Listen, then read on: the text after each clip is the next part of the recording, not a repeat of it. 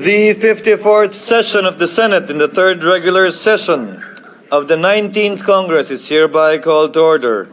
Chair would like to call on Senator Juan Miguel Zubiri to lead the chamber in prayer. You may proceed, sir. Thank you, Mr. Senate President.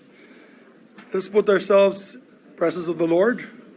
Dear Lord, as we head towards the close of the 19th Congress, we thank you for your unfailing love and unerring guidance that have shaped this Senate and this country over the past 3 years. We continue to pray for strength and fortitude as we embark upon this final week and undertake the work that remains ahead of us. We pray that you give us the clarity and discernment that we need as we make crucial decisions for the good of our country and our people. And this week, as we mark our nation's independence, we pray that you bless the Senate and help her remain our great bastion of democracy, protecting the hard-won freedoms of every Filipino. All this we ask in Jesus' name, we pray. Amen. Amen. Thank you, Senator Zubiri. The Civil Military Operations Regiment of the Philippine Army Chorale will lead the chamber in the singing of the Philippine National Anthem. Thereafter, they shall render a song entitled Awit ng Isang Batang Bayani.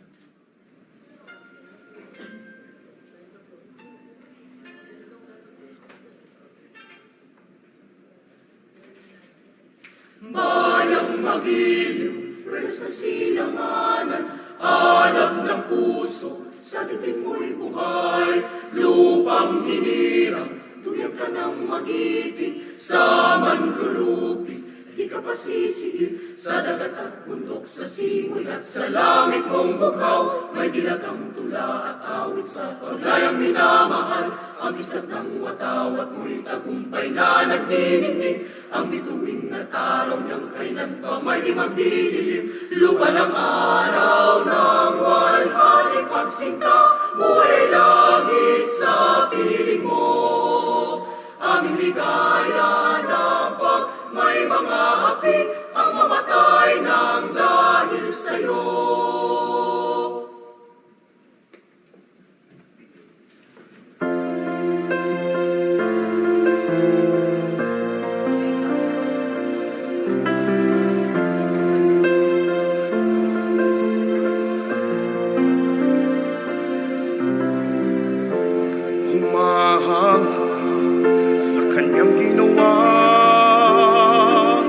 Naging bayani ng magandang gawin, nagpapabago sa nanliligaw, tagapagtanggol na ating bayan. Bayani ka ng ating bayan.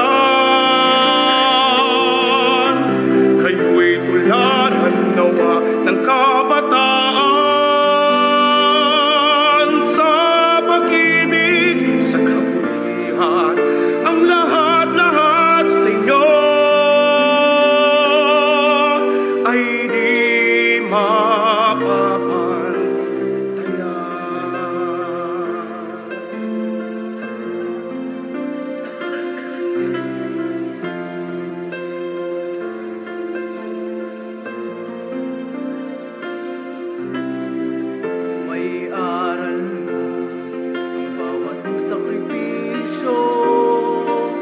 Nagkakalinga sa ating bansa, maging gabay na magandang asal, pagmamahal sa bansa ang tanging alay. Bayani ka ng ating bayan, kayo'y tularan nawa ng kabataan sa pag-ibig, sa kabutihan, ang lahat-lahat sa inyo ay di ma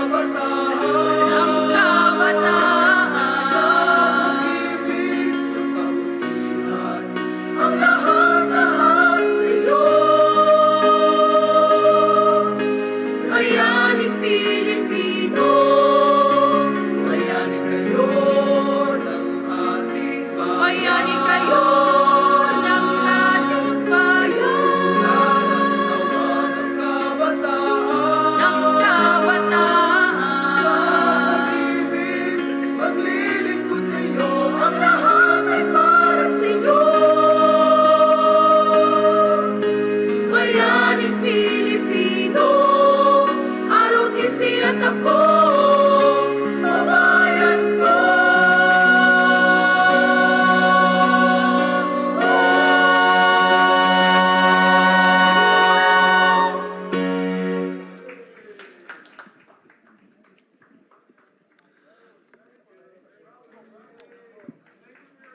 Once again, our thanks to the Civil Military Operations Regiment of the Philippine Army Chorale.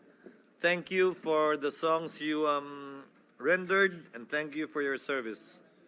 Secretary will please call the roll. Roll call of members. The Honorable Senator Binay, Senator Cayetano Alan, Senator Cayetano Pia, Senator De La Rosa, Senator Ejercito, Senator Estrada, Senator Gatchalian, Senator Go, Senator Ontiveros, Senator Lapid, Senator Legarda, Senator Marcos, Senator Padilla, Senator Pimentel, Senator Poe, Senator Revilla, Senator Tolentino, Senator Tulfo, Senator Villanueva, Senator Villar Cynthia, Senator Villar Mark, Senator Zubiri, the Senate President. With 23 senators present, Chair declares the presence of a quorum. Majority Floor Leader.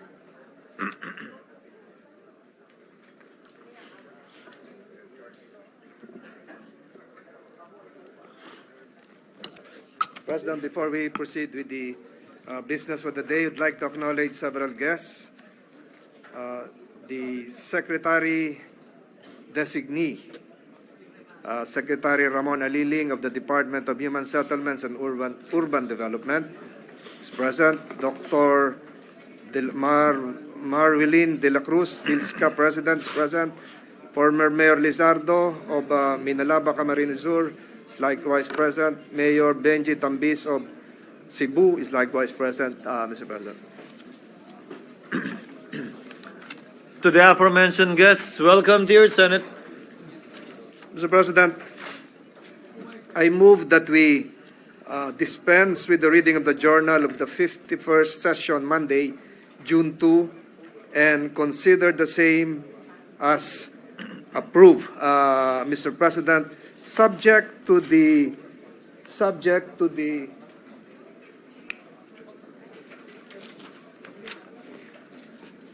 minor clerical amendment made by this representation pursuant to Section 104 of the Rules of the Senate. I so move, Mr. President. Any objection? Hearing none. Motion is approved. Mr. President, I move that we defer approval of the journal of the 53rd session Wednesday, June 4, 2025. Any objection? Hearing none. Motion is approved. Mr. President, several bills are for approval for third reading, Mr. President. We start with the Senate Bill number 2821, the Accelerated and Reformed Right-of-Way Bill, Mr. President. I move that we consider the same on third reading. The printed copies of all of which were electronically distributed to the members last June 6, 2025, in compliance with the 3-day rule of the Constitution. I move that we consider on third reading Senate Bill 2821, the Accelerated and Reformed Right-of-Way Act. So move, Mr. President. Any objection? Hearing none, motion is approved. Secretary is directed to comply and to proceed to roll call vote. An act instituting reforms in the acquisition of right-of-way for infrastructure projects by the national government and by public service providers, amending for the purpose Republic Act Number 10752, otherwise known as the Right-of-Way Act. Roll call vote. The Honorable Senators Binay, Cayetano A, Cayetano P, De La Rosa, Ejercito, Estrada, Gatchalian, Go, Ontiveros, Lapid, Legarda, Marcos, Padilla, Pimentel, Poe, Revilla, Tolentino, Tulfo, Villanueva, Villar C, Villar M, Zubiri, the Senate President. With 23 senators voting in the affirmative, 0 negative, 0 abstention, Senate Bill number 2821 is approved on third reading. Majority Leader. Mr. President, I move to consider on third reading Senate Bill number 2868, the bill on the Anti-POGO Act of 2025. I so move, Mr. President. Any objection? Hearing none, Secretary is directed to comply and to proceed to roll call vote. An act banning and declaring illegal offshore gaming operations in the Philippines and other operations related thereto, repealing for the purpose RA 11590. Roll call vote. The Honorable Senators Binay, Cayetano A, Cayetano P, De La Rosa, Ejercito, Estrada, Gatchalian, Go, Ontiveros, Lapid, Legarda, Marcos, Padilla, Pimentel, Poe, Revilla, Tolentino, Tulfo, Villanueva, Villar C, Villar M, Zubiri, the Senate President. With 23 affirmative votes, 0 negative, 0 abstentions, Senate Bill number 2868 is approved on third reading. Majority Leader. Mr. President, I move to consider on third reading Senate Bill number 2982, the bill on the Judiciary Fiscal Autonomy Act. I so move, Mr. President. Any objection? Hearing none, Secretary is directed to comply and to proceed to roll call vote. An act defining the scope and extent of fiscal autonomy of the judicial branch of the government and for other purposes. Roll call vote. The Honorable Senators Binay, Cayetano A, Cayetano P, De La Rosa, Ejercito, Estrada, Gatchalian, Go, Ontiveros, Lapid, Legarda, Marcos, Padilla, Pimentel, Po, Revilla, Tolentino, Tulfo, Villanueva, Villar C, Villar M, Zubiri, the Senate President. With 23 affirmative votes, 0 negative, 0 abstentions, Senate Bill number 2982 is approved on third reading. Majority Leader. Mr. President, I move to consider on third reading Senate Bill number 2899, the bill on the Philippine National Nuclear Energy Safety Act. I so move, Mr. President. Any objection? Hearing none, motion is approved. Secretary is directed to comply and to proceed to roll call vote. An act providing for a comprehensive legal framework for nuclear safety, security, and safeguards in the peaceful utilization of nuclear energy in the Philippines and establishing the Philippine Atomic Energy Regulatory Authority and appropriating funds therefore. Roll call vote. The Honorable Senators Binay, Cayetano A, Cayetano P, De La Rosa, Ejercito, Estrada, Gatchalian, Go, Ontiveros, Lapid, Legarda, Marcos, Padilla, Pimentel, Po, Revilla, Tolentino, Yes. Tulfo, Villanueva, Villar C, Villar M, Zubiri, the Senate President. With 23 affirmative votes, 0 negative, 0 abstention, Senate Bill number 2899 is approved on third reading. Majority Leader. Mr. President, before we proceed with the other bills and before we proceed with the designation of the members of the conference committee panel, Mr. President, this representation as the principal author of this measure would like to thank all the members of this chamber as well as Senator Alan Peter Cayetano. I will just submit into the records my speech of appreciation, Mr. President. Mr. President, I move that we proceed to the Senate President's designation of the Senate Conferees of the Conference Committee Report on the disagreeing provisions of Senate Bill 2899 and House Bill 9293. These are the bills on the Philippine Nuclear Energy Safety Act. I so move, Mr. President. Any objection? Hearing none, motion is approved. Following members are designated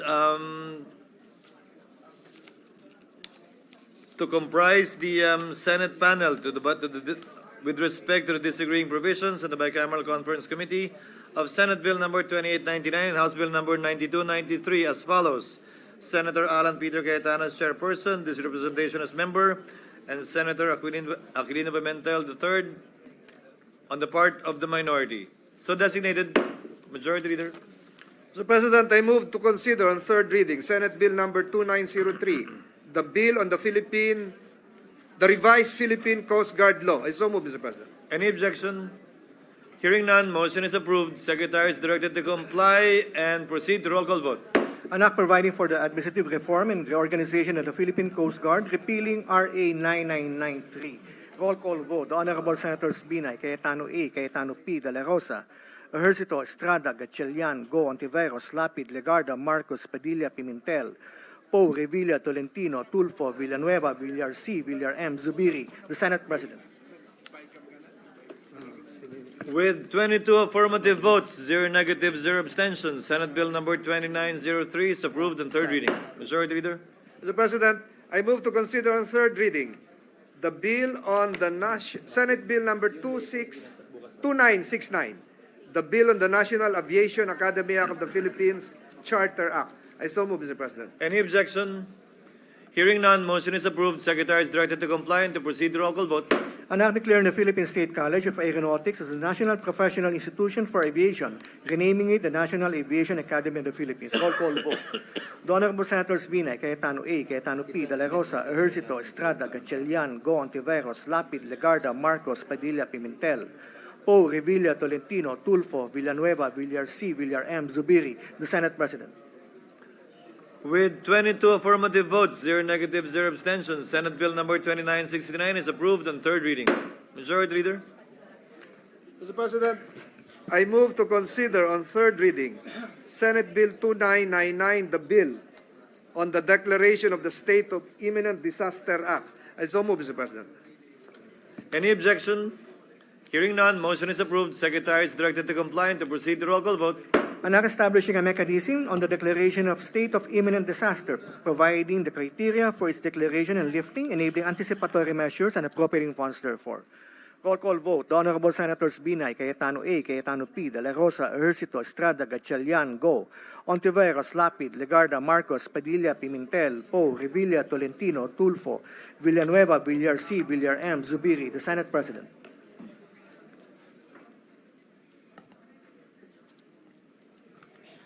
With 21 affirmative votes, 0 negatives, 0 abstentions, Senate Bill number 2999 is approved on third reading. Majority Floor Leader.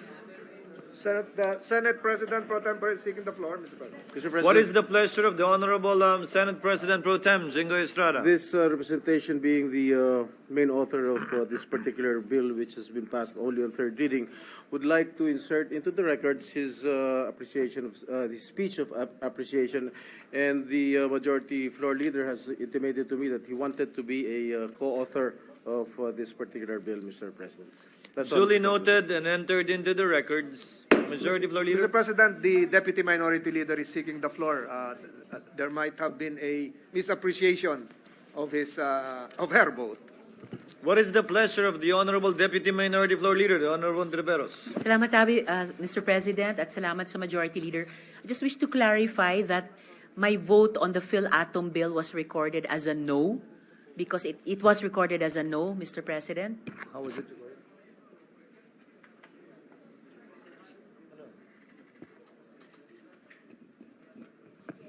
It was not so recorded, and we shall do the corresponding correction, Your Honor, based on your manifestation now. Thank you, Mr. President. And further, I would just like to enter into the record my explanation of no vote on the PhilAtom bill, as well while I'm here at the rostrum, Mr. President, to request also that my explanation of yes vote to the anti-POGO bill also merely be entered into the record. Salamat tabi, Mr. President, and again to the Majority Leader. Given the manifestation of the Honorable Ontiveros, let the record be corrected and to read that insofar as the PhilAtom bill is concerned, 22 affirmative votes and 1 negative vote, subject to the insertion into the records of the explanation of vote of the Honorable Ontiveros. So ordered. Thank you, Mr. President. Majority Leader. Mr. President, I move to consider on third reading Senate Bill number 2613. This is the bill on the equitable access to Sharia courts. I so move, Mr. President. Any objection? Hearing none, Secretary is directed to comply and to proceed to roll call vote. An act providing for equitable access to Sharia courts, amending RA 9997. Roll call vote. The Honorable Senators Binay, Cayetano A, Cayetano P, De La Rosa, Ejercito, Estrada, Gatchalian, Go, Ontiveros, Lapid, Legarda, Marcos, Padilla, Pimentel, Poe, Revilla, Tolentino, Tulfo, Villanueva, Villar C, Villar M, Zubiri, the Senate President. With 21 affirmative votes, 0 negatives, 0 abstentions, Senate Bill number 2613 is approved on third reading. Majority Leader. Mr. President, I move to consider on third reading Senate Bill number 3000. This is the bill on the career progression system for public school teachers and school leaders. So move, Mr. President. Any objection? Hearing none, motion is approved. Secretary is directed to comply and to proceed to roll call vote. An act institutionalizing the career progression system for public school teachers and school leaders and appropriating funds therefore. Roll call vote. The Honorable Senators Binay, Senator Cayetano A, Cayetano P, De La Rosa, Ejercito, Estrada, Gatchalian, Go, Ontiveros, Lapid, Legarda, Marcos, Padilla, Pimentel, Poe, Revilla, Tolentino, Tulfo, Villanueva, Villar C, Villar M, Zubiri, the Senate President. With 21 affirmative votes, 0 negatives, 0 abstentions, Senate Bill number 3000 is approved on third reading. Majority Leader.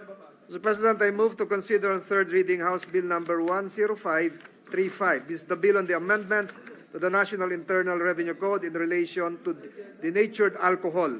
I so move, Mr. President. Any objection? Hearing none, motion is approved. Senate Secretary is directed to comply and to proceed to roll call vote. An act amending sections 134 and 168 of the National Internal Revenue Code of 1997 as amended. Roll call vote. The Honorable Senators Binay, Cayetano A, Cayetano P, De La Rosa, Ejercito, Estrada, Gatchalian, Go, Ontiveros, Lapid, Legarda, Marcos, Padilla, Pimentel, Poe, Revilla, Tolentino, Yes. Tulfo, Villanueva, Villar C, Villar M, Zubiri, the Senate President.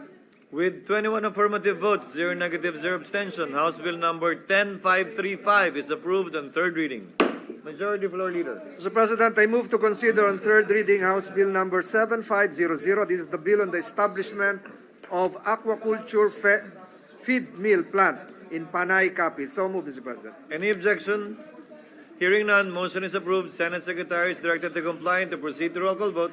An act establishing an aquaculture feed mill plant in Bahit, Panay, Capiz. Roll call vote. The Honorable Senators Binay, Cayetano A, Cayetano P, De La Rosa, Ejercito, Estrada, Gatchalian, Go. Ontiveros, Lapid, Legarda, Marcos, Padilla, Pimentel, Poe, Revilla, Tolentino, Tulfo, Villanueva, Villar C, Villar M. Zubiri, the Senate President. With 21 affirmative votes, 0 negative, 0 abstention, House Bill number 7500 is approved on third reading. Majority Floor Leader. Mr. President, I move to consider on third reading House Bill number 10242. This is the bill granting electric franchise to Pampanga Rural Electric Service Cooperative, Presco. I so move, Mr. President. Any objection? Hearing none, Senate Secretary is directed to comply and to proceed to roll call vote. An act granting the Pampanga Rural Electric Service Cooperative a franchise for the conveyance of electric power to the end users in 34 barangays in Mexico, Araya, Santa Ana, and Magalang, Pampanga. Roll call vote. The Honorable Senators Binay, Cayetano A, Cayetano P, De La Rosa, Ejercito, Estrada, Gatchalian, Go. Ontiveros, Lapid, Legarda, Marcos, Padilla, Pimentel, Poe. Revilla, Tolentino, Tulfo, Villanueva, Villar C, Villar M. Zubiri, the Senate President. With 21 affirmative votes, 0 negative, 0 abstention, House Bill number 10242 is approved on third reading. Before we continue, upon the request of and clarification of the Honorable Legarda, Chair would like to once again correct the vote in regard to Senate Bill number 2899 on the Nuclear Safety and Security Safeguards Utilization Act, for her vote to be recorded as having abstained. So for the record, the vote on Senate Bill number 2899 shall be 21 in the affirmative, 1 negative, and 1 abstention. Duly so ordered to be entered into the records. Majority Leader. Mr. President, I move to consider on third reading House Bill number 10483. This is the bill granting electric franchise to Benguet Electric Cooperative, Inc. I so move, Mr. President. Any objection? Hearing none, motion is approved. Senate Secretary is directed to comply and to proceed to roll call vote. An act granting Benguet Electric Cooperative a franchise for the conveyance of electric power to the municipalities in the province of Benguet and in Baguio City. Roll call vote. The Honorable Senators Binay, Cayetano A, Cayetano P, De La Rosa, Ejercito, Estrada, Gatchalian, Go. Ontiveros, Lapid, Legarda, Marcos, Padilla, Pimentel, Poe, Revilla, Tolentino. Yes. Tulfo, Villanueva, Villar C, Villar M. Zubiri, the Senate President. With 21 affirmative votes, 0 negative, 0 abstention, House Bill number 10483 is approved on third reading. Majority Leader. Mr. President, I move to consider on third reading House Bill number 10243. This is the bill granting electric franchise to Aklan Electric Cooperative, Akelco. I so move, Mr. President. Any objection? Hearing none, Senate Secretary is directed to comply and to proceed to roll call vote. An act granting the Aklan Electric Cooperative a franchise for the conveyance of electric power to the end users in the province of Aklan, municipalities of Pandan and Libertad, in Antique, and in the Mayan, Sapian province of Capiz. Roll call vote. The Honorable Senators Binay, Cayetano A, Cayetano P, De La Rosa, Ejercito, Estrada, Gatchalian, Go. Ontiveros, Lapid, Legarda, Marcos, Padilla, Pimentel, Poe, Revilla, Tolentino, Tulfo, Yes. Villanueva, Villar C, Villar M. Zubiri, the Senate President. With 21 affirmative votes, 0 negative, 0 abstention, House Bill number 10243 is approved on third reading. Majority Leader. Mr. President, I move to consider on third reading House Bill number 6013. This is the bill on the creation of Barangay Pulong Bulo in San Fernando, Pampanga. I so move, Mr. President. Any objection? Hearing none, Senate Secretary is directed to comply and to proceed to roll call vote. An act creating a barangay in San Fernando, Pampanga, to be known as the Barangay Pulong Bulo. Roll call vote. The Honorable Senators Binay, Cayetano A, Cayetano P, De La Rosa, Ejercito, Estrada, Gatchalian, Go, Ontiveros, Lapid, Legarda, Marcos, Padilla, Pimentel, Poe, Revilla, Tolentino, Tulfo, Villanueva, Villar C, Villar M. Zubiri, the Senate President. With 21 affirmative votes, 0 negative, 0 abstention, House Bill number 6013 is approved on third reading. Majority Leader. Mr. President, I move to consider on third reading House Bill number 5555. This is the bill on the creation of Barangay Friendship Village Resources in Norsagaray, Bulacan. I so move, Mr. President. Any objection? Hearing none, Secretary is directed to comply and to proceed to roll call vote. Creating a barangay in Norsagaray, Bulacan to be known as the Barangay Friendship Village Resources or Barangay FVR. Roll call vote. The Honorable Senators Binay, Cayetano A, Cayetano P, De La Rosa, Ejercito, Estrada, Gatchalian, Go, Ontiveros, Lapid, Legarda, Marcos, Padilla, Pimentel, Poe, Revilla, Tolentino, Tulfo, Villanueva, Villar C, Villar M, Zubiri, the Senate President. With 21 affirmative votes, 0 negative, 0 abstention, House Bill number 5555 is approved on third reading. Mr. President, I move to consider on third reading House Bill number 10885. This is the bill establishing the Zamboanga del Sur 2nd District Hospital. I so move, Mr. President. Any objection? Hearing none, Secretary is directed to comply and to proceed to roll call vote. Establishing in San Miguel, Zamboanga del Sur, the Zamboanga del Sur 2nd District Hospital. Roll call vote. The Honorable Senators Binay, Cayetano A, Cayetano P, De La Rosa, Ejercito, Estrada, Gatchalian, Go, Ontiveros, Lapid, Legarda, Marcos, Padilla, Pimentel, Poe, Revilla, Tolentino, Yes. Tulfo, Villanueva, Villar C, Villar M, Zubiri, the Senate President. With 21 affirmative votes, 0 negative, 0 abstention, House Bill number 10885 is approved on third reading. Majority Leader. Mr. President, I move to consider on third reading House Bill number 11162. This is the bill establishing the Aurora Medical Center in Balera, Aurora. I so move, Mr. President. Any objection? Hearing none, Secretary is directed to comply and to proceed to roll call vote. Establishing in Baler, Aurora, the Aurora Medical Center. Roll call vote. The Honorable Senators Binay, Cayetano A, Cayetano P, De La Rosa, Ejercito, Estrada, Gatchalian, Go, Ontiveros, Lapid, Legarda, Marcos, Padilla, Pimentel, Poe, Revilla, Tolentino, Tulfo, Villanueva, Villar C, Villar M, Zubiri, the Senate President.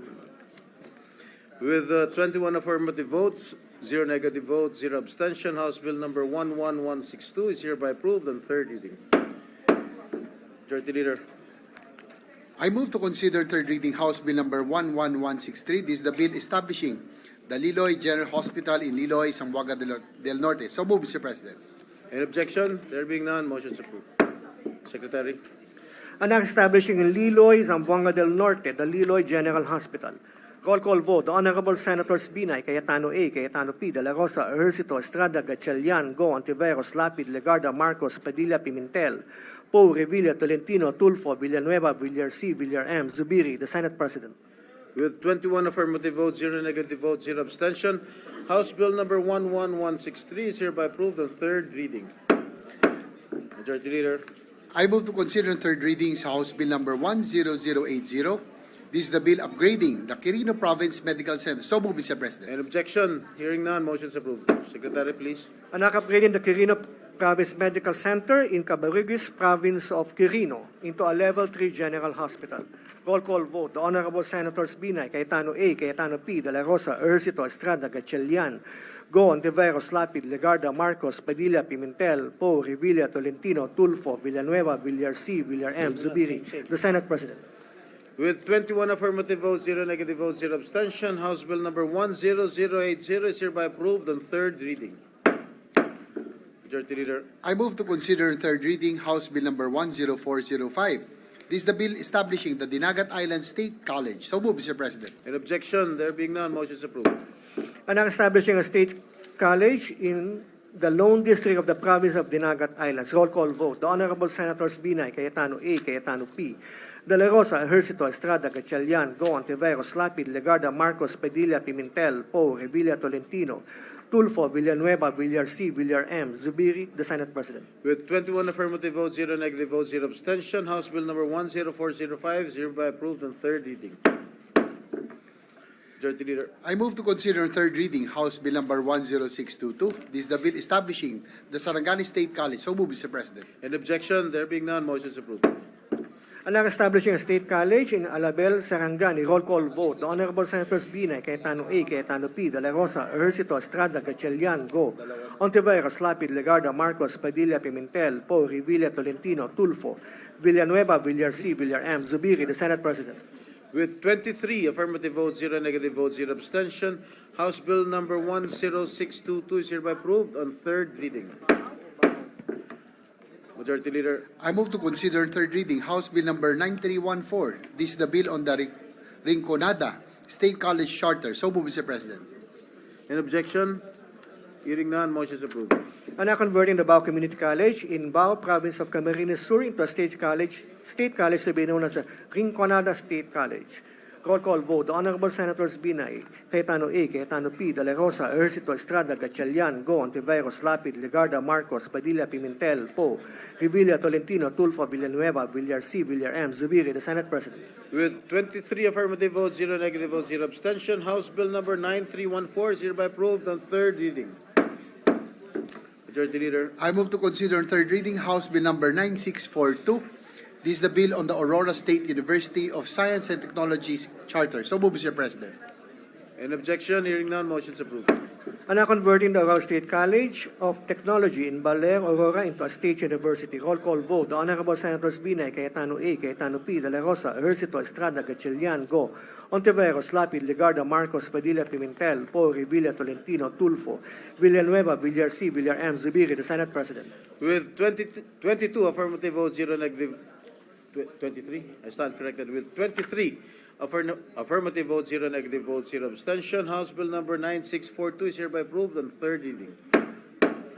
Majority Leader. I move to consider on third reading House Bill number 11162. This is the bill establishing the Aurora Medical Center in Baler, Aurora. So move, Mr. President. An objection? Hearing none, motion is approved. And now converting the Aurora State College of Technology in Baler into a state university to be known as Aurora State University of Science and Technology. Roll call vote. The Honorable Senators Binay, Cayetano A, Cayetano P, De La Rosa, Ercito, Estrada, Gatchalian, Go, Ontiveros, Lapid, Legarda. Sir JB, next. Approve this on third reading. We proceed 25. to the next one. House Bill number 9155. 25.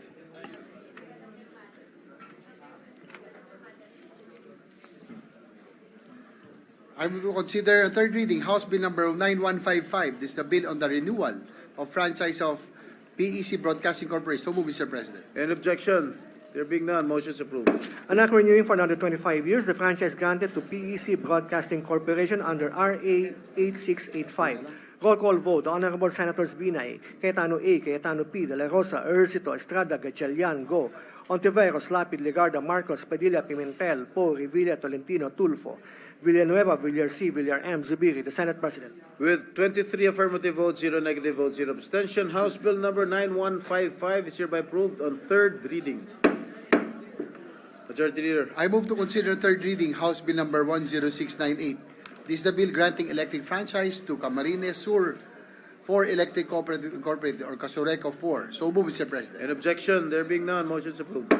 And now granting the Camarines Sur 4 Electric Cooperative a franchise for the conveyance of electric power to the end users in the province of Camarines Sur. Roll call vote. The Honorable Senators Binay, Cayetano A, Cayetano P, De La Rosa, Ercito, Estrada, Gatchalian, Go, Ontiveros, Lapid, Legarda, Marcos, Padilla, Pimentel, Po, Revilla, Tolentino, Tulfo, Villanueva, Villar C, Villar M, Zubiri, the Senate President. With 23 affirmative votes, 0 negative votes, 0 abstention, House Bill number 10698 is hereby approved on third reading. Majority Leader. I move to consider in third reading House Bill number 11042. This is the bill granting electric franchise to First Laguna Electric Cooperative Incorporated, or FLECO. So move, Mr. President. An objection? There being none, motion is approved. And now granting a franchise to First Laguna Electric Cooperative Inc., FLECO, for the conveyance of electric power to the end users in the province of Laguna. Roll call vote. The Honorable Senators Binay, Cayetano A, Cayetano P, De La Rosa, Ercito, Estrada, Gatchalian, Go, Ontiveros, Lapid, Legarda, Marcos, Padilla, Pimentel, Po, Revilla, Tolentino, Tulfo, Villanueva, Villar C, Villar M, Zubiri, the Senate President. With 23 affirmative votes, 0 negative votes, 0 abstention, House Bill number 11042 is hereby approved on third reading.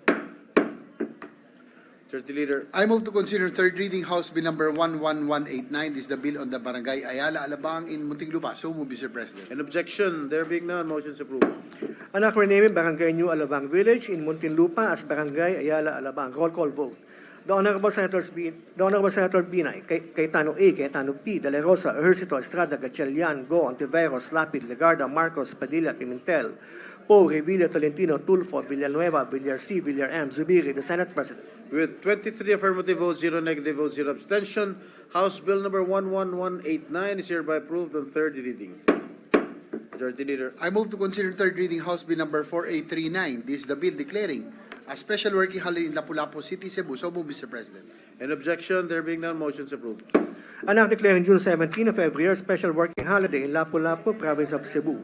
Roll call vote. The Honorable Senators Binay, Cayetano A, Cayetano P, De La Rosa, Ejercito, Estrada, Gatchalian, Go, Ontiveros, Lapid, Legarda, Marcos, Padilla, Pimentel, Poe, Revilla, Tolentino, Tulfo, Villanueva, Villar C, Villar M, Zubiri, the Senate President.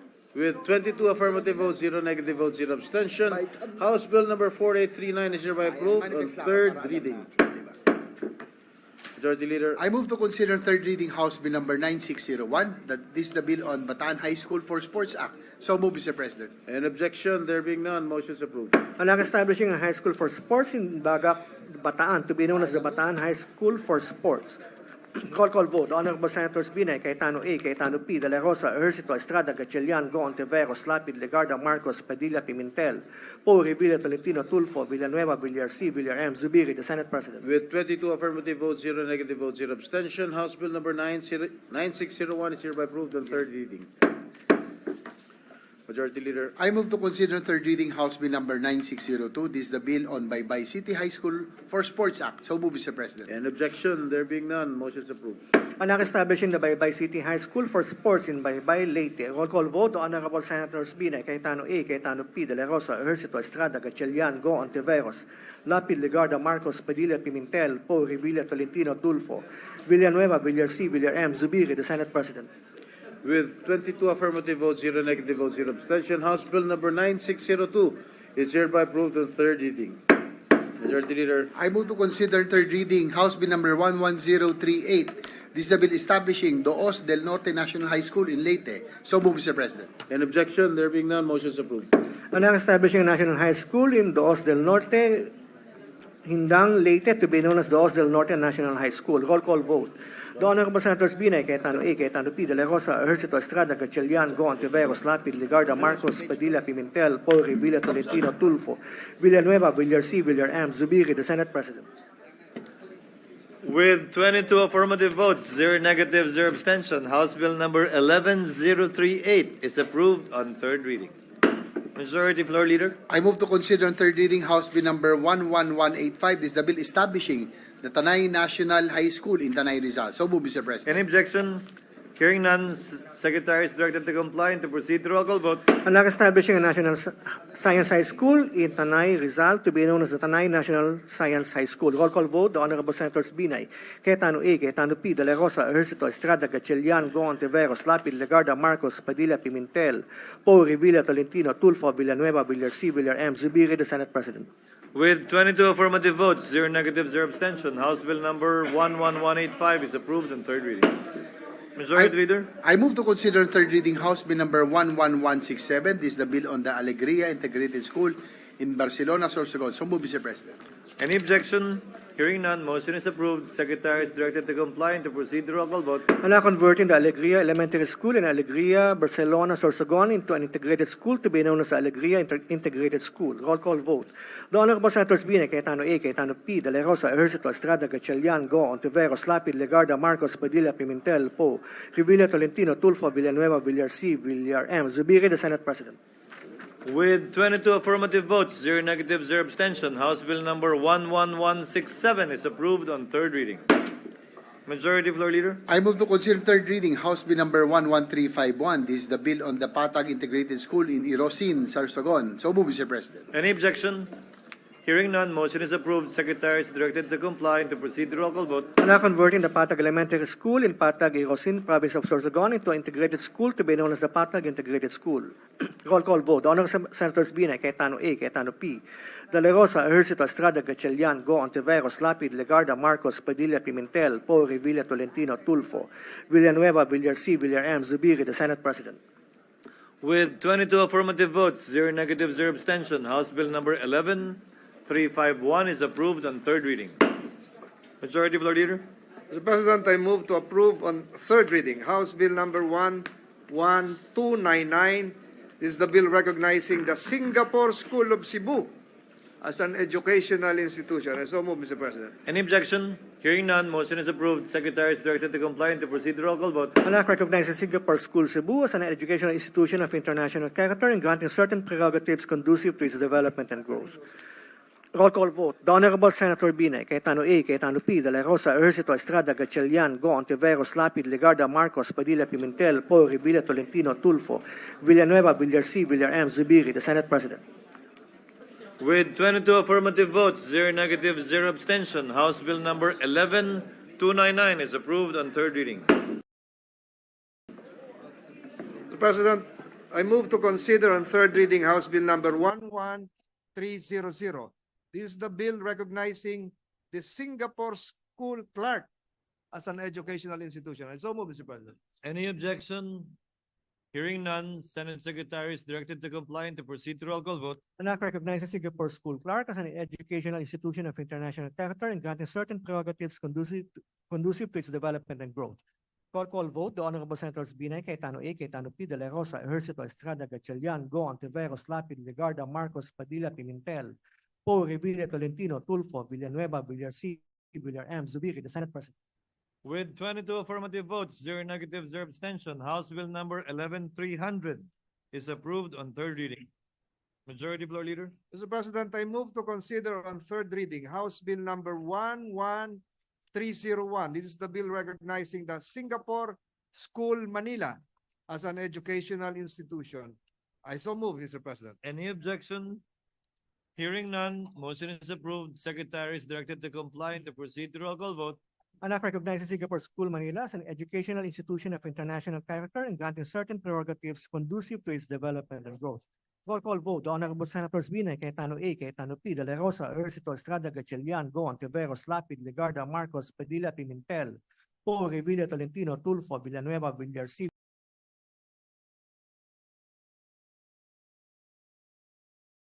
Villar M, Zubiri, the Senate President.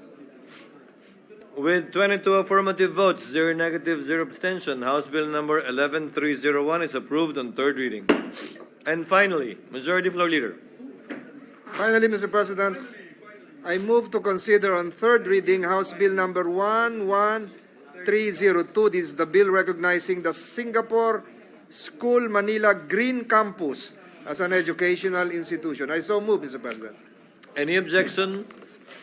Hearing none, motion is approved. Senate Secretary is directed to comply and to proceed with roll call vote. An act recognizing Singapore School Manila Green Campus as an educational institution of international character and granting certain prerogatives conducive to its development and growth. Roll call vote. The Honorable Senators Binay, Cayetano A, Cayetano P, De La Rosa, Ejercito, Estrada, Gatchalian, Go, Ontiveros, Lapid, Legarda, Marcos, Padilla, Pimentel, Po, Revilla, Tolentino, Tulfo, Villanueva, Villar C, Villar M, Zubiri, the Senate President.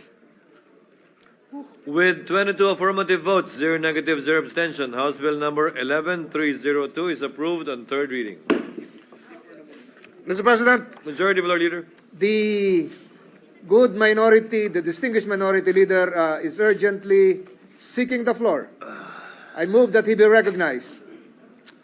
What is the pleasure of the Honorable Minority Floor Leader, the Honorable Aquilino Pimentel? Thank you, Mr. President. I rise today on a question of privilege. That's why I'm asking for the understanding of our colleagues that their explanation. I yield, Mr. President, to the minority leader. Thank you. May be heard later, Mr. President. Under Section 107, the gentleman may proceed. Under Section 107 of the Rules of the Senate. Section 107, questions of privilege are those affecting the rights, privileges, reputation, conduct, decorum, and dignity of the Senate or of its members, as well as the integrity of its proceedings. Because of the impeachment case against the Vice President, the Senate itself is now on trial.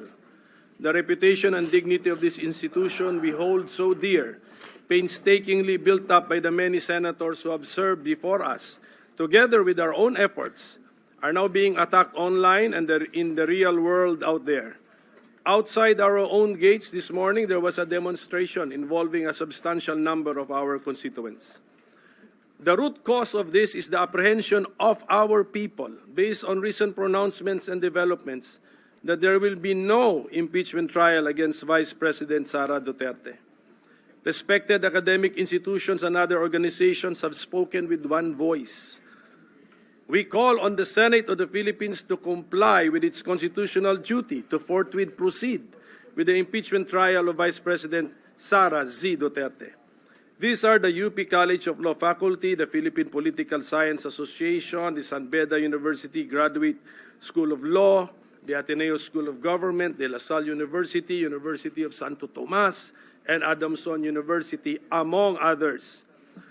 I am submitting copies of their statements to the Secretariat to form part of the records of the Senate. The people have also taken to Facebook, TikTok, Twitter, and other social media platforms to voice their concerns and frustrations. Across these channels, the sentiment is clear and growing.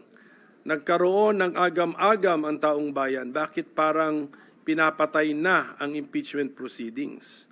This question reflects a deep unease among our citizens, a growing fear that the impeachment process is being deliberately stalled or even quietly ended. There is confusion as well as distrust at a time when our constitutional duty demands decisive and quick action and not unnecessary delays and endless debate on whether our duty is optional, captured by the phrase, if at all. What is that constitutional duty which I have just mentioned? It is a mandate or directive addressed to the Senate and is found in Article 11, Section 3, Paragraph 4 of the 1987 Constitution. And I will read it. In case the verified complaint or resolution of impeachment is filed by at least one-third of all the members of the House of Representatives, the same shall constitute the articles of impeachment, and trial by the Senate shall forthwith proceed. Since the time we received the articles of impeachment from the House of Representatives on February 5, 2025, I have been very vocal that trial by the Senate shall forthwith proceed. I wrote the Senate President a letter dated February 14, 2025, expressing the following ideas, and I quote from the said letter. According to the Merriam-Webster Online Dictionary, forthwith means without any delay or without interval of time. Its synonyms include immediately, instantaneously, instantly, presently, promptly, right away, right now, straight off, and straight away, among others. Considering that the 1987 Constitution was promulgated in both English and Filipino, we must examine its official Filipino translation. Kung ang pinanumpaang sakdal o resolusyon sa impeachment ay iniharap ng isang katlo man lamang ng lahat ng mga kagawad ng kapulungan, iyon ay dapat bumuo sa Articles of Impeachment at dapat isunod agad ang paglilitis ng Senado. The Filipino translation for forthwith is agad, which conveys immediacy. The synonyms of this Filipino word include madali, bigla, dagli, o kara-karaka, which denote urgency or promptness.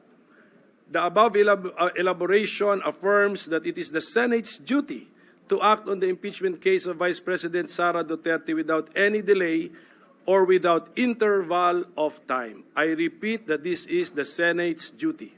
I am submitting a copy of my letter dated February 14, 2025 to the Senate Secretariat to form part of the records of the Senate.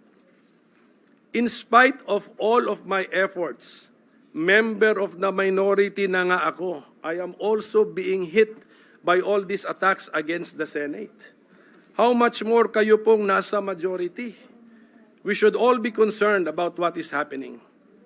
One writer wrote, all of the country's senators, yes, all of them, as embodiments of the Senate, are failing the Filipino people.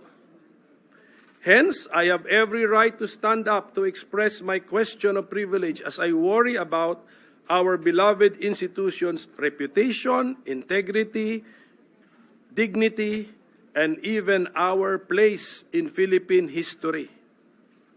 It is now June 9, 2025, or more than 4 months since the filing of the articles of impeachment, and the Senate has not yet started the trial. Tama lang po na mainip ang taong bayan kung kailan ba natin gagampanan ang constitutional duty natin. Indeed, there is a reason for the no trial fears of our countrymen. To remind us, the articles of impeachment transmitted by the House of Representatives on February 5, 2025 read as follows. Article 1. Respondent betrayed the public trust, committed culpable violations of the Constitution, and or committed high crimes in contracting an assassin and plotting to murder or assassinate the incumbent president, the First Lady, and Speaker of the House of Representatives, as publicly admitted by her in a live broadcast. Article 2. Respondent betrayed the public trust and or committed graft and corruption in her misuse and malversation of confidential funds appropriated to the office of the Vice President, open and close parenthesis OVP, and the Department of Education, open and close parenthesis DepEd. Article 3. Respondent betrayed the public trust and or committed bribery and or other acts of graft and corruption in violation of Republic Act number 3019. Article 4. Respondent committed culpable violations of the Constitution and or betrayal of public trust in amassing unexplained wealth and failing to disclose all her properties and interest in properties in her statement of assets and net worth, open and close parenthesis SAL-N, in violation of Section 17, Article 11 of the 1987 Philippine Constitution. Article 5, respondent committed other high crimes, including the high crime of murder and conspiracy to commit murder. Article 6, respondent, by herself and or in concert with others, committed acts of destabilization constituting at least a betrayal of public trust and or culpable violations of the Constitution and even the high crimes of sedition and insurrection.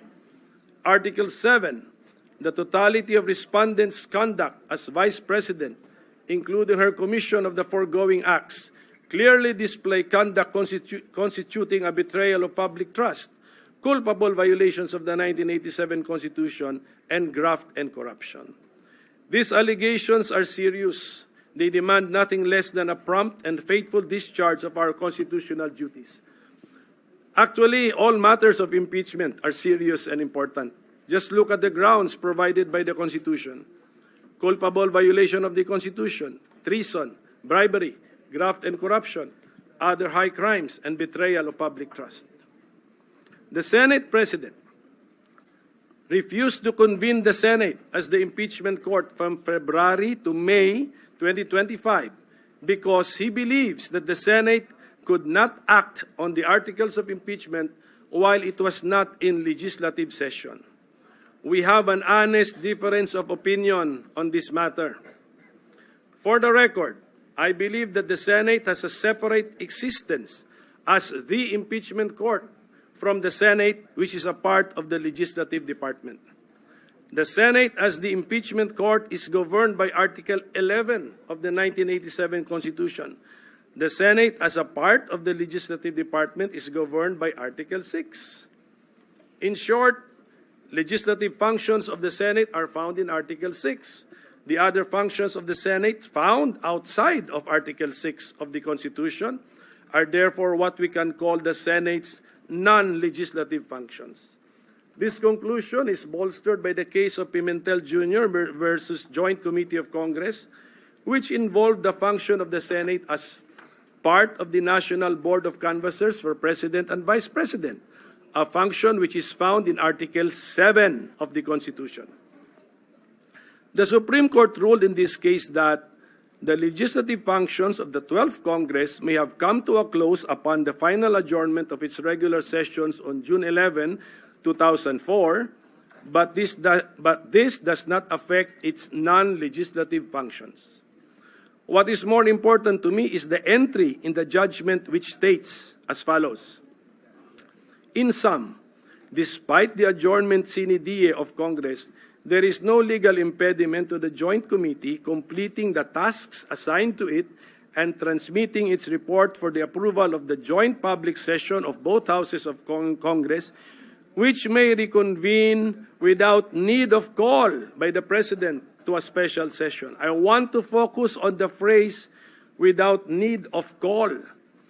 There shall be no need of a call because the Constitution itself recognizes Congress's existence as the National Board of Canvassers for the presidential and vice presidential elections and mandates the holding of a joint public session. So in short, the source of the existence of the body and the authority and power to carry out its function and duty is the Constitution itself. It is therefore undeniable that the Senate has duties and functions that are not legislative in nature. As an additional argument, still on this honest difference of opinion, let us look at Article 6, Section 19 of the Constitution. Meron naman yung copy ng rules natin dyan ng Constitution. This section talks about two bodies of which Congress, including the Senate, is a member of: the electoral tribunals and the Commission on Appointments. There is a sentence here in that section that the Commission on Appointments shall meet only while the Congress is in session. Meaning to say that if the sentence were not in the Constitution, then the Commission on Appointments can meet even while the Congress is not in session. The electoral tribunals can therefore meet even when the Congress is not in session because there is no such sentence applicable to the electoral tribunals.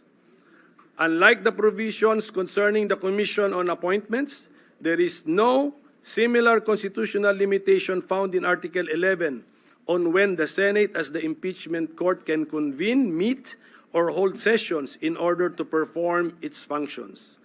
Ulitin ko, wala pong sinasabi na ang Senado as the impeachment court shall meet only while the Congress is in session. Wala. Wala po yan. Clearly, therefore, the Senate as the impeachment court could have proceeded with the trial of the articles of impeachment even if the Senate as a legislative body was not in session. But that period of time from February to May 2025 is lost time already, like water which has passed under a bridge. To remedy the situation, let us focus on the here and now.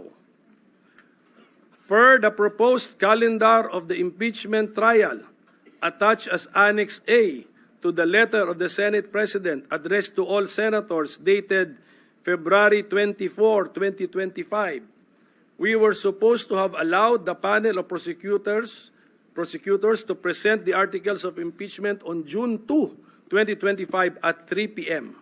and to have convened the Senate as the impeachment court on June 3 at 9 a.m. I am also submitting a copy of the letter of the Senate President dated February 24, 2025 with its Annex A to the Secretariat to form a part of the records of the Senate. It is stated in the said Annex A that the Senate hopes to adhere to the foregoing schedule and considering that both the prosecution and defense will have ample time to prepare for the proceedings, will not tolerate any dilatory motion or pleading. Before June 2 arrived, on May 29, the Senate President vacated this proposed calendar of the impeachment court and transferred the presentation of the articles of impeachment by the panel of prosecutors to June 11, 2025, which is a critical date because that happens to be the last day of the legislative session of the Senate per our existing legislative calendar. Last Monday, June 2, 2025, when I asked the Senate President before the plenary on the American practice in impeachment proceedings regarding the appearance of the prosecutors from the House of Representatives, the Senate President answered me with, and I quote, "That in turn will now trigger, if at all, the convening of the impeachment court, where the regular processes would now be followed." Diyan po kami natakot, diyan sa qualifier na if at all. That inserted qualifier casts doubt on whether the Senate leadership will follow what is otherwise a clear constitutional command. It suggests that even after the articles of impeachment have been read and presented, the convening of the impeachment court might still be discretionary or optional. This use of the "if at all" phrase has not escaped the notice of our citizens. The situation is exacerbated by the pronouncement of the Senate President that, in the end, Senate plenary is supreme.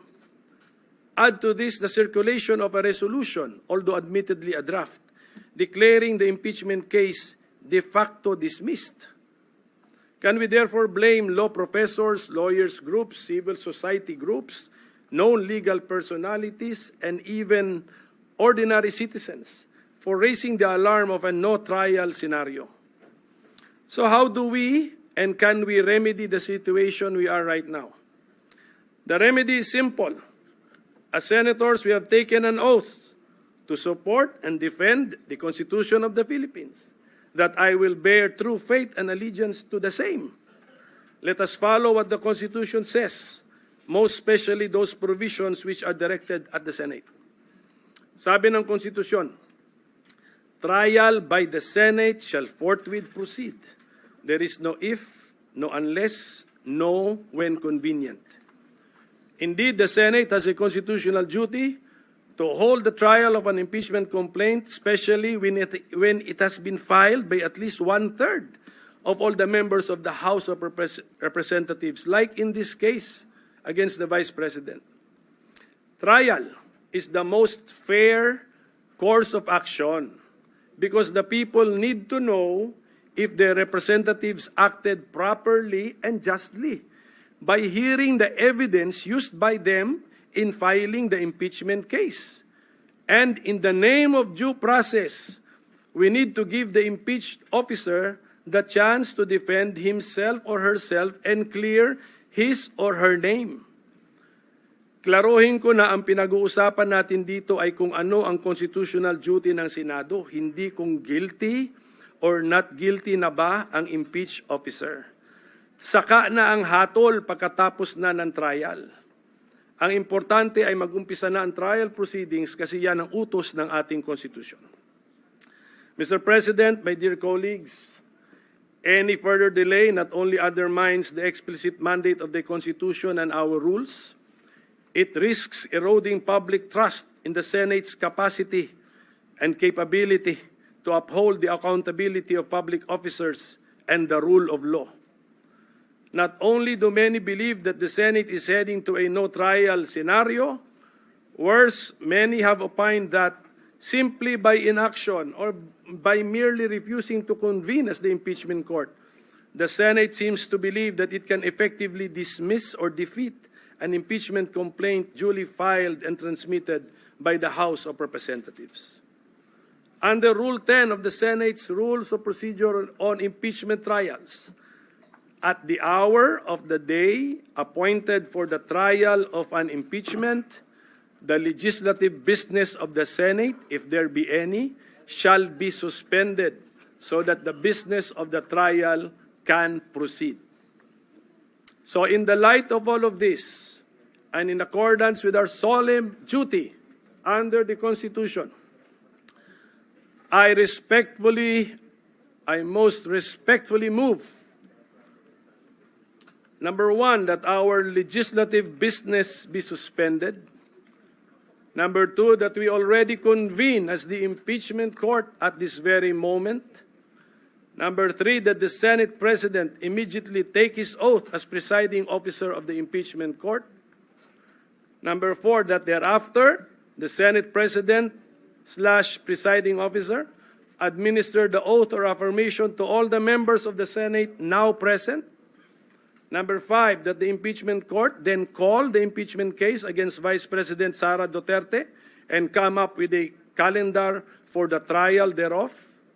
Number six, that tomorrow, June 10, 2025, at 2 o'clock in the afternoon, the impeachment court call the impeachment case for the presentation and reading of the articles of impeachment by the panel of prosecutors of the House of Representatives. And number seven, that thereafter, the writ of summons be issued to the impeached officer. So I so move, Mr. President. What is the pleasure of the Honorable Ontiveros? Salamat Abi, Mr. President. I wish to second the motion of the Minority Leader through a manifestation. All the motions of the Minority Floor Leader? That is correct, Mr. President. Duly noted. May I deliver my manifestation seconding the motion of the Minority Leader, Mr. The lady may President? proceed. Salamat Abi, Mr. President. I second the motion of the good Minority Leader. Forthwith, and with no further delay, the Senate President must be placed under oath as presiding officer. He must then administer the oath to the members of the Senate as judges of the impeachment court. And most importantly, the articles of impeachment, which have long languished in limbo, must forthwith be presented to the body. First of all, the Constitution establishes with clarity the mandatory nature of impeachment, and this textual interpretation is supported by the framers.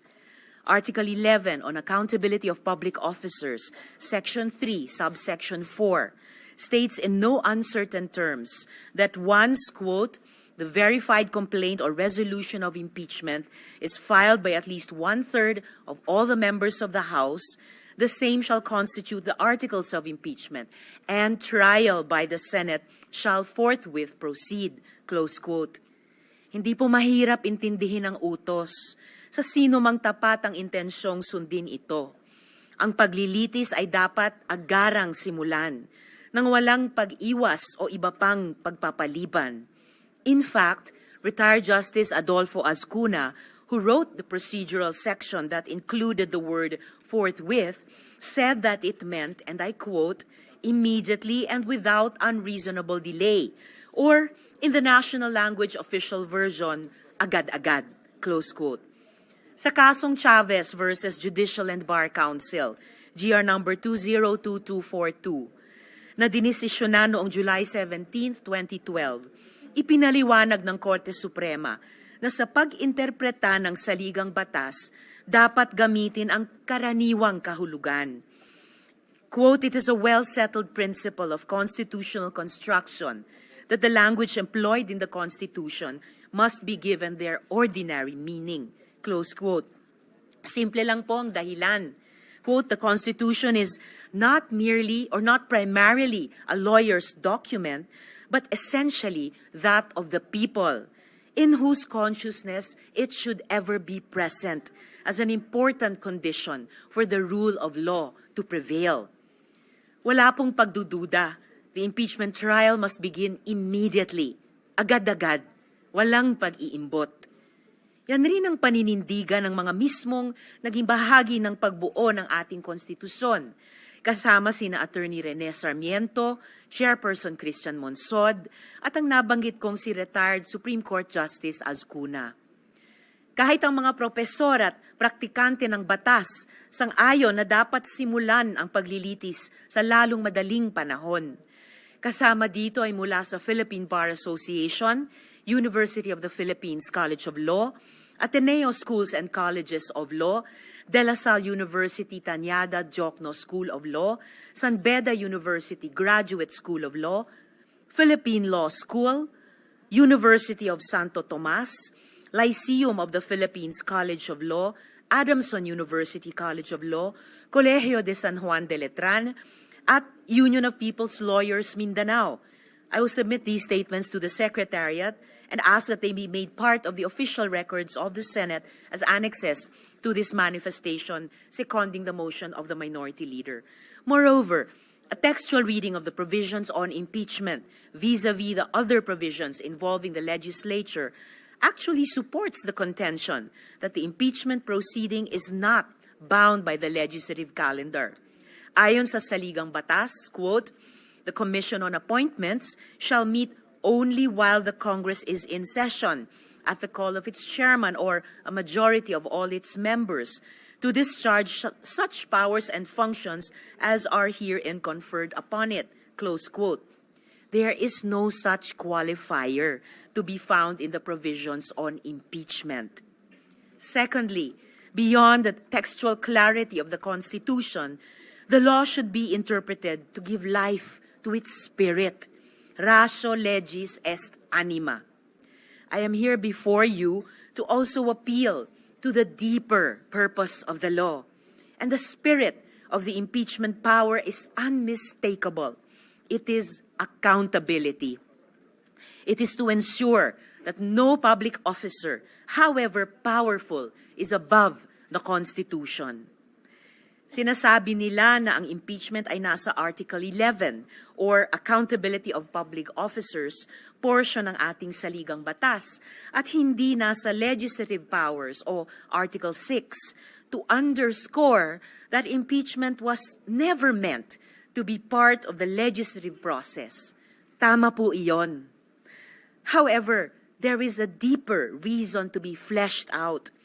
It is because the power to impeach is, at heart, the power, nay, the duty to hold public officers accountable and to protect democracy from the abuse of power by the highest officials, public officials of our land.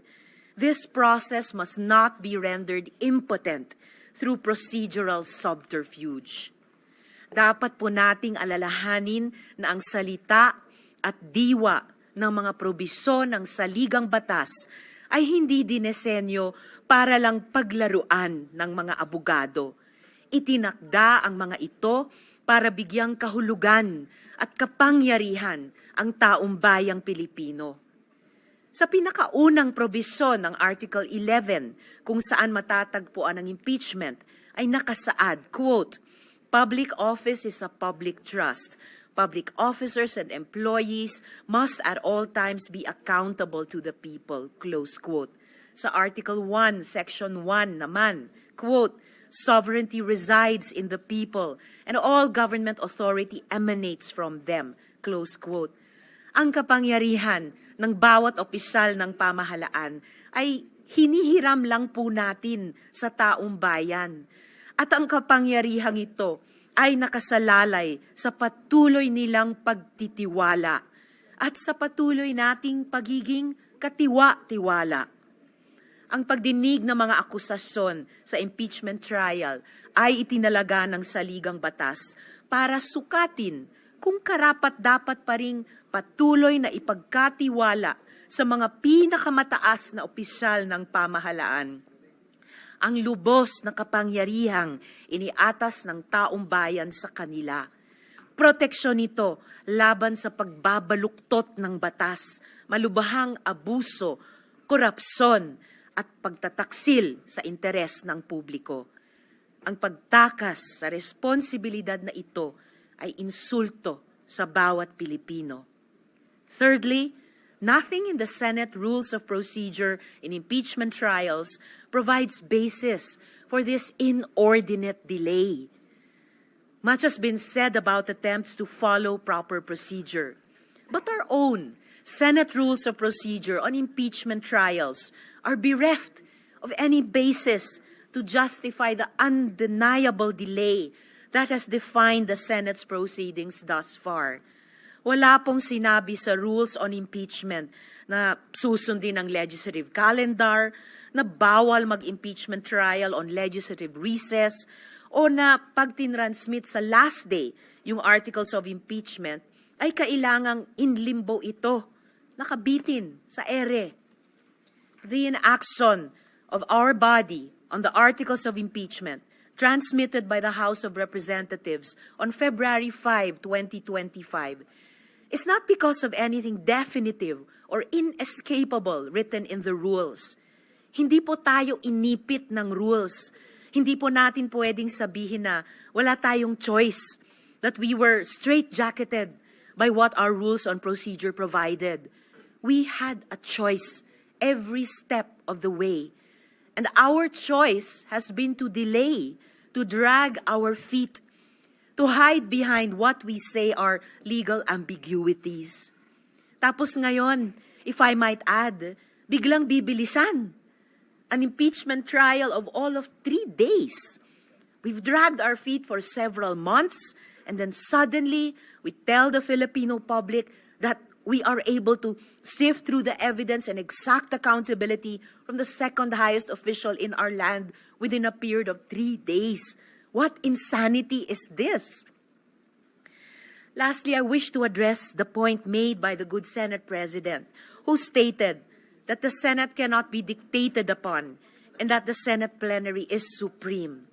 Respectfully, while the Senate is granted the power and duty to try and decide impeachment cases, its authority is not unbounded. If it acts in violation of the Constitution itself, it can and should be corrected. Wala po sa rules na ang pagsisimula ng paglilitis at pag-convene ng impeachment court ay kailangan pang pagbotohan at aprubahan ng mayorya. Anyone who objects to commencing the impeachment trial is objecting to the Constitution itself. In the case of Francisco Jr. versus House of Representatives, GR number 160261, promulgated on November 10, 2003, the Supreme Court ruled, quote, "It is basic that all rules must not contravene the Constitution, which is the fundamental law. If, as alleged, Congress had absolute rule-making power, then it would by necessary implication have the power to alter or amend the meaning of the Constitution without need of referendum," close quote. Wala pong kapangyarihan ang Senado na iwaksi ang malinaw na utos ng saligang batas. Hinihimo ko po ang pinuno at mga kasamahan ko sa Senado.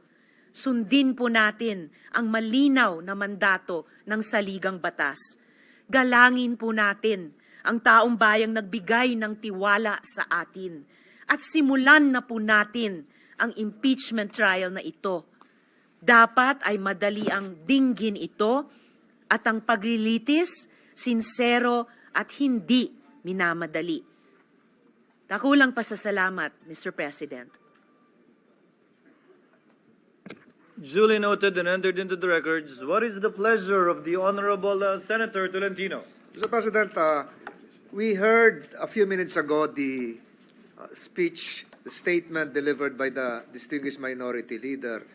And it would appear, Mr. President, that multiple motions were inserted calling for a ruling, not just from this body, but from the chair. As a point of information, Mr. President, may we know from the distinguished minority leader if he can just subdivide what is the main motion, what is the subsidiary motion, what is the incidental motion, because it appears now that this is confusing, Mr. President, especially on a matter of transcendental and constitutional importance, Mr. President.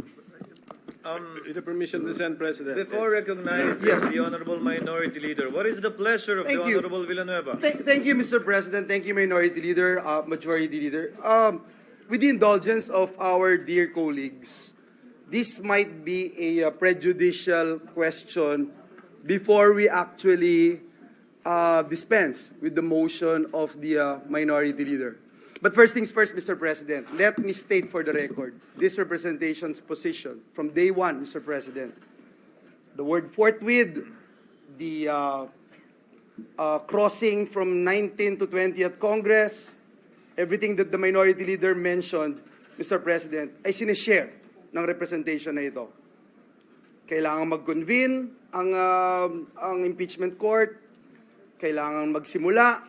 Ngunit naniniwala din po ako, Mr. President, and since day one, when the Senate President made mention about the June 2 schedule, this representation did not oppose nor pose an objection in this August chamber, Mr. President, because I believe what the Senate President is doing. When he extended it to June 11, I don't see any reason, or I would say undue delay, unnecessary delay, etc., because I think all of us here during that time would agree that the trial would commence on the 20th Congress.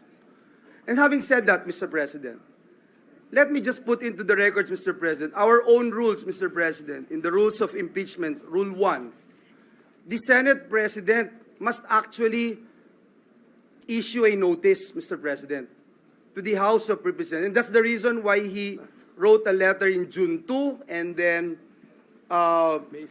June 11, Mr. President.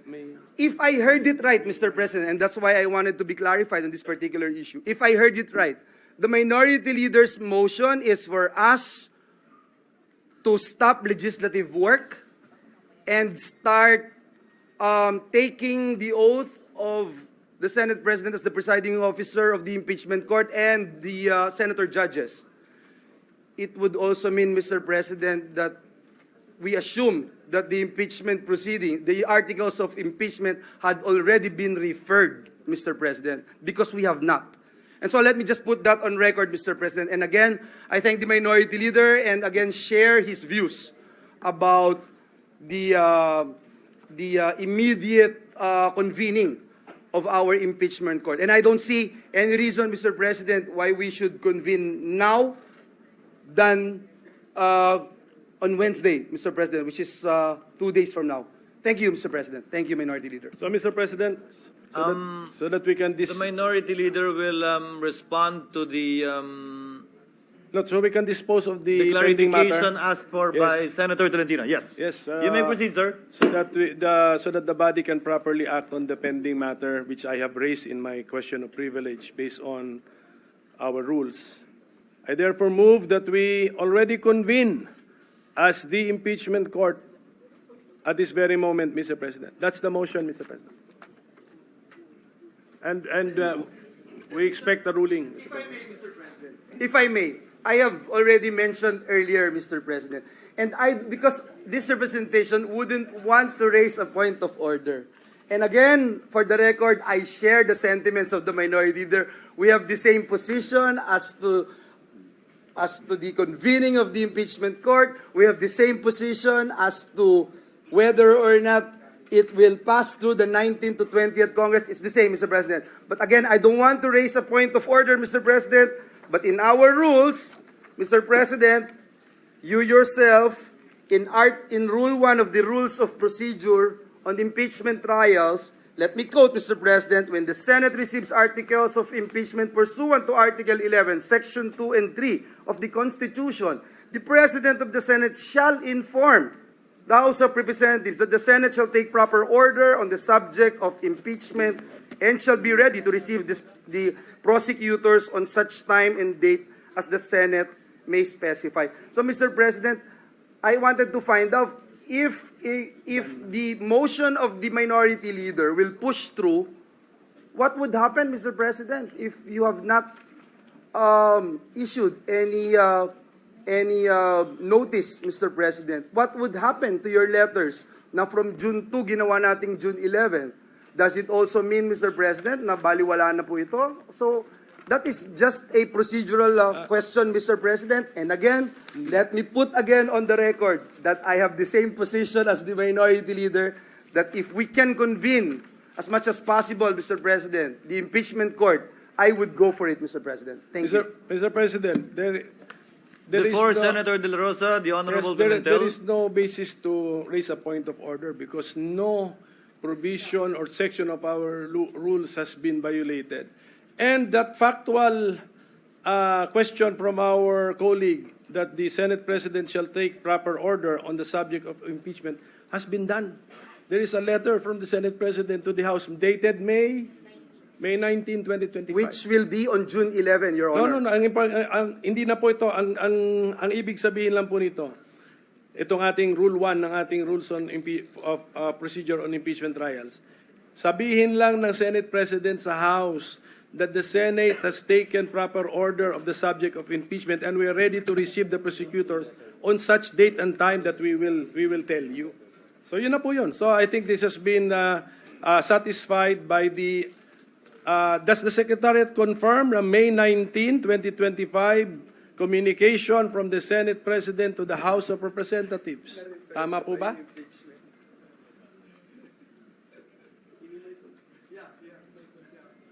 But at the same time, na-refer na ba yung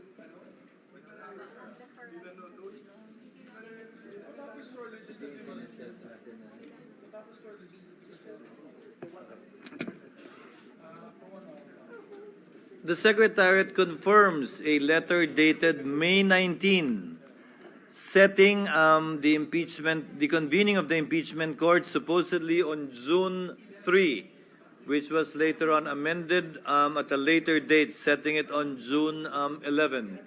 Before recognizing the Honorable De La Rosa, Chair would like to make of record that as stated in the February 24, 2025 letter of the Chair to all the members of the Senate, where we quoted all the relevant Supreme Court decisions and rules and the basis for the action of the Senate President and Chair, namely, citing precedents as well as the practice both in the past by the Senate of the Philippines and by the U.S. Senate, na nagsasabi, kailangan mabasa in open session ang articles of impeachment.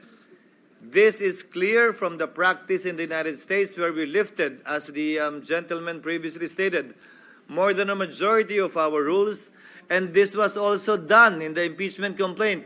The only impeachment complaint that actually went through to the end during the impeachment trial of Chief Justice Corona. The impeachment articles were read in plenary before it was referred to the impeachment court. However, it was done by the majority leader at that time. That was the first time it was done, not written in our rules too, but when the Secretariat checked precedents and practice in the United States, it was actually the House prosecutors that did it, or who usually does it in the United States. Hence, the notice given for the June 2nd, June 3rd reading by the House prosecutors of the articles of impeachment. Thereafter, that will now be referred to the impeachment court, which will give rise to the creation of the impeachment court, the oath of this representation, as well as the members of the Senate, and the convening of the court to approve its rules and to set the calendar of the court, both either in this Congress or in the next Congress. For the record, as stated by Senator Villanueva, and as I stated, both off the record, meaning in media interviews, that the chair is of the belief that this will cross over to the 20th Congress, very much like the citations given by the Honorable Pimentel, not only because presidents in the U.S. so state, we have our own precedents too with respect to the Senate Electoral Tribunal, where the questions pertain to a term spanning 6 years, which therefore crosses over to the next Congress, despite the fact that the members of the Supreme Court constituting the SET and members of the Senate constituting the SET have been changed in the course of the change of the new Congress. And finally, as a point, Chair also made known its position that as a general rule and as a general principle, the law frowns upon starting something and not finishing it. Tulad na lamang ng mga kaso na kabinbin sa korte, hindi porkit nagpalit ng judge o nagpalit ng mga maestrado ng korte, automatic dismissed yung kaso. Magpapatuloy yung kaso hanggang yon ay matapos. Before recognizing Senator Pimentel, may I ask, what is the pleasure of the Honorable De La Rosa, who was earlier raising his hand in the middle of the discussions? Mr. President, if I may, just very quick, with the permission Mr. President, of the with the Honorable permission De La of Rosa, my two colleagues, Mr. the President, Honorable Pimentel, the Honorable very Cayetano, short, Senator Mr. President. Villanueva is Very recognized. short. Thank you very much, Mr. President. Very short lang, Mr. President. Again, I am in the same position of the minority leader, but I just wanted to make sure that we are doing the right thing, the right process, and that we are, because we are men of rules, Mr. President, we wanted to make sure that we are in the right position to do this. The reading and the referral of the articles of impeachment in session, Mr. President, was done during the impeachment of former President Estrada, November 14, 2000. During the impeachment of Ombudsman Gutierrez, it was also referred, Mr. President, in session. during the last day of session, March 23, 2011. In the impeachment of Chief Justice Corona, it was also referred, Mr. President. It's just that, that's why, Mr. President, I just have this belief that we should refer first, Mr. President, before we can make that motion. And I will join the gentleman from the minority, Mr. President. Thank you, Mr. President. Noted. Senator, what is the pleasure of the Honorable Cayetano? Thank you, Mr. President. Mr. President, I just have to be clarified on some points, and this is in relation, of course, to the minority leader, the deputy minority leader, and to our former majority leader. So if I may proceed and just lay out the basis for my inquiry. The gentleman may proceed. Well, first let me start out by saying I pray for wisdom for all of us, and I ask everyone to continue to pray for wisdom for us. I also like to state before I say my inquiry, it's unfair to just blame the Senate President. 23 naman tayong senador eh. Conscious naman tayo lahat nung February 5. Nandito naman tayo, pwede naman tayo mag-object ng, nung nag-adjourn, nung final yan. So, as the minority leader said, nandyan na yan, wag na natin tignan yung nakalipas. Forward na tayo, no? Second, I just want to comment dun sa mga law schools. I appreciate it, and I'm happy they're very active, and I'm happy that they have statements. But may I advise them also to be consistent? Kasi si Congressman Cardema nag-file ng impeachment laban sa Pangulo. Hindi tinanggap sa House eh. Wala naman ako narinig na mga sinasabi na dapat ang konstitusyon masunod at dapat tinanggap ng House yan. So, of course, hindi naman trabaho ng mga law schools na in each and every impeachment case magsalita. Pero in a highly charged environment. Can you imagine, Mr. President, during the campaign, sa mismong media interviews ng top news channels natin, tatanungin yung kandidato, pag kayo nanalo, are you for or against the impeachment case? Eh, klaro naman ang sagot doon eh. Ang sagot doon, hindi kami pwede mag-comment kasi magiging judge kami. Pero hindi. Sinagot pa rin ng mga kandidato at tinanong pa rin ng media.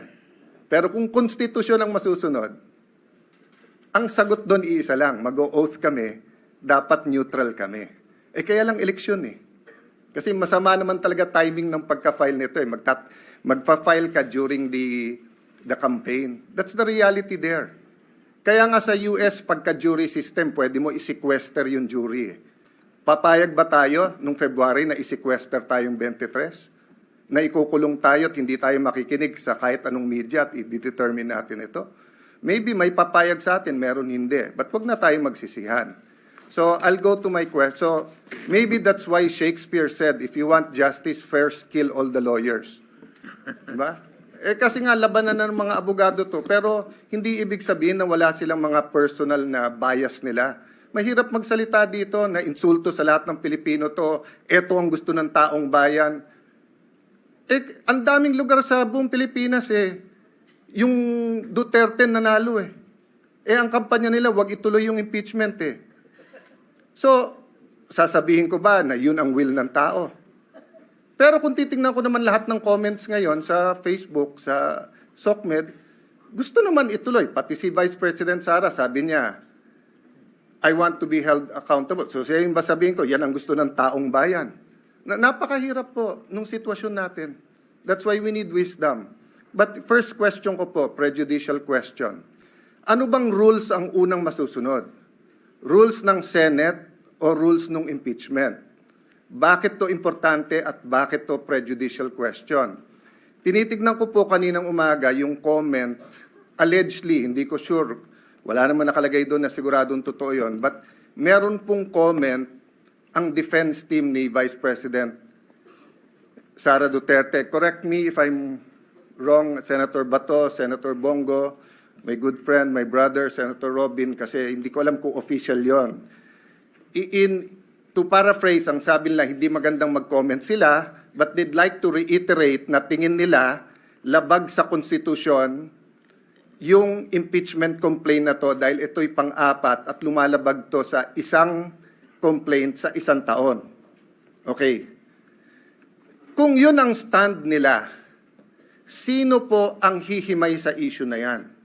Ang plenary ba under the Senate rules?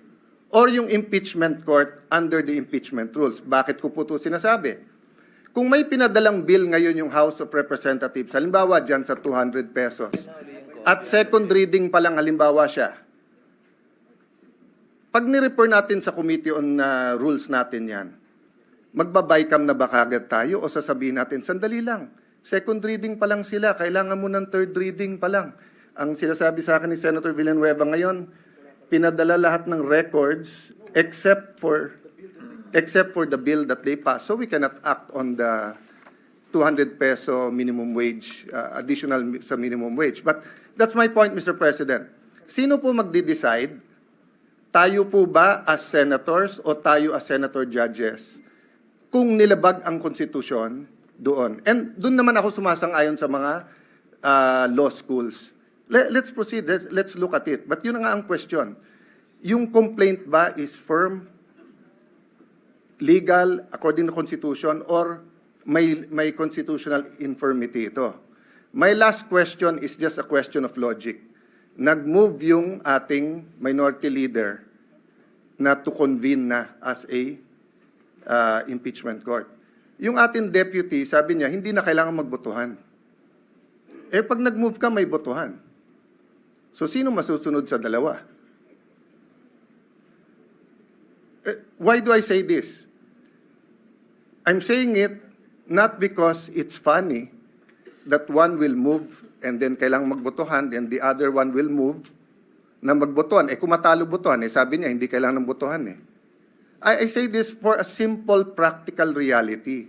When you say the Senate, it is composed of 24 or in this case, 23 senators.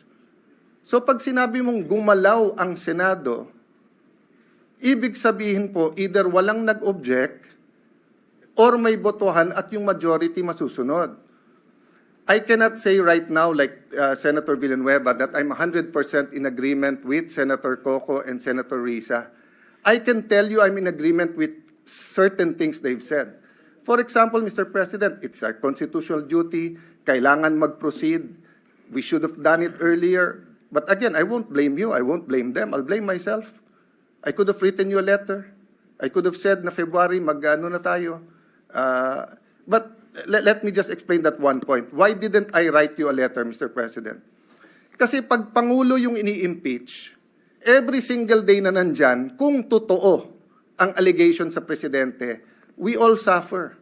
The country suffers, our institution suffers, accountability suffers. Pero pag Vice President, especially ngayon, hindi naman siya binigyan ng ibang trabaho eh. Wala naman siya sa kabinete. Yes, I want accountability. Pero between today and Wednesday, I'd rather pass yung Konektadong Pinoy at saka yung E-Government at lahat ng ibang bills na naka-pending dyan. So, Mr. President, may I end by reiterating the question. Do we follow first the rules of the Senate or do we go into the impeachment court? Sino magde-decide nung allegations ng defense na na-violate ang Constitution sa one impeachment per year? The second is just to continue my observation, Mr. President. I agree with many here. Wala tayong choice, forthwith. But I disagree na sa Tagalog, agad-agad ang forthwith. Ang forthwith, yung ibig sabihin nun sa Tagalog is yan na yung susunod. Yan na yung gagawin mo. Oo, immediate yung agad-agad. Hindi ako expert sa linguistics, pero medyo hindi agad ang Tagalog ng forthwith. Yung immediately, yon agad yon or agad-agad, di ba? So, maya-maya, hindi, ibig sabihin ng forthwith, sang-ayon naman ako ang ibig sabihin ng forthwith, wala ka ng, to quote dos por dos, susunod na. O yun ang ibig sabihin ng forthwith. Yung wala ka nang hihintayin, yun na. Kaya agree ako sa inyo na kailangan talakayin natin yung impeachment complaint. Pero gusto kong iklaro, sa tama o sa mali, botohan ang mangyayari sa atin. Hindi pwede pong bumoto yung 15 na hindi magko-convene yung impeachment. Tapos siyam kami o 8 tayong magpapakita doon na naka-robe. Kasi sinabi ng 15, hindi magko-convene eh. Anong pwedeng gawin? Pupunta ka ng Supreme Court, uutusan tayo ngayon ng Supreme Court. Yun ang legal system natin, Mr. President. So sana, tama desisyon natin para hindi na tayo maghintay na utusan pa tayo ng Supreme Court. Pero yung sabihin na walang botohan dito, I agree with the spirit nung sinasabi ni Senator Risa na dapat wala na. But the practical reality is that you have one senator who asked for a vote. We have to vote and the majority will follow. But yun nga, Mr. President, reiterate ko lang yung tanong ko. So dito po sa 1-year rule, sino po magde-decide niya? Is it the Senate sitting as legislator, so rules muna ng Senate? Or is it the impeachment court? Because if it is the Senate, we cannot yet convene as an impeachment court because we haven't tackled that issue. But if it is the impeachment court, then we can go, and that's the first issue that we will have to tackle, whether it is a valid complaint. No? At tinatanong ko lawyers ko, hati din po eh. Sabi nung kalahati, hindi, dapat yung Senate kasi it's treated like any other legislative matter. Titignan muna natin kung tama yung pagka-transmit sa atin. Eh malay mo, transmit sa atin, nahack pala. Hindi pala galing sa House of Representatives. That might sound like a silly example, but it is. It is possible. That's why we have to look at it. Thank you, Mr. President. Before the chair responds, chair would like to afford the opportunity to the other members who would want to add to the discussion and the knowledge being imparted regarding the subject matter at hand. Mr. President, Senator De La Rosa is seeking the floor. Senator De La Rosa was earlier raising his hand but gave way to Senators Villanueva and Cayetano. What is the pleasure of the Honorable De La Rosa, sir? Thank you, Mr. President. Mr. President, according to Senator Cayetano, ito'y labanan ng mga abogado. Hindi po ako abogado, Mr. President, but I just would like to manifest my observation na, to be fair to the Senate President, pag sinabi natin na you have an intention to delay the impeachment proceedings, I would like to state for the record, Mr. President, na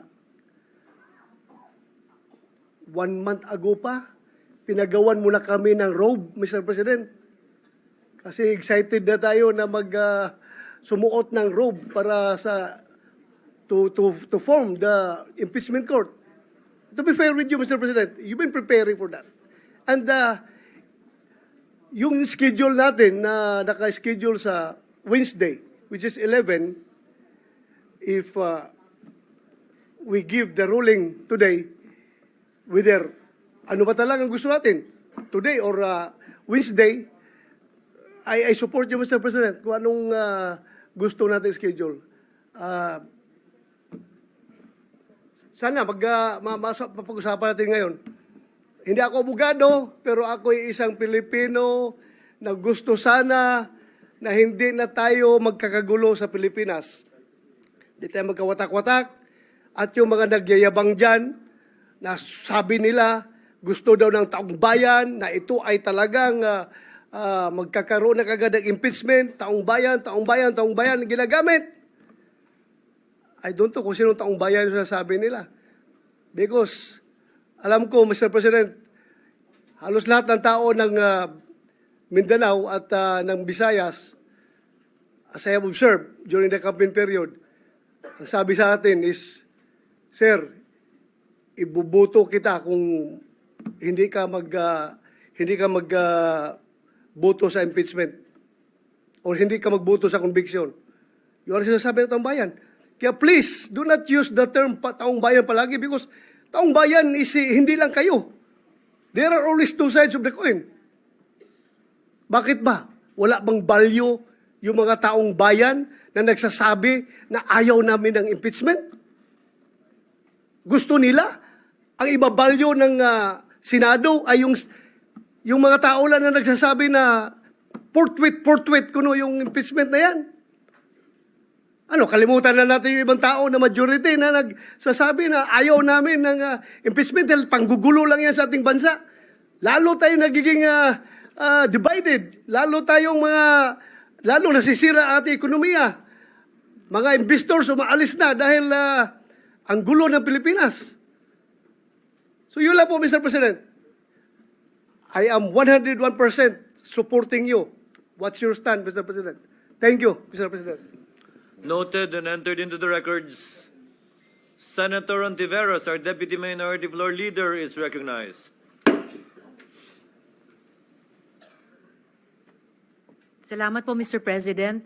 A comment on the second point of the good gentleman from Taguig Pateros, because there's nothing funny or illogical in and between the motion of the minority leader and the seconding of this representation.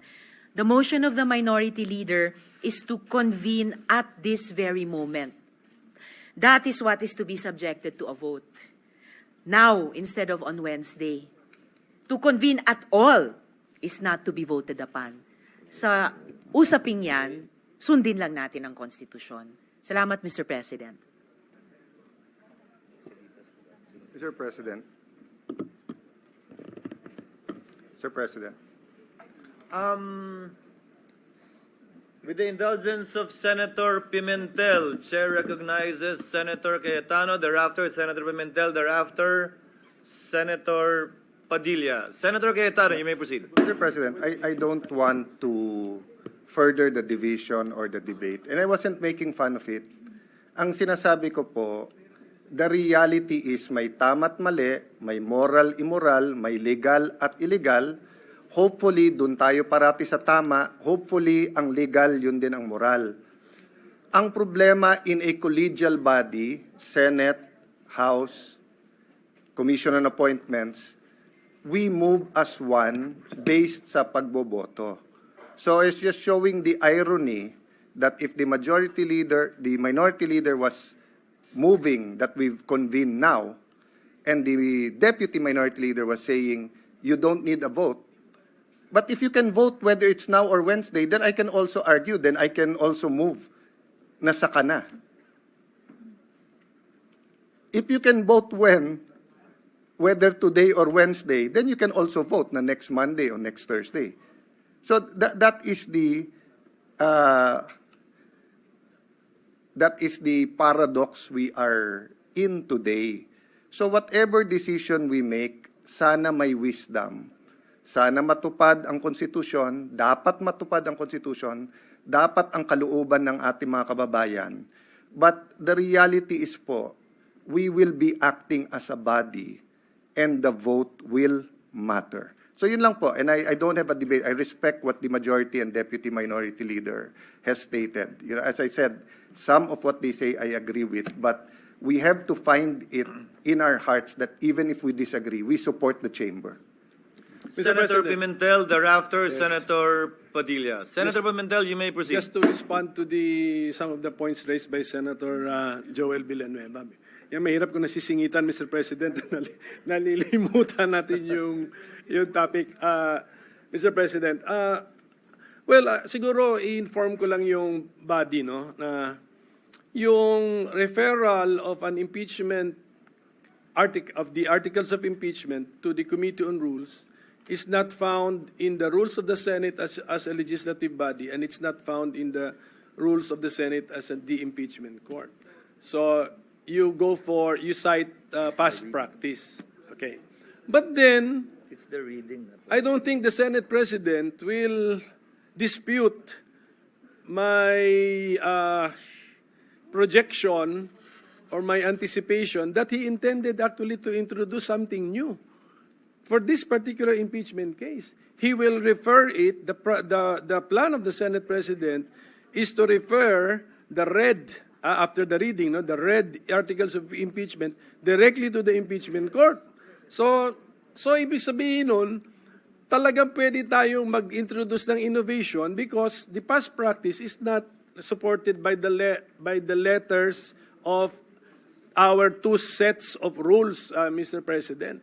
So, ang aking point is, we can actually, so the motion, actually, do not fear this motion because this motion will only take up little of our time.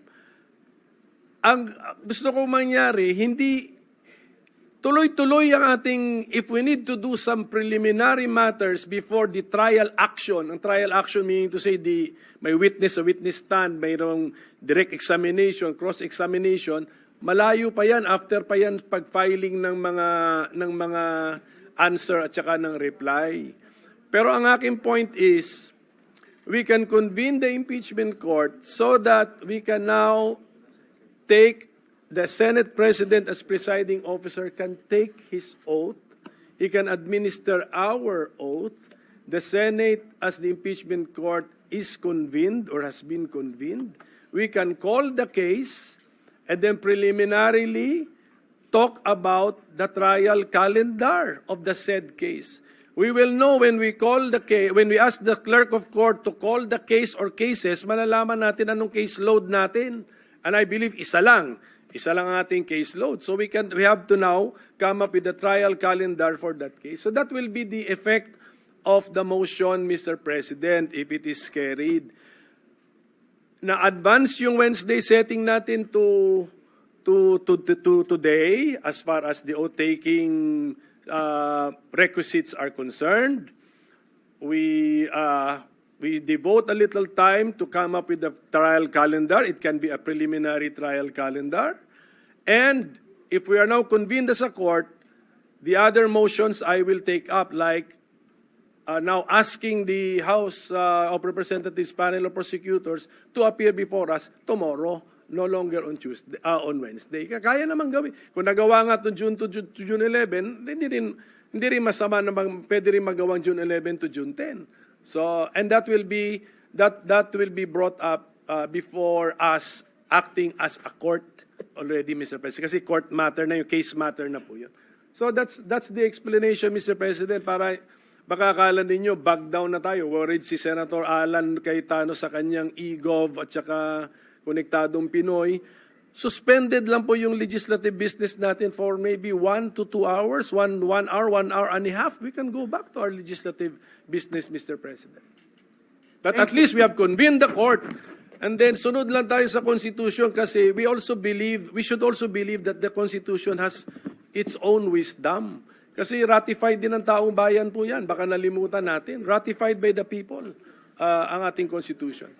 So, yes, thank you. Before recognizing Senator Villanueva, just for the information of Senator Pimentel, it's not only e-gov and Konektadong Pinoy that's ready for ratification.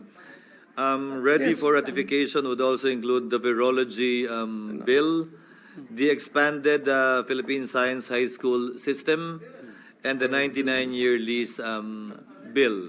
Just for the record. I think, Mr. President, since I still have the floor, I think last session day natin, we suspended, we adjourned at close to midnight. So it doesn't matter. The first session day, yes, also nearly midnight. 1 hour to 2 hours devoted for the impeachment court, I don't think will harm us, Mr. President. With the permission of Senator Villanueva, Senator Padilla had earlier, on this point. Because in relation to what the minority leader with the stated. indulgence of Senator Just Padilla. very quick, Mr. President, in relation to the statements made by our minority floor leader. Senator Villanueva may Mr. proceed. President, let me put on record also, Mr. President, that I welcome innovation. I welcome what do you call that, Mr. President, when we will no longer refer it to the Committee on Rules and ask perhaps one of the prosecutors to read the articles of impeachment and all the cases thereon. I don't have problems with that, Mr. President. And again, as mentioned earlier, I agree, Mr. President, that we need to convene as soon as possible the impeachment court. But my only question, Mr. President, is if we are not violating our rules because, Mr. President, hindi na ho ba importante na maglabas po kayo ng notice? Hindi ho ba yun ang dahilan kung bakit kayo sumulat na i-schedule nung June 2, tapos ngayon June 11, tapos ngayon magbabago po tayo? Hindi na ho ba kailangan yun? And if it is not, Mr. President, then I will vote for it, Mr. President. I will go with then that's the reason why I'm clarifying all these issues, Mr. President. Kung hindi na kailangan magbigay ng notes, because at the end of the day, we wanted to protect and give importance to due process, Mr. President. That's all I'm saying, Mr. President. We don't want any legal infirmities, Mr. President, along the way. And I know that once we convene as an impeachment court, marami pa ho tayong mapag-uusapan ng mga issues. Maraming salamat, Ginoong Pangulo. Thank you, Senator Robin Padilla, for yielding the floor to this representation. Thank you. With the indulgence of Senator Pimentel, Chair would now like to recognize Senator Padilla. You may proceed, sir. Maraming salamat po, Ginoong Pangulo. Katulad po ng sinabi ni Senator Joel Villanueva, ako po ay hindi po ako abogado, katulad po ni Senator Bato. Pero sa maikling panahon ko po dito, lagi natin binubuksan ang ating rules. At yan po ang unang-unang dinala sa akin nung ako po ay nanalong senador at ako po ay pinuntahan ng sekretariat. Ang una pong binigay sa akin ay yung rules. Napaka-importante ng rules. Yan po ang unang-una talagang isinaksak sa aking ulo. At bukod po doon, tradisyon. May tradisyon dito na kailangan susundin mo, lalo ka na neophyte. Ngayon, ang tanong ko po, sa dalawang nangyaring impeachment, yan po ay kay Pangulong Estrada at kay Chief Justice Corona. Lagi pong dinadala doon sa Committee ng Rules. At yan po ay inaasahan natin sa pagkakataong ito na doon uli makarating. At hindi naman din po ako kumokontra, katulad din po ni Senator Villanueva, kung meron po tayo mga gustong baguhin, bakit naman po ako kokontra? Dahil yan nga po ang gusto ko, yan ang aking tagline, pagbabago. Pero hindi naman po siguro dapat sa oras na ito. Bakit naman sa oras na ito tayo gagawa ng isang bagay na katulad din po ng sinabi ni Senator Bato de la Rosa, talaga po bang tayo ay gusto nating magkahiwa-hiwalay na talaga? Yung po bang bansa natin talaga, gusto na nating gutay-gutayin. Kung meron po tayong gustong baguhin, hindi po dapat siguro yan sa oras na ito, sa panahon na ito, at sa pagkakataon na ito. At katulad din po ng sinabi ko, lagi ko pong sinasabi, paulit-ulit, hindi po ako abogado. Ako po ay madalas akusado. Ako po ay ex-convict. Kaya ako po ay sanay sa korte. Ako po ay laging humaharap sa korte. Lahat po ng mga proceeding ng korte na abutan ko na hanggang po sa pakakakulong. Kailangan po siguro maipaintindi po natin sa lahat na due process. Kailangan dumaan po tayo sa due process. Hindi po tayo pwedeng palundag-lundag. Yun lamang po. Maraming salamat po, Ginoong Pangulo. Thank you, Senator Padilla. Senator, what is the pleasure of the Honorable Ejercito? Yes, Mr. President, just like to second the motion of... you may proceed, sir. The parliamentary inquiry, Mr. President, doon po sa punto na niraise po ni Senator Villanueva regarding, at present, the rules of impeachment trials, the Senate has the duty to inform the House of Representatives that we are ready to receive the prosecutors. My inquiry is that in case we act on the motion of the minority, that we proceed immediately, are we obliged, as a body, as a Senate, obliged to issue new sets of notices? Yun lang po ang inquiry ko, Mr. President, because from what I gathered, that it's our duty to inform the House that we are ready to receive the prosecutors, and likewise, probably the Vice President as the accused in this case, Mr. President. Mr. President.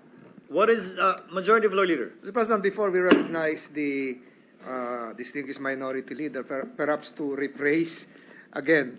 No, maybe to respond, to help our colleague, Mr. President. I don't think we're there yet. I think Majority Leader, we're still Senator in the period of debate. I think soliciting some information, Mr. President. I yield, Mr. President. So can we? The minority leader may proceed. So this is my interpretation of Rule 1, Mr. President. Ang pinaka-importante rito is the communication from the Senate to the House that the Senate has taken proper order of the impeachment case that you have filed. Yung mga detalye as to when na-adjust, yung original nga niya na June 2, na-adjust niya to June 11 in a subsequent communication. So my point is, if we convene as a court now, and then as a court we agree to advance their appearance before us to tomorrow, we just also communicate. But you can also you can also disagree and that maintain the appearance sa Wednesday. But the point is, my motion is to convene as a court now. We take our oaths now. The impeachment court has been convened. This is more in keeping with the spirit of the Constitution na ang action agad. Tapos pala, balikan ko na lang yung issue kanina just for the record kasi yung pagtagalog ko or yung pag-Filipino ko sa provision na English na nasa Constitution, dun yung sa official Filipino version. Ang sinabi dun, sunod agad. So do not dispute na hindi ang katumbas ng forthwith sa Filipino ay hindi agad. Agad nga yung nasa official version. So hindi na ako mas marunong sa mga nag-translate po ng Constitution sa Filipino, sa wikang Filipino. So I hope this will help our colleague, my explanation will help our colleague when he makes his decision on the pending motion. So, with that, Mr. President, I think I've already restated my main motion earlier, Mr. President. So, I think it's time that we dispose of the pending matter, Mr. President. Mr. President. Kasi mix. Senator Zubiri. What is the pleasure of the Honorable Zubiri? Just add to the discussion. Thank you, Mr. President. Mr. President, just to add to the discussions, because the Senate right now is under extreme pressure. All eyes are on us, Your Honors. And each Congress, each Senate has stood up to many of these challenges. On my time, it was the fake People's Initiative that we defeated. Now it's about the impeachment of our Vice President. So we must act in accordance to our rules and traditions and precedent. Many sides have been spoken and explained. The good minority floor leader wishes to have it the soonest possible time, although our precedence, Mr. President, is that we file it to the Committee on Rules. The Rules releases the report, and then we take action as jury, as judges on this impeachment court. Ang akin lang po, sana kung ganun po ang proseso na pipiliin natin, didesisyonan natin, gawin natin kaagad. Ako po ay taga Mindanao. Pareho po kami ni Senator Bato de la Rosa. Kaya ako hindi naniniwala sa mga survey. Kasi the surveys were read wrong.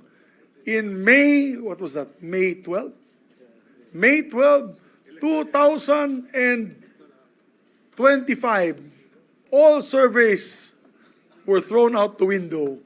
And the real story was 7 of the 12 senators were not members of the alliance. So, of the national government.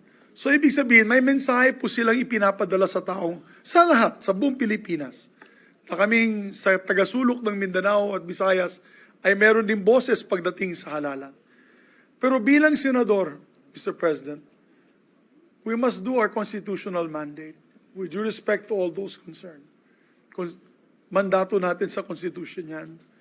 At nang hindi natin gagawin yan, ay bugbog tayo sa mata ng publiko. So that's why I agree with the minority floor leader. Whatever the outcome of the trial, you end up voting. For one, I think it is a weak case, but I will reserve my judgment until all the evidence is presented to us, and then we will make the proper vote when the time comes. Pero ang punto dyan ay dadaan tayo, kailangan natin dumaan sa constitutional process that was given by our forefathers when they wrote the 1987 Constitution. Yun lamang po, huwag na po natin patagalin pa. At sa tingin ko, isa pang tanong ay pwede ba ito tumawid sa 20th Congress. Personally, I've said this to the media, I said, personally, I think hindi siya pwedeng itawid sa 20th Congress. Na kung pwede, pagdebatihan na natin yan ngayon. Kung gusto nyo, hanggang petsa 30 ng Hunyo, araw-gabi, nandito tayo. Pero kasi, meron pa mga constitutional questions with the Supreme Court. So, my point being is, let us follow our constitutional mandate of the Constitution.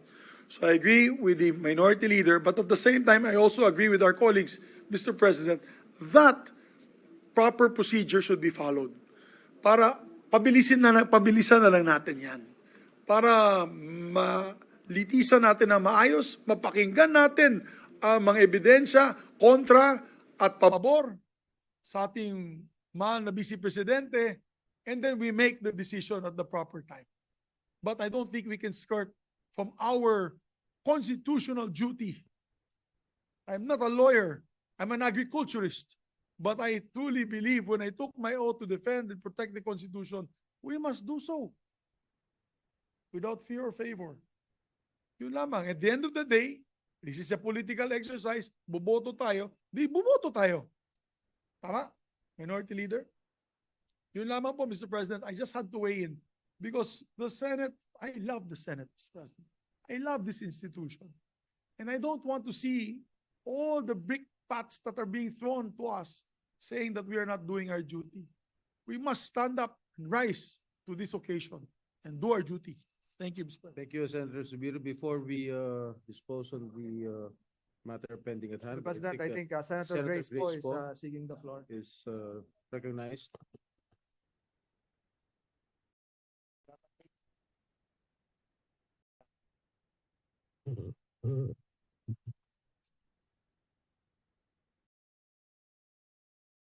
Mr. President, it's really, I think, beneficial for all of us to have heard also the opinions and also the research of our colleagues, particularly what was mentioned by both Senator Coco and Senator Risa, na it doesn't really matter what our personal opinions are with regards to the issue.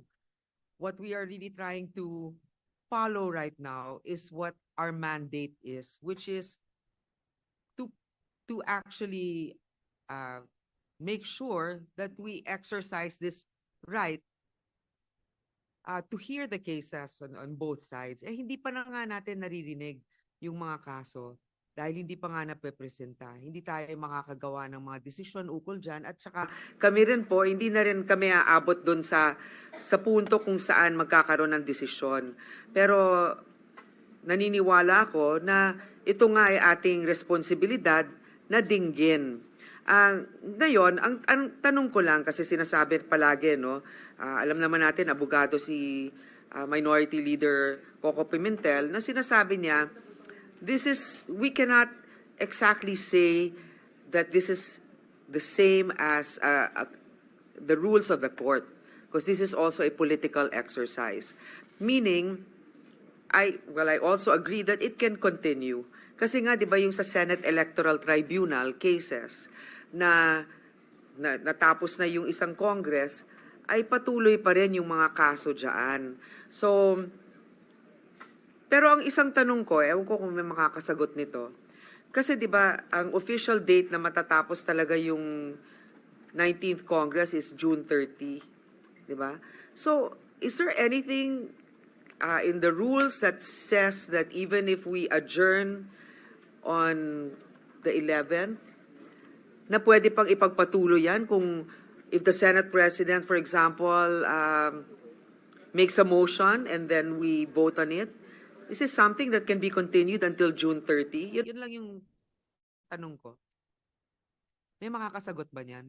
Maybe the minority leader, being a lawyer, can readily answer the question of Senator Grace Poe. The majority leader is also a lawyer, but where is the majority nowhere leader? to be found. But, Mr. President, yan po yung atin ng sinasagot noon kasi nag-introduce sila ng konsepto na pagka sine die adjournment, no matter can be taken up. Inayos na natin yan. Ang sinabi natin, non-legislative matters can still be taken up. Kaya meron So, mga hearing. Yes, up to, no, hindi that, non-legislative na kasi ang hearing, ang committee hearings, legislative pa rin yun. So a non-legislative matter can still be taken up. Pero may hangganan, up to, may hangganan yung kami, for example, na end of term, hanggang 12 noon of June 30 lang kami, 2025, pwede mag-participate sa non-legislative matters because our terms are ending or have ended. No, So, exactly my point. So you can still participate because it's a political exercise, not necessarily legislative, Yes. hanggang June 30. 12 noon, kami po mag-graduate na. Opo. Okay. Paano yung mga hindi mag-graduate? Well, no problem. Tuloy-tuloy. Mr. President. Because at a minute after 12 noon, actually, or a split second after 12 noon, the newly elected senators are joining you. Yung mga hindi gagraduate, they have by force of law joined the remaining 12 senators. So pwedeng tuloy-tuloy. In my opinion, yes, pwedeng tuloy. Hindi, pero paano ngayon? Kasi 'di ba, mag-a-adjourn tayo sinadya on the 11th, right? So ibig sabihin, wala nang mga hearings din noon kasi legislative matter 'yon. The committee hearings pursuant to bills and resolutions, yes. Wala na po. About investigations? Wala na po. Wala na talaga. Wala na. Okay. So, May I, that's Mr. just a President? clarification I wanted to make. Kasi minsan, pag nagkakaroon tayo ng break, di ba? Break tayo, pero tuloy pa rin yung mga hearings. Kasi, basically, that's still a whole term eh. Tuloy-tuloy pa rin yun. So dito, in this case, sinidya tayo, no more legislative matters, but others can be tackled. Yes, there have been Supreme Court cases ruling that the non-legislative function of the Senate continues even after the sine die adjournment of the Senate as a legislative body. Okay, I guess this is something that we need to be. Maybe the majority leader can clarify. Just to put some meat to what the minority leader is talking about, I am not a lawyer, but as a student of history, the impeachment court is sui generis, a class of its own, and as mentioned by the minority leader a while ago, the Supreme Court decision, Pimentel Jr. versus Joint Congress, Mr. President, napakaklaro po doon that the adjournment does not necessarily affect its non-legislative functions. Doon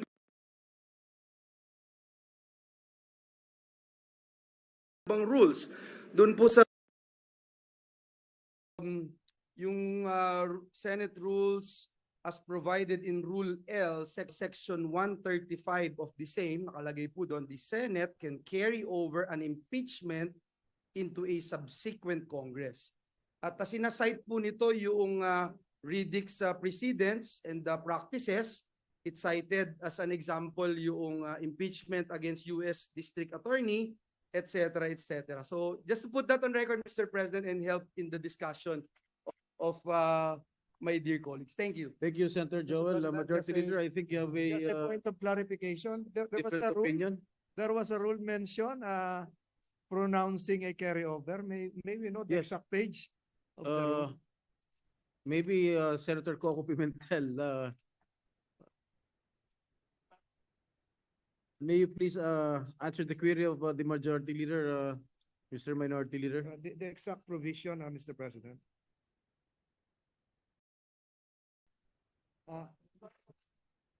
May we know the exact provision because I've been scrutinizing this for the last several days. Are you referring to the rules of the Senate? That would allow as mentioned earlier, Mr. President, yung suppletory, Mr. President, yung Riddick's precedents and practices.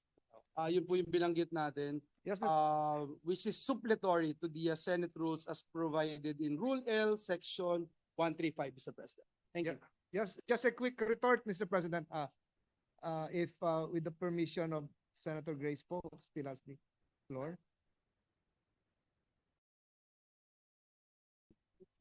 Just a quick retort. Alam mo, Mr. President, laging nababanggit yung i-clarify ko lang. Matagal ko nang gusto tong i-clarify ito. Meron daw mga Supreme Court decision. Ko nang gusto tong i-clarify ito. Meron daw mga Supreme Court decisions na sinasabi pwedeng ituloy yung non-legislative functions. Binabanggit yung Pimentel versus the Pimentel case, National Board of Canvassers. Meron pang binabanggit yung I think Francisco. Mr. President, let me just clarify this. For the sake of academic and scholarly good atmosphere for law students and members of the bar as well. Alam niyo po, yung mga binabanggit na non-legislative functions wherein the Supreme Court allowed the continuation way beyond the period of or the lifespan of a Congress refers to a periodically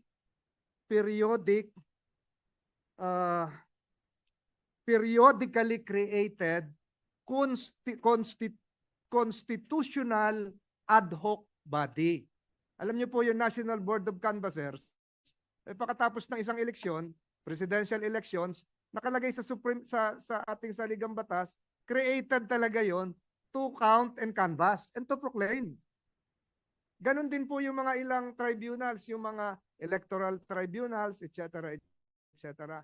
Periodic, predictable, regular, constitutional ad hoc bodies. Kaya po tuloy-tuloy yun kasi may command po ang Constitution, merong provision pertaining to this periodically created ad hoc bodies. Ang impeachment trial court po is not periodic. Hindi po ito tuwing magkaka-eleksyon, merong impeachment trial court. Hindi po ito regularly created. Ito po ay nakikreate lang pag merong nagsampa ng kaso sang-ayon po doon sa ating saligang batas that would trigger the words initiate coming from the House of Representatives, the word again, often used, yung forthwith. Kakaiba po yung mga non-legislative bodies na periodically created na sinasabing pwedeng tumawid. Kaya po ang sinasabi ko lagi, ang atin pong constitutional clock deadline is June 30. Dahil wala naman pong nagsabi na pwede tayong tumawid beyond June 30 as a Congress. Citations were made. Concerning the British Parliament, the US Senate, alam niyo po, yung British Parliament, the last impeachment case was held 1806. Yung po yung sinasite ng US Senate. Pero those bodies are structurally different from the Philippine Senate. Kaya hindi po tayo continuing. Pwede sabihin, partially continuing. We all cite cases with reference to continuing body words coming from decisions of the Supreme Court interpreting the 1935 Constitution. Ito yung sinabi ko last week na yung 1935 Constitution, ang eleksyon ng senador, 888. Meron lagi na iiwan 16.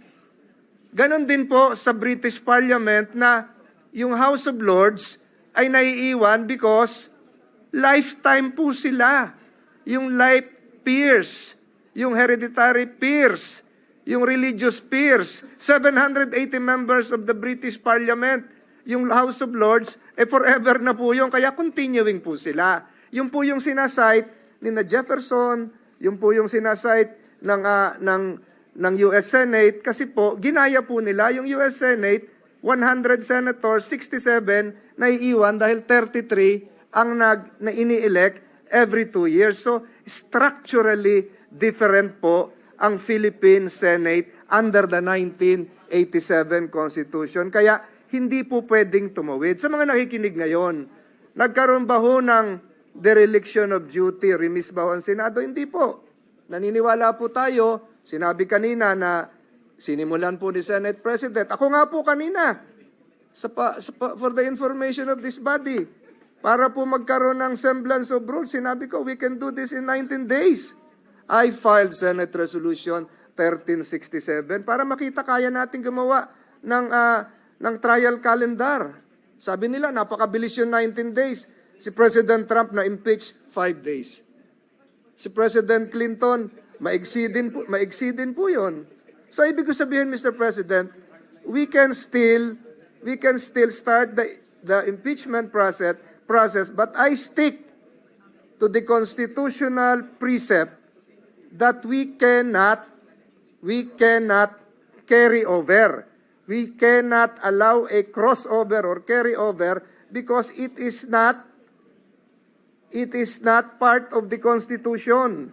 We can only interpret the word as enshrined in the Constitution. I'm sorry, Senator Grace, I've taken much of your time. No, I just actually, responded to some queries, statements made a while ago, and just to spread this into the record before we again ask the good minority leader to perhaps rephrase his motion. No, I think it's very important for us to hear all sides with regards to the matter. And what just to clarify what the gentleman from Cavite is saying, that sige, dinggin natin ito hanggang 30th ng June, pwede. Huwag lang tayo lalagpas doon sapagkat hindi na pwede. Correct. Okay, ngayon, ito yung tanong ko, yung sa respondent, meron siyang apparently 10 days para sumagot, di ba? Hindi pa na-file na ba sa Committee on Rules dito? Not yet. So, has she been notified already of what she has to face, and has the 10 days started? Not yet, right? Not yet. Okay, so meaning, if let's say we start on the 11th, which is Wednesday, or even tomorrow, which is the 10th, so hindi pa talaga sila pwedeng humarap hanggang 20th. Kasi 10 days di ba? So, pwede ba tayo magkaroon ng hearing na yung respondent ay hindi pa ready with her reply? I mean, is there a process within the impeachment that does not require the respondent to be present yet? It's just a presentation of, I don't know, evidence. I mean, this is just a parliamentary query. Meron po kasi magko-constitute nga as an impeachment court at manunumpa. Manunumpa yung Senate President as the presiding officer of the trial court. Manunumpa rin po lahat tayo. So hanggang panunumpa lang. How about the presentation of evidence? Pwede ba? Wala pa ho. Yung presentation ng articles of impeachment to be done by the panel of prosecutors. Yung susunod-sunod, pag nagkaroon na ng joinder of issues after the submission of the answer, doon na po matitrigger po yung iba. Yung prosecution has the right to reply. Oo. Tapos sunod-sunod na po yun. So ang ibig sabihin, after the swearing in and then reading of the articles of impeachment, may break ng 10 days. Kasi ihintayin pa natin yung sagot Correct. Okay, so wala din namang mangyayari. So what the gentleman is saying na pwede natin to stretch until the end, hindi rin kasi 10 days na lang din ang matitira from let's say the 10th until the 30th. 10th, 20th, 21st to 30th. 21. I filed 20 days. Yes. 20 days. So 20 days. I filed an indicative calendar just to show, Mr. President, na sa taong bayan na hindi naman natin nakaligtaan yung ating trabaho. Hindi, pero tama. Pero the iniwan actual, nating nakatiwangwang. Tama. But the actual discussions can't begin until after the earliest, the 21st. 'Di ba? Kasi wala pang response. Yun lang. Correct po 'yon, pero yung sa yung submission of trial briefs, June 22, etc. until the rendition of a verdict, Mr. President. Pwede ba 'yon parang budget, yung wala nang matutulong para lang tapusin 'yon? Siguro po kung with the cooperation and physical. Kung papayag po kayo, kung papayag din po ang prosecutors. No, but kasi I'm also of the opinion, okay? Well, first of all, we cannot make judgments right now. Yeah. And I feel that it is the right of the respondent to be able to defend herself. Correct. And in fact, we can never say whether guilty or not kasi di pa nga natin alam Correct. And the respondent herself is saying na give her a chance also to be able to confront. I mean, she's confident about it. But I agree with the minority leader that kung yung Senate Electoral Tribunal, which is actually, of national interest, but maybe not as much as this one, na itatawid natin for other congresses, and even in the U.S., na tatawid din yung impeachment to the next Congress. I know what you're saying. There's no term limit in the US. Pero I think, again, may mga nakausap akong members of who served before in the Supreme Court. This is a political exercise. It's not, I guess it's not bound by very strict rules of court. So yun lang. But we appreciate what the minority leader is also raising, because nga naman, I mean, these are two schools of thought, but we are all in agreement here that we cannot make judgments at this point, but we have to definitely hear it. Thank you. We totally agree. Mr. President, the good Deputy Minority Leader is seeking the floor. I move that she be recognized. With the permission of Senator Ontiveros, Senators Estrada and Gatchalian also raised their hand to be recognized, and they haven't been heard. Will the lady kindly yield to them? I apologize, Mr. President. Senator Gatchalian raised his hand first. I move that he be recognized with the permission of Senator Ontiveros. Senator Gatchalian is recognized. What is your pleasure, sir? Actually, Mr. President, I would be more than happy to yield to our good Deputy Minority Leader, Mr. President. Go ahead. That being the case, the Honorable Ontiveros is recognized. You may proceed, ma'am. Salamat, Mr. President, at salamat sa good gentleman from Valenzuela. Paalala ko lang po yung motion ng minority leader ay to convene at this very moment. At gusto kong ibalik sana yung atensyon ng lahat doon.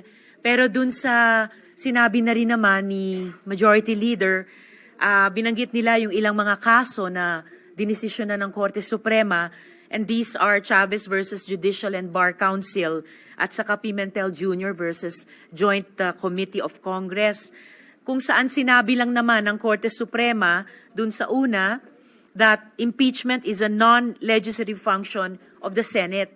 At dun sa pangalawa, that non-legislative functions of the Senate are not affected by the shift between Congresses. Hindi po nag-distinguish ang Korte Suprema sa sinasabing periodic at saka non-periodic functions. Basta sinabi niya non-periodic functions tulad ng impeachment, na ito non-legislative functions ng Senado at ang mga ito ay hindi apektado sa shift between Congresses. Pero yun na nga po, yan ay isang desisyon na pwede nating kunin at a later point in the impeachment trial. Ang unang gusto lamang i-activate ng motion ng minority leader ay sa pamamagitan nga ng motion niya to convene at this very moment. And bago ko tapusin itong intervention, Mr. President, at ibalik nga sa motion ng minority leader, quick comment lang dun sa ni-raise ng good gentleman from Davao dahil nakabalik na rin sila sa floor tungkol po sa kagustuhan ng Pilipino, no, at iba pa dito sa usapin ng impeachment trial.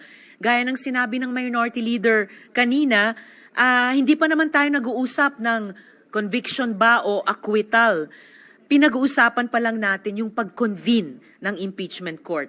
Kaya ano yung masamang maidudulot ng panunumpa natin. At ito, kailangan nating desisyonan. Yes, alang-alang sa taong bayan, lahat po tayo ay mayroong hindi lang karapatan pero responsibilidad, pag-isipan at pag-usapan ang taong bayan. So lastly, again, Mr. President, ibalik ko lang dun sa motion ng minority leader, which is simply and importantly to convene at this very moment. Salamat, Mr. President.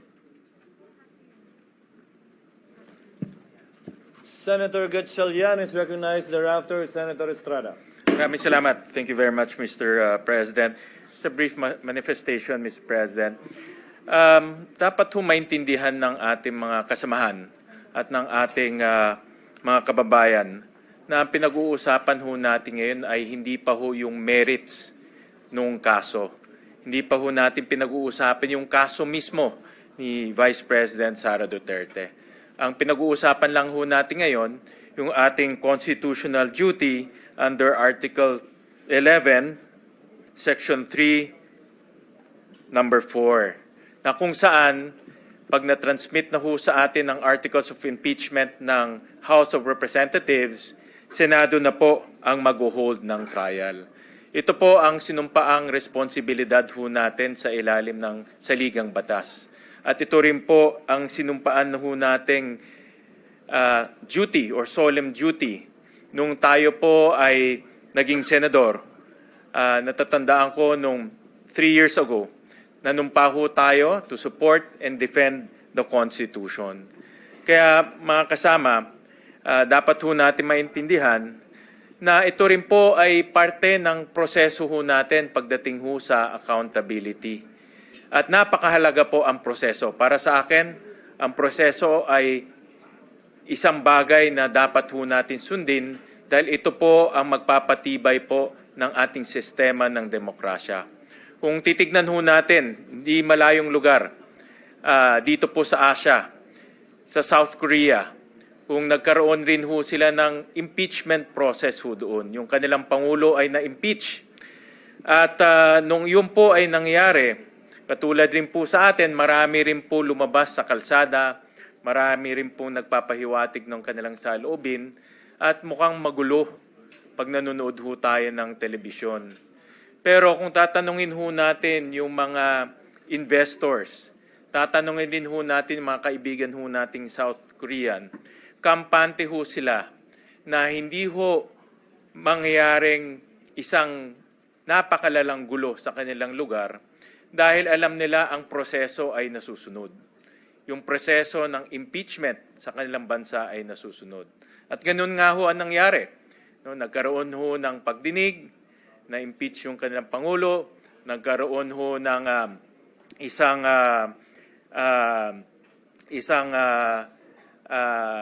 pagboto ng bagong presidente at ngayon, balik na ho sila sa normal. Kaya mga kasama, ang aking punto ho dito ay ang proseso ay napakahalaga para po maging matibay po ang sistema ng demokrasya ho natin at higit sa lahat, magkaroon ng malinaw na pananagutan ang mga personalidad na binigyan ho natin ng tiwala para po manilbihan sa ating bansa. Hindi lang po ang impeachment ay hindi lang po limitado sa Presidente at Vice President. Kasama ho dito members of the Supreme Court, members of the Constitutional Commission, ang Ombudsman ay kasama ho dito. Kaya kung ano po ang ginagawa ho natin ngayon, ay ganun rin pong pananugutan na gagawin ho natin sa ibang personalidad kung sila po ay magkakasala. Kaya mga kasama, muli, ito po ay hindi na po nating desisyon o hindi na po nating choice. Ito po ay ang ating constitutional duty at ito po ay ang ating sinumpaan na responsibilidad nung tayo po ay naging senador. At meron po rin akong isang katanungan sa ating minority leader, no, ang movant nitong motion ho natin. May mga narinig rin po ako sa television kanina na ito pong articles of impeachment ay tila merong constitutional infirmity. At gusto ko siyang tanungin dahil hindi lang ho dahil siya po ay movant, alam ko nag-top rin ho siya sa bar once upon a time. Kaya gusto ko malaman gusto ko marinig ang kanyang opinion na meron ba hong kapangyarihan ang Senado para po desisyonan kung ang articles of impeachment ay dapat po dinggin o hindi dinggin dahil po sa mga komplikasyon or constitutional infirmities na opinion po ng ibang mga abogado. Senator Pimentel may respond. Yes. Since I also want to respond, Mr. President. Well, I'm proceeding from my analogy of the Senate as a court, as the impeachment court. So meaning to say, we will allow the respondent or the impeached officer to put all of his or her objections against the case against her in her answer to the articles of impeachment. Lagay niya lahat doon. So therefore, if that is now my answer to the gentleman, that means that we can resolve such an issue as the impeachment court. So tama yung motion ko. If there is such let's convene. Kasi actually it's really more compliant with the Constitution. As soon as possible, convene na natin yung court. And then ulitin ko, ang purpose natin today is for the presiding officer to take his oath, for the presiding officer to administer our oath, to call the case against the Vice President, and then we can come up with the calendar for the trial of the said case. So part na dun sa trial, sa calendar for the trial of the said case, kailan mag-a-appear ang House panel of prosecutors. Okay, if it will not touch the original plan of the Senate President, that means a Wednesday pa yun so June 11, Wednesday ng 4 p.m. But of course, we as a court, we can advance that appearance. Simple communication lang naman yun, or notice to them to come here tomorrow. Kunyari, if should my motion prevail. But such an allegation of that the articles of impeachment is constitutional infirm and therefore should not be heard, is that within the ambit or within the jurisdiction of the impeachment court to determine under the Constitution and also as well as under our rules? Well, in the name of due process and to be fair to the respondent or the impeached officer, we should allow that person to put everything there, lahat ng objections niya against the case against her or him. So, lagay niya lahat doon. Ngayon, we can now debate now as a court. Ang reading ko kasi, trial by the Senate shall forthwith proceed. We will not entertain any motion to dismiss because we should try. But at the end of the proceedings, when we make our judgment, we can, of course, incorporate into our way of thinking, in our reasoning, to help us come up with our final judgment or the judgment to the final question, we can use the arguments presented by the parties. Thank you, Mr. President. Without going into too much detail of the procedures, I'd like to thank the good minority leader for his enlightenment, and of course we respect his legal intellect, considering that he has topped the bar examination once upon a time. And once again, I thank the body for listening to this representation's manifestation. Maraming salamat po, Mr. President. Thank you, Senator Gatchalian. Senator Estrada? Yes, what is the pleasure of our Senate President Pro Tem? Thank you, Mr. President. Just a question addressed to the Minority Floor Leader, Mr. President, if I may.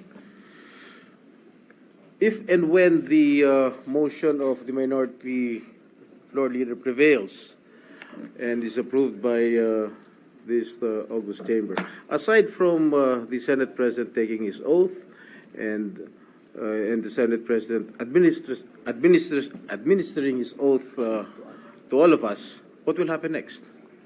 Well, that means we have convened the court, and then we will have to ask our clerk of court if we have a case load. Call the case. The clerk of court, who is the Secretary of the Senate, will report to us that we have a case. And then, since we have already convened the court, we should take advantage of the convening of the court by coming up with the calendar for the trial of the said case. And then, after that, we will follow the agreed upon calendar. So we will, this August Chamber will convene as an impeachment court and will try the case during our vacation, because we are not deliberating on any legislative matter. Am I correct, Mr. President? Yes, Mr. President. We will follow now the agreed upon calendar for the trial of the case. So, convene muna nga tayo ng court, then we will now talk about the details of the calendar. So we will not discuss any merits of the case. Am I correct? For now? For now, yes. For now. Yun lang po yung purpose nun. Let us say, four purposes, four objectives. why we can convene as a court, or why we should convene as a court today. Number one, the Senate President will take his oath as the presiding officer. Then we will take our oath before the Senate President. We will call the case against the Vice President, and we will now come up with the calendar on how we will try the case.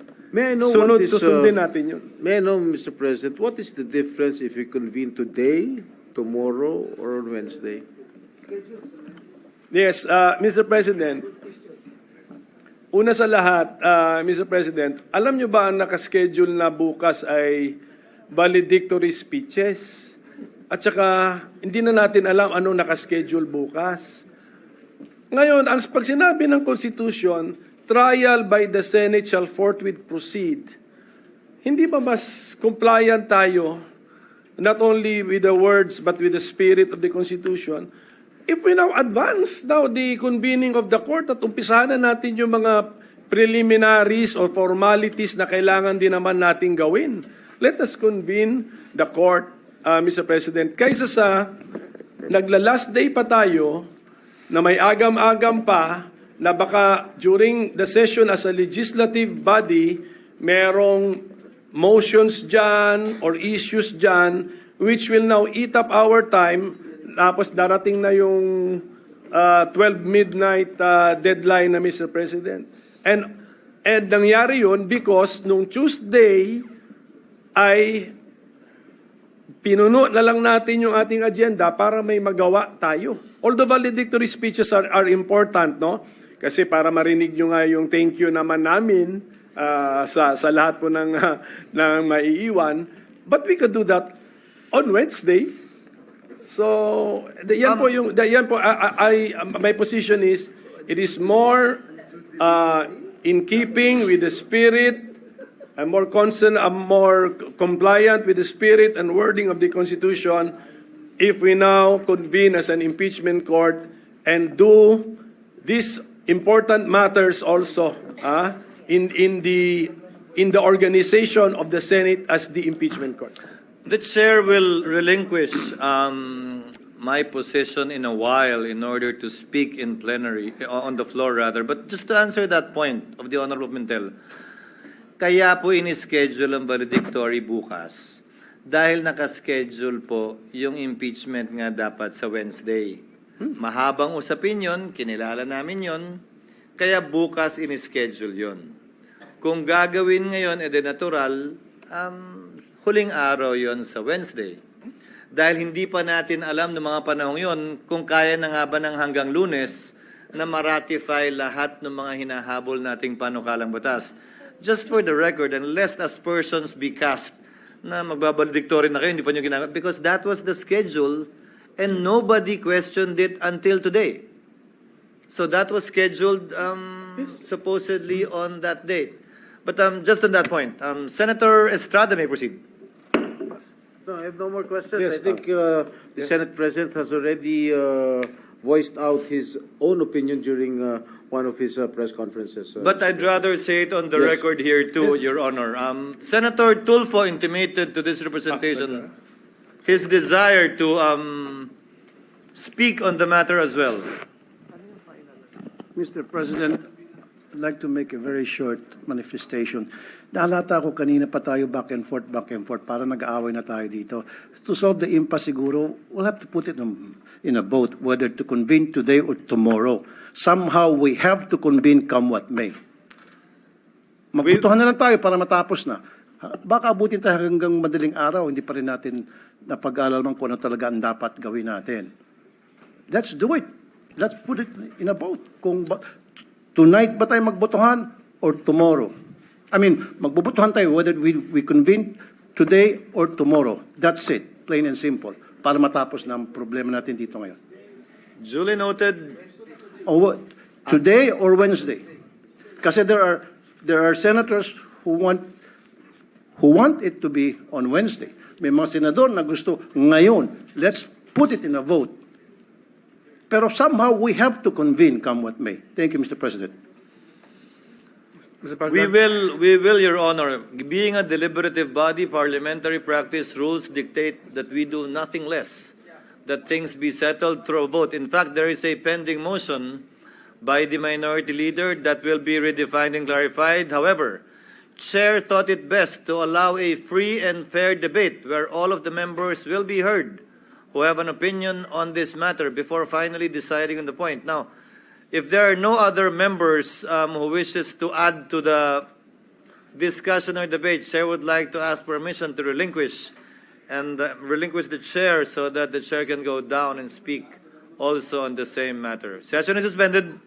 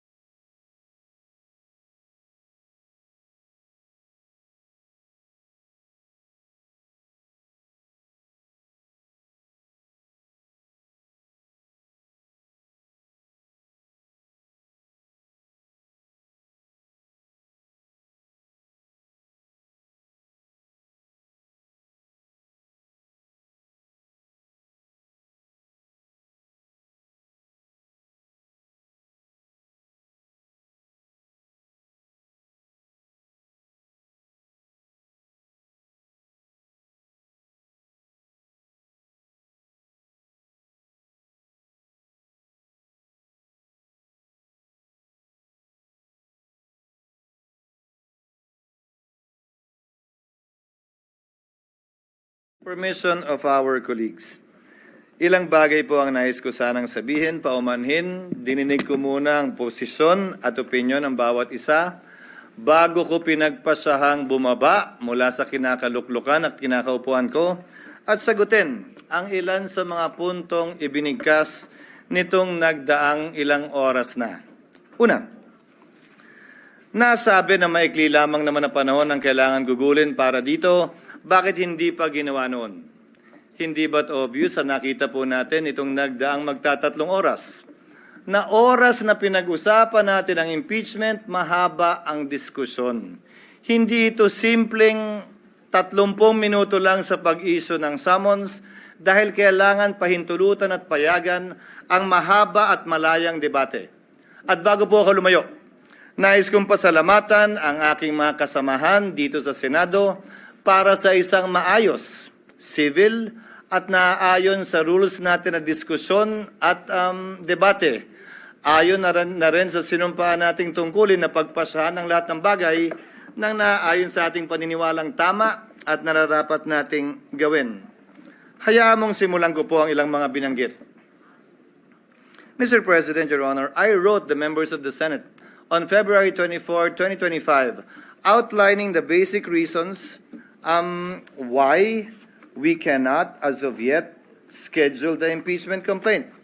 Much has been said about the term forthwith, which I wrote to each and every member of the Senate. Mr. President, Your Honor, we are governed not only by the Constitution but also our rules. We are governed as well by precedents. We are governed as well by decisions of the Supreme Court pertaining to this matter. Allow me to, for the record, cite a few regarding this matter, lest they may think that it is only a one-sided opinion with respect to their definition of forthwith na agad-agad. Kada senador marahil may kanya-kanyang opinion kaugnay nito. Hindi ko pwedeng hayaan na sa record natin ay hindi maisabi ang ibang opinion kaugnay nito. Una, nakasaad po sa saligang batas kaugnay sa papel na dapat gampanan ng Kamara na dapat tugunan nila ang pagsampa ng impeachment complaint sa loob ng mga takdang panahon. Kung ilang session days para ilagay sa calendar, ilang session days para ilagay sa Committee on Justice, ilang session days para pagpasahan, ilang session days para pagdesisyonan ng plenaryo ng Kamara. Nakalagay din sa rules ng Kamara, anumang impeachment complaint regularly filed by one member, dapat po immediately, hindi po forthwith, immediately, i-transmit ng Secretary General sa Speaker. Nakalagay din sa sariling rules ng Kamara, ang Speaker dapat sa loob ng 10 araw i-refer sa Committee on Justice. Bakit mahalaga yon?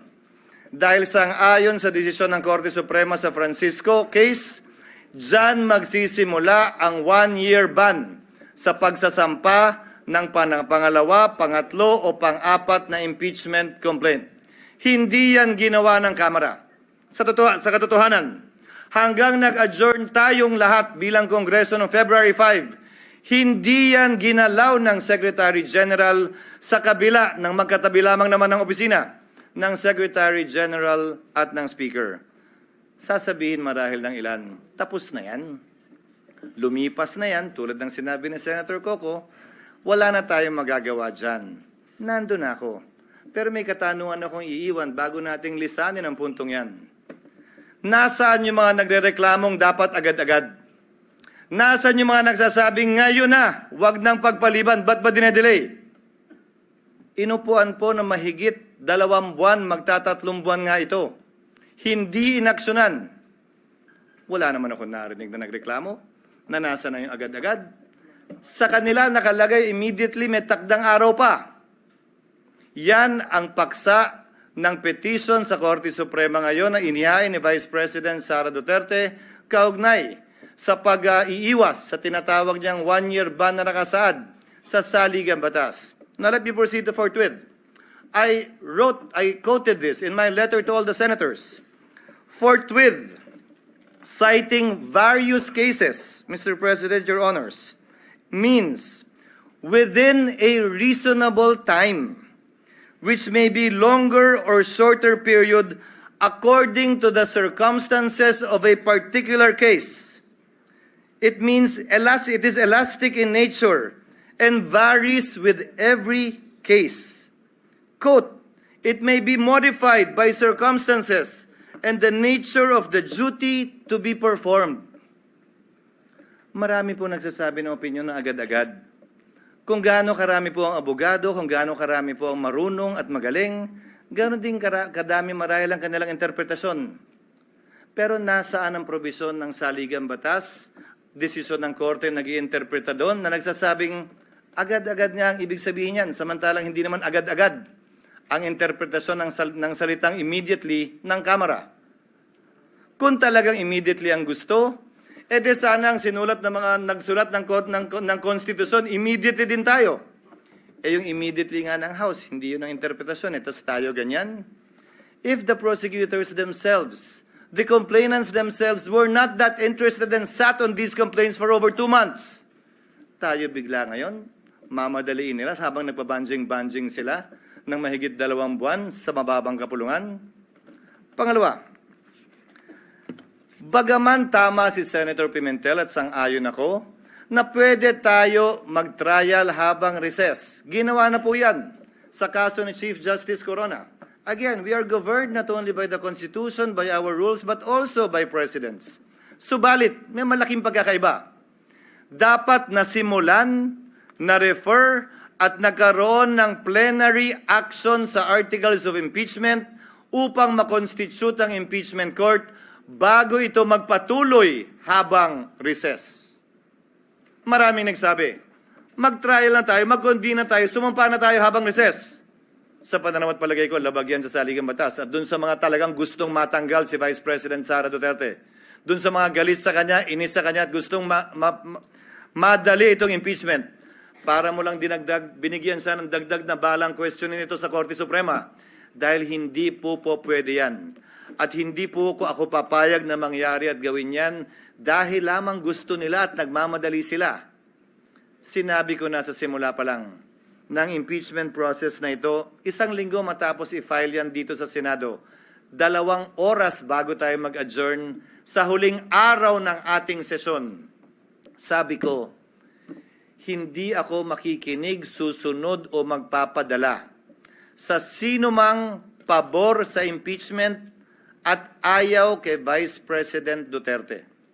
Hindi ako magpapadala sa ayaw sa impeachment at gusto si Vice President Duterte. Trabaho ko bilang tagapangulo ng Senado, hindi nga lang ako, trabaho nating lahat, na maging pantay at pareha sa ating pagtingin.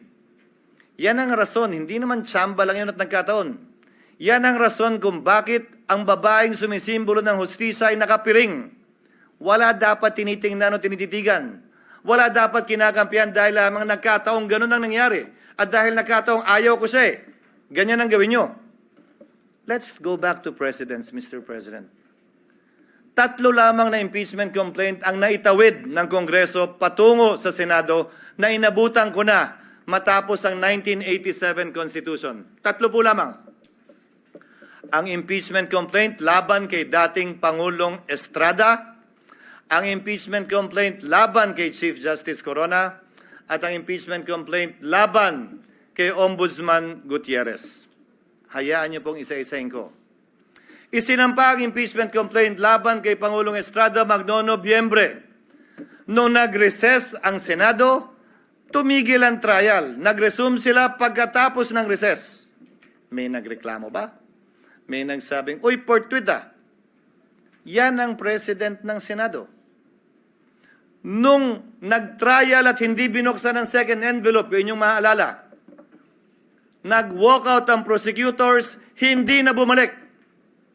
Anong ginawa ng Senado? Wala ng prosecutor, wala ng interesado, dinismiss forthwith yung impeachment complaint. Dahil nawala na yung prosecutors. Tama nga naman. Hindi na pala interesado yung mga prosecutor, ano pang gagawin ng Senado magtawag ng hearing? Sa kaso ni Chief Justice Corona, sinampa 5 araw bago mag-adjourn ng Senado. Nagsimula ang trial pag-resume pagkatapos ng Christmas break. Pero bago mag-break o habang break, nag-issue ng summons. Nagkasagutan. Yun naman talaga yung balak natin pag-resume nitong 2 linggong ito. Yun lang, Mr. President, mga kasamaan. Ang kaisa-isang impeachment complaint na nasimulan at natapos ng Senado. Yung pangatlong impeachment complaint ni Ombudsman Mercy Gutierrez. Final yan 3 araw bago mag-adjourn ang Senado sa kanyang regular recess, walang eleksyon nun. Nung nag-resume, dun lamang sinet ang trial. Pero bago nag-resume ang Kongreso, nagbitiw si Ombudsman Gutierrez. Ano ang ginawa ng Senado? Walang trial, hindi kinonvene ang impeachment court, as a Senate, dinismiss yung impeachment complaint. Pinagpasahan nila. Resign na pala eh. Wala na tayong kailangan gawin. Naalala niyo po yung debate? Na meron pa namang penalty of absolute perpetual disqualification. That was discussed. But by way of precedent, the Senate did that. So if you look at the past presidents of the Senate, nagawa po nila yon, pinagbotohan po nila yon. Without convening the impeachment court. Wala pong nagsabi, hoy, inaabandon na ninyo ang inyong constitutional duty nung ginawa ng Senado yon. Paano po yan, Ginoong Pangulo? Pagsang-ayon ba ang karamihan o ng pinakamaingay o matatalino sa ating bansa? Okay lang? Pag hindi sila sang-ayon, hindi na okay. Bugbog ka na. Bugbog na institusyon. Dapat may gawin na tayo. The Constitution, the rules, and the precedents, Mr. President, do not change simply because a group says otherwise. Balikta naman pa natin. Yung isang naudlot na impeachment complaint laban kay dating Chief Justice Davide, karamihan sa mga civil society groups tutol doon sa impeachment complaint na yon. Tungkol sa corruption din yon. Tungkol sa pag-aabuso din ng poder yon. Parehong mga grounds. Dahil yun naman ang ground ng impeachment talaga eh. Anong sinabi nung halos parehong grupo ngayon na gusto ang ulo ni Vice President Sara? Ay, masama yung impeachment yan. Hindi yan dapat i-file. Dapat i-dismiss nyo yan. Mabuting tao si Chief Justice Davide. Nagsalita pa ang mga miyembro ng Senado noon. Kahit padala ng Kamara sa amin, hindi namin tatanggapin yan. Sinabi din po ng Senado noong mga panahon yun. At saka busy kami sa budget. Kailangan muna namin unahin yan bago yan. Babalik ko ang katanungan. Nagbabago ba? Depende kung sinong may gusto. Hindi ba dapat kung ano yung pamantayan at batayan kaugnay na impeachment complaint, sino man ang nasasakdal? Pareho at parehas ang pagtrato natin. Ngayon, kaugnay ng kasalukuyang impeachment complaint, nakalagay po sa rules ng Senado, ang impeachment proceedings dapat i-refer sa Committee on Justice. Ang ginawa ng Senado, bagaman pareho ang rules natin na bahagi ng ating President, ni-refer sa Committee on Rules na siyang naging hudyat para buuin ang impeachment court. Sa Estados Unidos, kung saan natin kinopya ang karamihan ng mga provision ng ating impeachment rules, ang mga miyembro ng Kamara na naghain ng impeachment o mga prosecutors, sila ang nagbabasa niyan. So, nung nakita po namin sa parte ng Secretariat, yung President na yon, nung nakita po namin yung provision na dapat sa Committee on Justice i-refer, sinuggest namin na basahin yung Articles of Impeachment ng prosecutors mismo. Sa Senado, hindi pa sa Korte. Para magsilbing hudyat yon ng pag-convene ng impeachment court at panunumpa ng mga judges ng impeachment court. Yung po sana ang nakatalagang gawin sa June 11. Nasabi po ni Senator Villanueva, ano nga bang pagkakaiba? June 2, June 3, June 5, June 4, June 9, June 10, June 11. Kung susundan natin ang ginawa ng mga ibang impeachment court sa mga nagdaang panahon, ini-issue lamang nila yung summons para mabigyan ng sapat na panahon. Ang nasasakdal na isumite yung kanyang answer dyan sa impeachment complaint.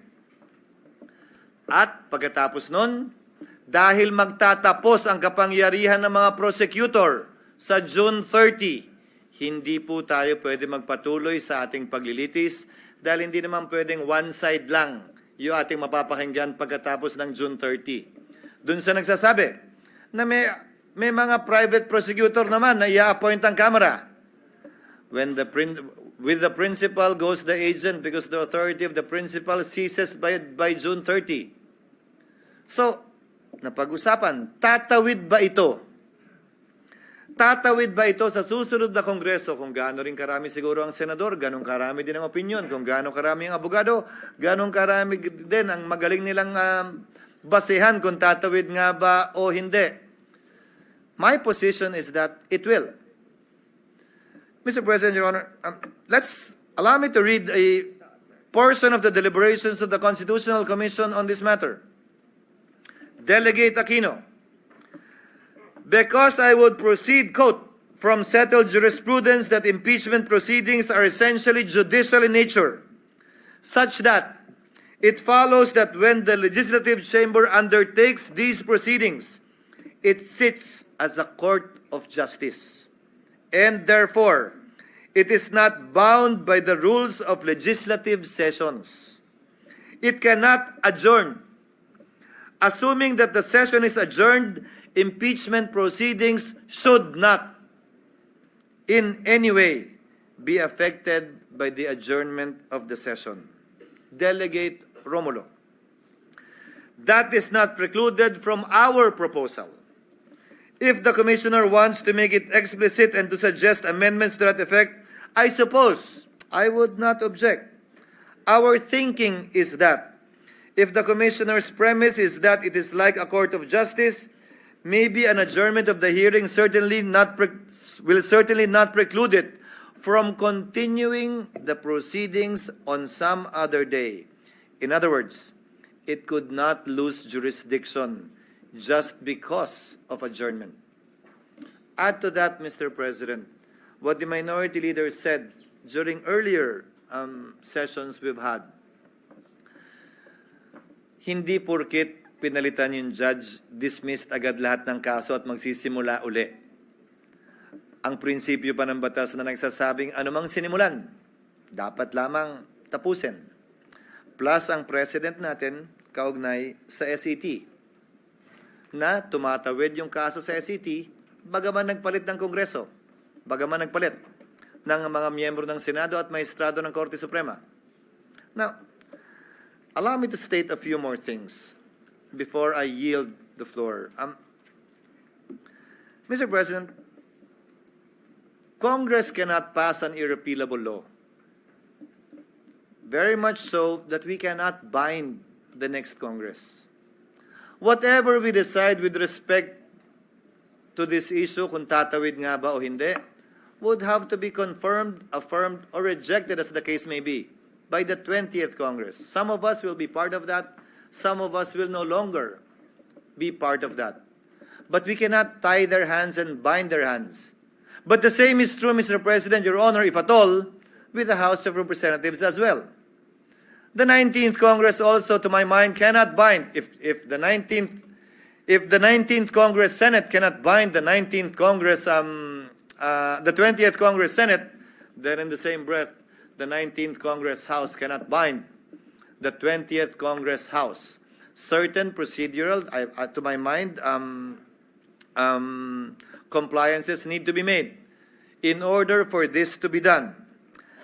As a last point, Mr. President, Your Honor, oo nga po at maraming nagpapahayag na opinyon at maraming sinasabi laban sa Senado at higit pa sa sinumang miyembro ng Senado laban sa inyong lingkod. But I consider that as part of the burden of leadership, Mr. President, Your Honor. Bahagi yan ng trabaho bilang tagapangulo ng Senado na balikatin kung anumang pagsubok, anumang pasanin, anumang patutsada na ibabato sa Senado o sa tagapangulo ng Senado kaugnay ng ginagawa o di nito ginagawa. Pero alalahanin din sana ng ating mga kababayan, bagaman karapatan nilang sabihin at magsabi ng kanilang nasa sa loob, tulad ng paggalang na ginagawa natin sa mga nagpapahayag ng kanilang opinyon sa labas lamang ng Senado. Para po sa akin, lahat po ito ay welcome at respetado ko dahil sa isang demokrasya, importante ang malayang pagpapahayag ng opinyon. Sa isang demokrasya, Ginoong Pangulo, hindi naman pwedeng nagkakasundo tayo sa lahat ng bagay. sa isang demokrasya. Tama lang, okay lang at dapat lang na magkakaiba tayo ng pananaw basta't hindi tayo nagsasakitan, basta't hindi tayo nag-aaway o dumarating sa punto na magkakasakitan. Malaya tayo makakapagdebate pero sa dulo, tulad lamang ng nakarang eleksyon, pagbobotohan po natin ito at ito'y masesettle sa pamamagitan ng botohan. Sino man ang manalo sa botohan, hindi nangangahulugang tama. Sino man ang matalo, hindi nangangahulugang mali. Iyon ang gusto ng nakararami. Gayon din sa mga opinion na inihahayag sa ngayon. Hindi porkit yan ang tingin ninyo, tama na kayo. Hindi porkit na hindi sang-ayon ang ibang tao sa inyo, mali na sila. Hindi po ganun yun. That I am not, or anyone here in the Senate is not on your side, does not mean that they are wrong and you are right. Only history will be the judge of that. Kaugnay naman ng mga legal na opinion. Dapat ganito, dapat ganyan, ito ang forthwith, dapat ngayon na, dapat bukas, pwede sa Miyerkules. Ang pwede lamang po naman magpasya ng legalidad niyan ay ang Korte Suprema. Hanggat hindi po nangyayari yan, malaya tayong pwedeng magdebate at sabihin ang ating kanya-kanyang posisyon na buong na bukas at buong pahintulot ang binigay ng Senado para mapakinggan yan. Hindi lamang sa iba't ibang social media platforms, pati dito sa plenaryo ng Senado. Again, Mr. President, before I conclude, I thank our colleagues for enunciating their opinion, their positions on this matter, and for the healthy debate that we saw and heard regarding this matter. As stated by Senator Tulfo earlier, at some point in time, we will have to put this to a vote. And as I believe, we will put this to a vote in the next few minutes. Hiling at dalangin ko. Ano man ang maging resulta na ninanais ng mas nakararami, galangin ng kada at bawat miyembro ng Senado. Dahil sa dulo, tagapangulo man ako ng Senado, batikang senador ka man o baguhan, tigi-tigisa lang po tayo ng boto. Pantay-pantay po tayo pagdating sa kapasyang ito. Maraming salamat po sa inyong pasensya, sa oras at paumanhin kung medyo mahaba-haba po ng konti ang aking mga sinambit na salita. Salamat po at salamat sa pasensya at sa oras na binigay ng ating Minority Floor Leader. Maraming salamat, ang Pangulo natin Senado, punong mayorya, Majority Leader.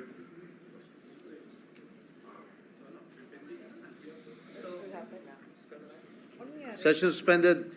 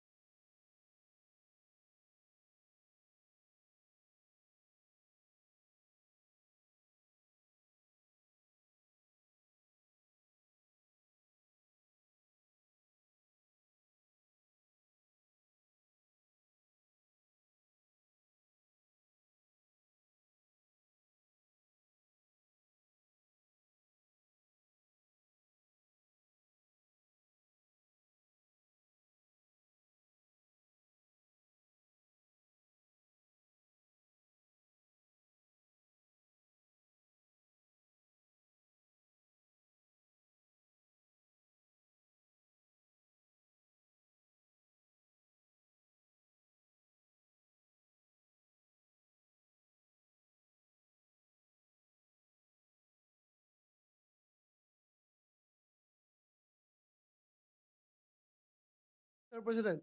And we are to convene the impeachment court on Wednesday, June 11. I agree, Mr. President. That is the Senator Tolentino? Just to further clarify, Mr. President, the impending oath of the Senate President is, if I'm not mistaken, and the movant can clarify this, pursuant to Resolution 39, Section 3 of our rules, which states, and I quote the pertinent provision, the President of the Senate shall preside in all other cases of impeachment, and for that purpose be placed under the prescribed oath or affirmation by any person authorized by law to administer an oath. The same, Mr. President, is pursuant to the constitutional command under Article 11, Section 3, paragraph 6, that when sitting for that purpose, referring to the impeachment, the senators shall be on oath or affirmation. Is that the correct clarification, interpretation, if I may ask the movant, Mr. President?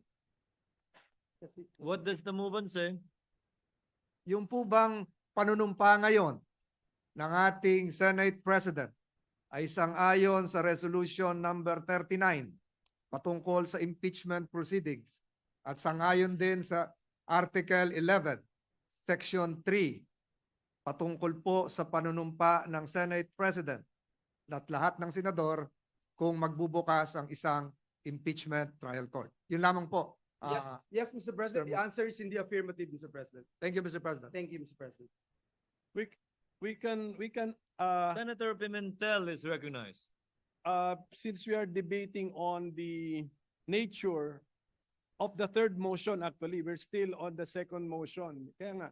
So, maybe if we can wait for the third motion and then revive this topic, Mr. President. I have no problem with that, Mr. President. And so I moved for the previous motion, Mr. President. The previous motion to the Senate President. And to take his Senator oath. Coco, you have no objection as to the clarification made by Senator De La Rosa earlier with respect to the second motion. Is that correct? Because it is more appropriate for the third motion which has not Yes. been made, Mr. President. So, mas nalilito tayo when we anticipate So the there third is motion. no reservation as to the second motion of the gentleman from Bulacan for the chair to take his oath as presiding officer. Is of that the the understanding of the presiding chair? officer of the impeachment court. Yes, sir. Yes, sir. Senator De La Rosa. My clarification, Mr. President, was not yet forthrightly answered, Mr. President. Can this can the presiding officer give us a clear explanation as to whether or not we are convened right after all the members of this chamber have taken their oath? Because according to what we have discussed a while ago, that the convening of the court, of the impeachment court, shall proceed only on 11 or Wednesday. That's no, we are still on the second motion, Honorable De La Rosa. That is why, Mr. President, that's a precondition. Because otherwise, that's my question is a precondition to your taking understood. of oath. Because if you say that it will trigger, then I will object to your to that motion. Understood. Senator Cayetano, what is your pleasure? If it will help, You may proceed, sir, if it will help. in the same manner, Mr. President, that you said that parang po yung mga nanalo nung May election, June 30 pa naman sila mag-hold office pero pwede na sila mag-oath. If the Supreme Court was in recess now, but the President appointed 3, 4, 5, 6 justices, they can take their oath. At kahit 15 yan na sabay-sabay ng oath, it will not mean that they are convening the Supreme Court for another session. They will still be in recess. It will be either the law, which sets a date, or in our case, here in plenary, we will set the date kung kailan i-convene. So if it will help, so what will happen is you will take your oath tonight, then because we referred it to the Committee on Rules, then following precedents, which is part of our rules, then tomorrow, we will take our oath as a group, but yung pagko-convene, in accordance then with our agreement and your notice, will be on Wednesday. If we all accept that,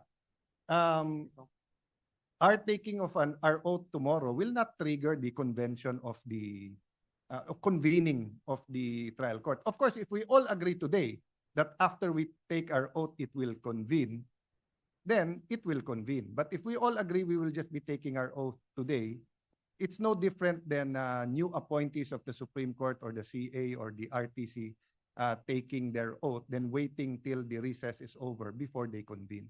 No, if we all accept that, Mr. President. Senator Ontiveros is recognized. Salamat po, Mr. President. Mr. President, mga kasama, ang ginawa natin, tinilad-tilad natin yung original motion ng minority leader. Dahil sa primary issue na ni-raise ng gentleman from Camarines Norte and BARM na dapat tulad ng naging practice nung nakaraang mga impeachment processes, bagamat wala sa rules, i-refer muna sa Committee on Rules. Mapagbigay po ang minority.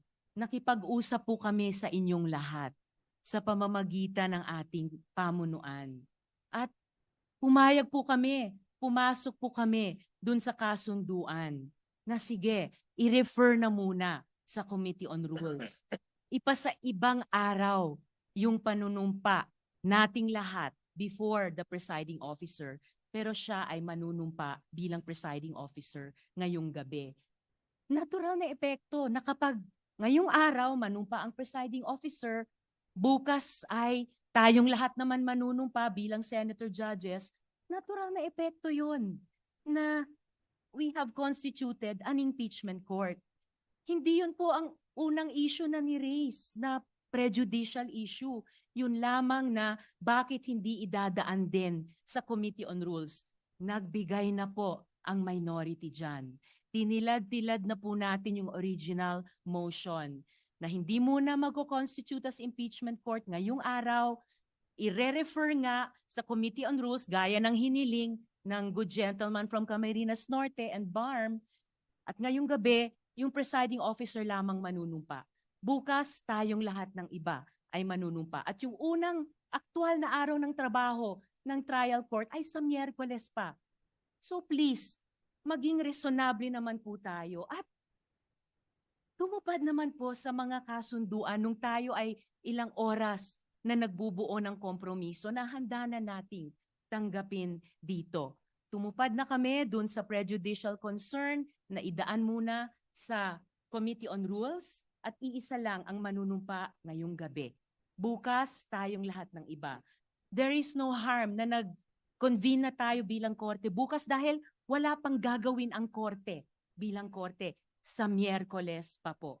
So I am appealing to the plenary, i-uphold naman natin yung pinaghirapan nating compromise nitong nakaraang 2 araw na tumupad dun sa unang issue na ni-raise ng good gentleman from Camarines Norte at BARM. Please lamang po mga kasama, palihog mga kauban. Salamat, Tabi, Mr. President. Thank you, Senator Ontiveros. Senator De La Rosa is recognized. Actually, Mr. President, the majority is kind enough para pagbigyan yung pakiusap ng minority. Na originally naka-schedule na tayo on May 11, yung ating lahat-lahat na gagawin. June 11, lahat natin gagawin. So, what's the difference kung yung aming pakiusap ay pagbigyan rin naman? Mr. President, just a clarification. With the permission of Senator De La Rosa, Senator Cayetano is recognized. Just to clarify, and I beg the indulgence of the minority. Everyone's in good faith kasi ang napag-usapan natin off the record, refer na natin tonight, mag-oath na si SP as presiding officer of the impeachment court. Tomorrow tayong mag-oath and then ituloy yung Wednesday. Yun yung agreement natin. We were silent on convening. So good faith everyone, because ang pagkaintindi naming marami na convening is a formal act. Hindi lang yung pag-oath na triggers that, di ba? Ang pagkaintindi pala ng minority is that, so I'm just saying, if we cannot agree, we cannot agree. But there's no bad faith in both sides. So please accept my explanation. Then we can agree or agree to disagree. So, Mr. President, Senator Pimentel is recognized. if we look at practice, kasi nga kaya kami nag-compromise na dun sa referral to the Committee on Rules out of practice, not out of the letter of our rules. If we remember correctly, for those of us present in the last impeachment proceeding held in the Senate, nag-oath po ang members ng Senado when the court was called to session, Mr. President. So it was a court session. Nag-oath tayo as members of the senator judges. So if we want practice, to follow practice, let us convene the court and take our oath. And then yun, siguro ang good faith agreement na lang natin, let that be the only agenda of the court on Tuesday. So you can ask our staff to check if what I'm saying is correct, that when we took our oath as senator judges, it was the court, the Senate as sitting as an impeachment court convened already, Mr. President.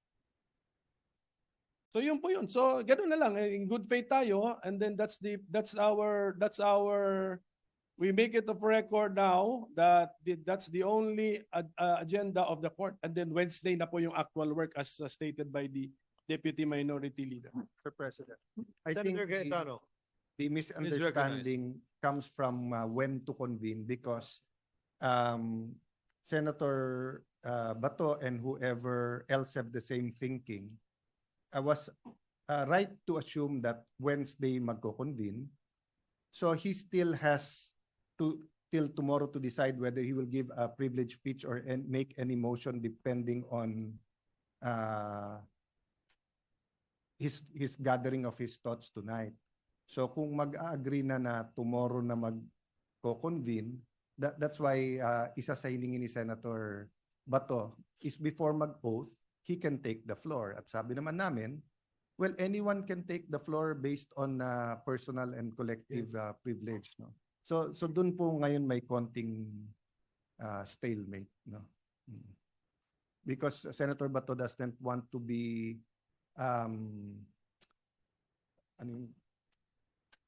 he doesn't want to be put in a position that he voted that tomorrow magko-convene right after mag-oath, pero may privilege, may speech pa siya before that. Am I correct, Senator Bato? Baka impeachment na maging Bato pa. Kaya magsasalita muna si Senator Bato bago doon. So that's the problem in agreeing with the second and the third motion as of now. So as not to belabor the point, with the permission of Senator Pimentel, the movement has already stated in the affirmative that the idea behind this motion, both for this representation, when this representation takes its oath, and when the other members of the chamber take their oath, is that we are not yet convening the impeachment court. So that was the answer of Senator Villanueva to the query, the movement, to the query of Senator Bato. That is the status. As stated by Senator Cayetano, there seems to have been a misunderstanding that was clarified that indeed, in good faith, there was a misunderstanding with respect to the effects of that motion. But the status is that is the intent of the movement. Unless there are... We cannot obsess over practice in the first motion and then abandon the practice on the third motion, Mr. President. So No, I'm just that's my saying that point. So, Senator practice ang ginamit to accommodate the first motion and yet practice hindi observed sa third motion, which is when we take our oath as senator judges, the court is convened. Unfortunately, the Mr. movement President, doesn't. if I may, Mr. President, unfortunately, we have yet to make any third motion, Mr. President. Yes, precisely. That's the thing, Mr. Pero, President. I think So Senator De La Rosa has connected his vote on the second motion to Yes. the upcoming anticipated third motion, Mr. President. and when this representation was asked, I already responded, Mr. President, that upon consultation with members of this August chamber, that was the agreement, Mr. President. Again, to settle the issue, to abbreviate the proceedings as well, given the response of the Honorable Villanueva to the query of Senator Bato, and given the reservations of the Honorable Pimentel, do I take that as an objection to his second, or do you want to reserve the objection to the third motion? Because he already has answered. Can we proceed with the second motion without objection? No, because we are being trapped, Mr. President. The minority is being trapped if we will not object to the third motion, which is the oath-taking of the senators as senator judges. Gusto nga namin convening of the court tonight, Mr. President. This is the product of an attempt to compromise the pending motion, Mr. President. So, with that, Mr. President, can we request for a minute suspension? Session is suspended.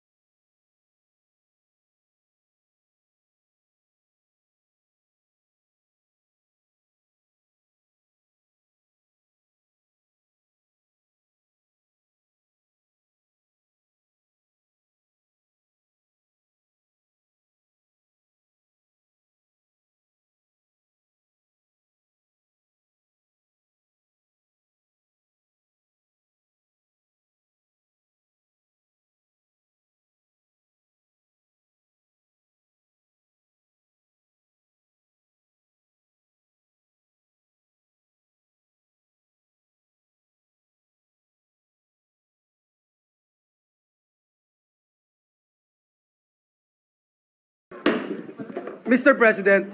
The Honorable Villanueva is recognized. Mr. President, may I reiterate my previous motion, Mr. President? Mr. President, I move that the Senate Secretary, Mr. President, I move that the Senate President will now take his oath as the presiding officer of the impeachment proceedings, Mr. President. I so move, Mr. President. Any objection? Hearing none. Motion is the motion is approved. Chair would like to call on the Senate Secretary to ascend the rostrum to administer the oath.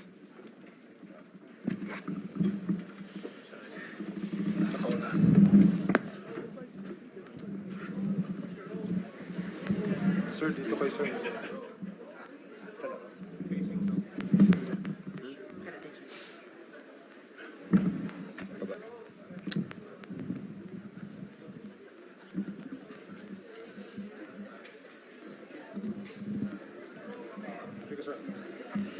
Sir, please raise your right hand and repeat after. Walang mic, sir. Okay na, sir. Importante kayo na matinig.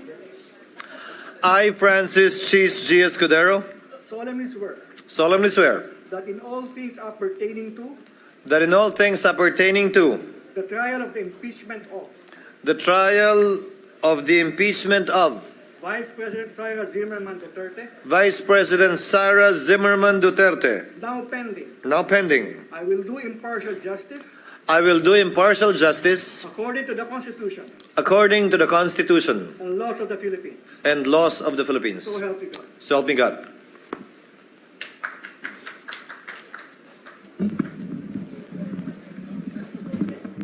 Mr. President. Senator Villanueva. Thank you very much, Mr. President. Mr. President, may I respectfully move that the senator judges take their oath at 4 o'clock in the afternoon tomorrow, June 10, 2025. And again, reiterate, Mr. President, what this representation made mention a while ago, that after the oath-taking of the senator judges, the court will be constituted, but not convened yet, Mr. President. Thank you, Mr. President. So Duly noted and entered into the records. Is there any objection to the motion? Hearing none. Motion is approved. Majority Leader. Mr. President, a while ago during the parliamentary discussions prior to your oath-taking ceremony, Mr. President, this representation noticed and heard during several instances the word agreements, whether that referred to something or not. Mr. President, just for our transcript purposes and for the Journal of the Senate, I move to strike out the word agreements in our transcripts and substitute the same with the phrase constitutional provisions or constitutional requirements in order to reflect that the subject matter discussed a while ago is governed not by consensual agreements, but by binding legal obligations emanating from the Constitution itself. I so move, Mr. President. Any objection? Hearing none. Motion is approved without prejudice to amendments further being made to the journal before we approve them. We approve it rather. Pwede na? Pwede na? Can I make a manifestation? Mr. President, 1 minute suspension. Session is suspended.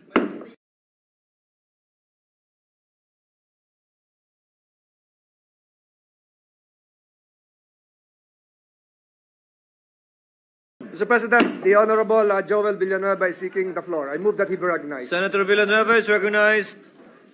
Thank you very much, Mr. President. Thank you, Majority Leader. Mr. President, before our short manifestation, may I just be allowed, Mr. President, to show a 1-minute video presentation, Mr. President, because today we are celebrating the victory of our young boys aged under 16 years old who were champions of Southeast Asia Basketball League, Mr. President. Undefeated basketball team.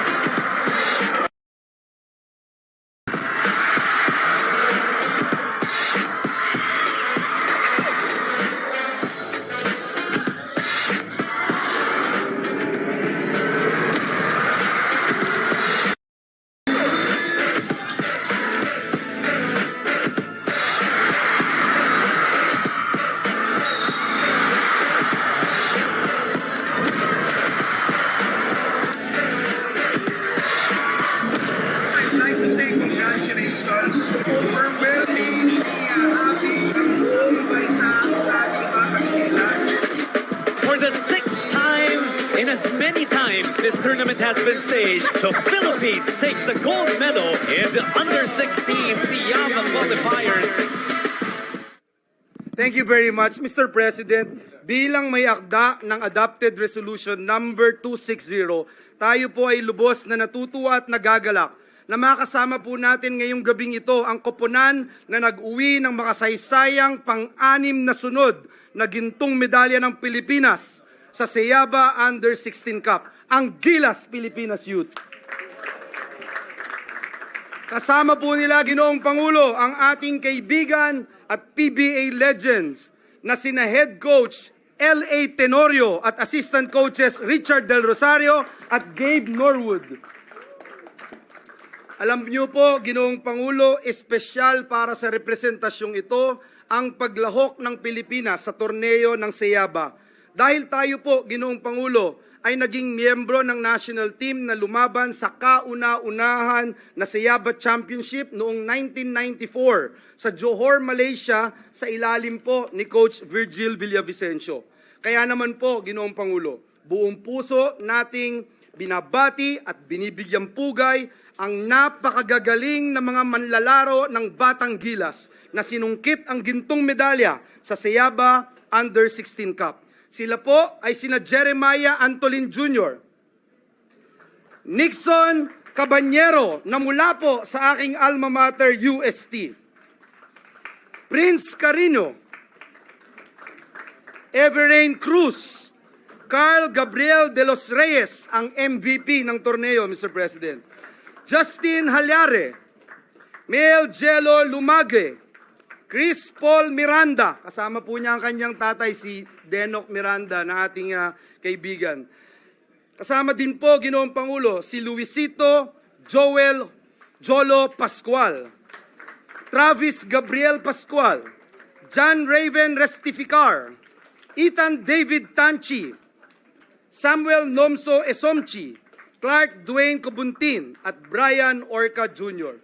Ginoong Pangulo, Mr. President, these players gave their all and showcased their unparalleled skill and teamwork, sweeping, Mr. President, sweeping all the games and dominating the gold medal match against Indonesia with a commanding 70-40 victory, which we were humbled to have the opportunity to watch live. From their impenetrable defense that turned stops into easy transition points, to their well-executed half-court plays, we believe, Mr. President, that we have a very promising young national team on our hands. We can't wait for more greatness to unfold under the leadership of Coach L.A. Tenorio. Their win also secured our spot in the 2025 FIBA Under-16 Asia Cup, which will take place in Mongolia next month. Muli, Ginoong Pangulo, sa bawat manlalaro ng Batang Gilas, saludo po kami sa inyo. We and the millions of basketball enthusiasts across the world will continue to support you and cheer for you as you proudly play for the Philippines in your next competition. Muli, mabuhay ang Batang Gilas, mabuhay ang mga atletang Pilipino. Maraming salamat, Ginoong Pangulo, at pagpalain tayong lahat ng ating Panginoong Diyos. The Senate would like to congratulate the members of the Philippine Men's National Under-17 basketball team, Gilas Pilipinas. Of course, the chair would also like to congratulate the coach, who is one of the superstars of the Philippine Basketball Association, and of course, who hails from the Ateneo. When you're an Atenean, you must be good. Yes, Majority Leader, Mr. no President, offense because you're a Lasalite, I'm sorry. Yeah, but I was more honed to be in a Jesuit institution longer, Mr. President, for the record. Next to deliver his manifestation of support for the Gilas Youth is Senator Christopher Lawrence Bongo. I move that he be recognized. Senator Bongo is recognized. Mr. President, sports muna tayo. As chairman of the Committee on Sports and the Committee on Youth, as one of the authors of a similar resolution, I would like to congratulate the Gilas Pilipinas Youth National Basketball Team for winning the gold in the FIBA Under-16 Asia Cup, Siyaba, or the Southeast Asia Basketball Association qualifiers last May 30, 2025. Mr. President, the team dominated the tournament with an undefeated record, demonstrating excellence and superior skills reflecting the Philippines' deep basketball talent and passion for the sport. At congratulations rin po sa ating mga idol na si Coach L.A. Tenorio, Gabe Norwood, Richard Del Rosario at sa lahat po ng members po ng team na nabanggit po kanina, no, ang ating MVP from Batangas, kababayan natin. At siyempre sa aking teammate sa Senate Sentinels na si Senator Joel Villanueva, ang ating former member po ng national team.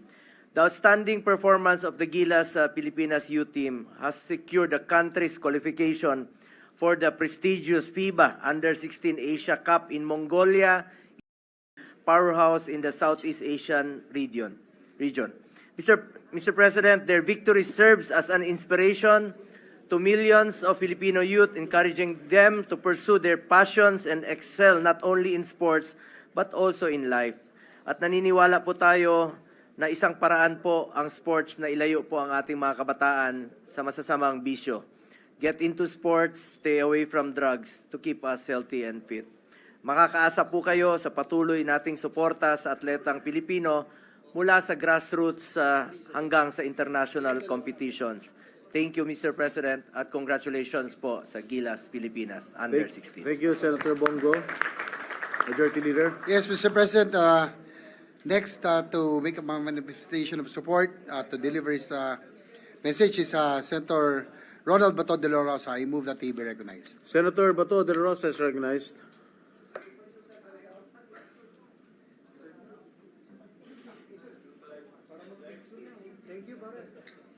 Mr. President, Senator de la Rosa prefers that his manifestation be inserted in the record. The message of Senator De La Rosa is hereby inserted into the records. Mr. President, I move for a minute suspension so that our Gilas youth can have a picture taking. Session suspended. May we request the members of Gilas Pilipinas to ascend to the rostrum, please?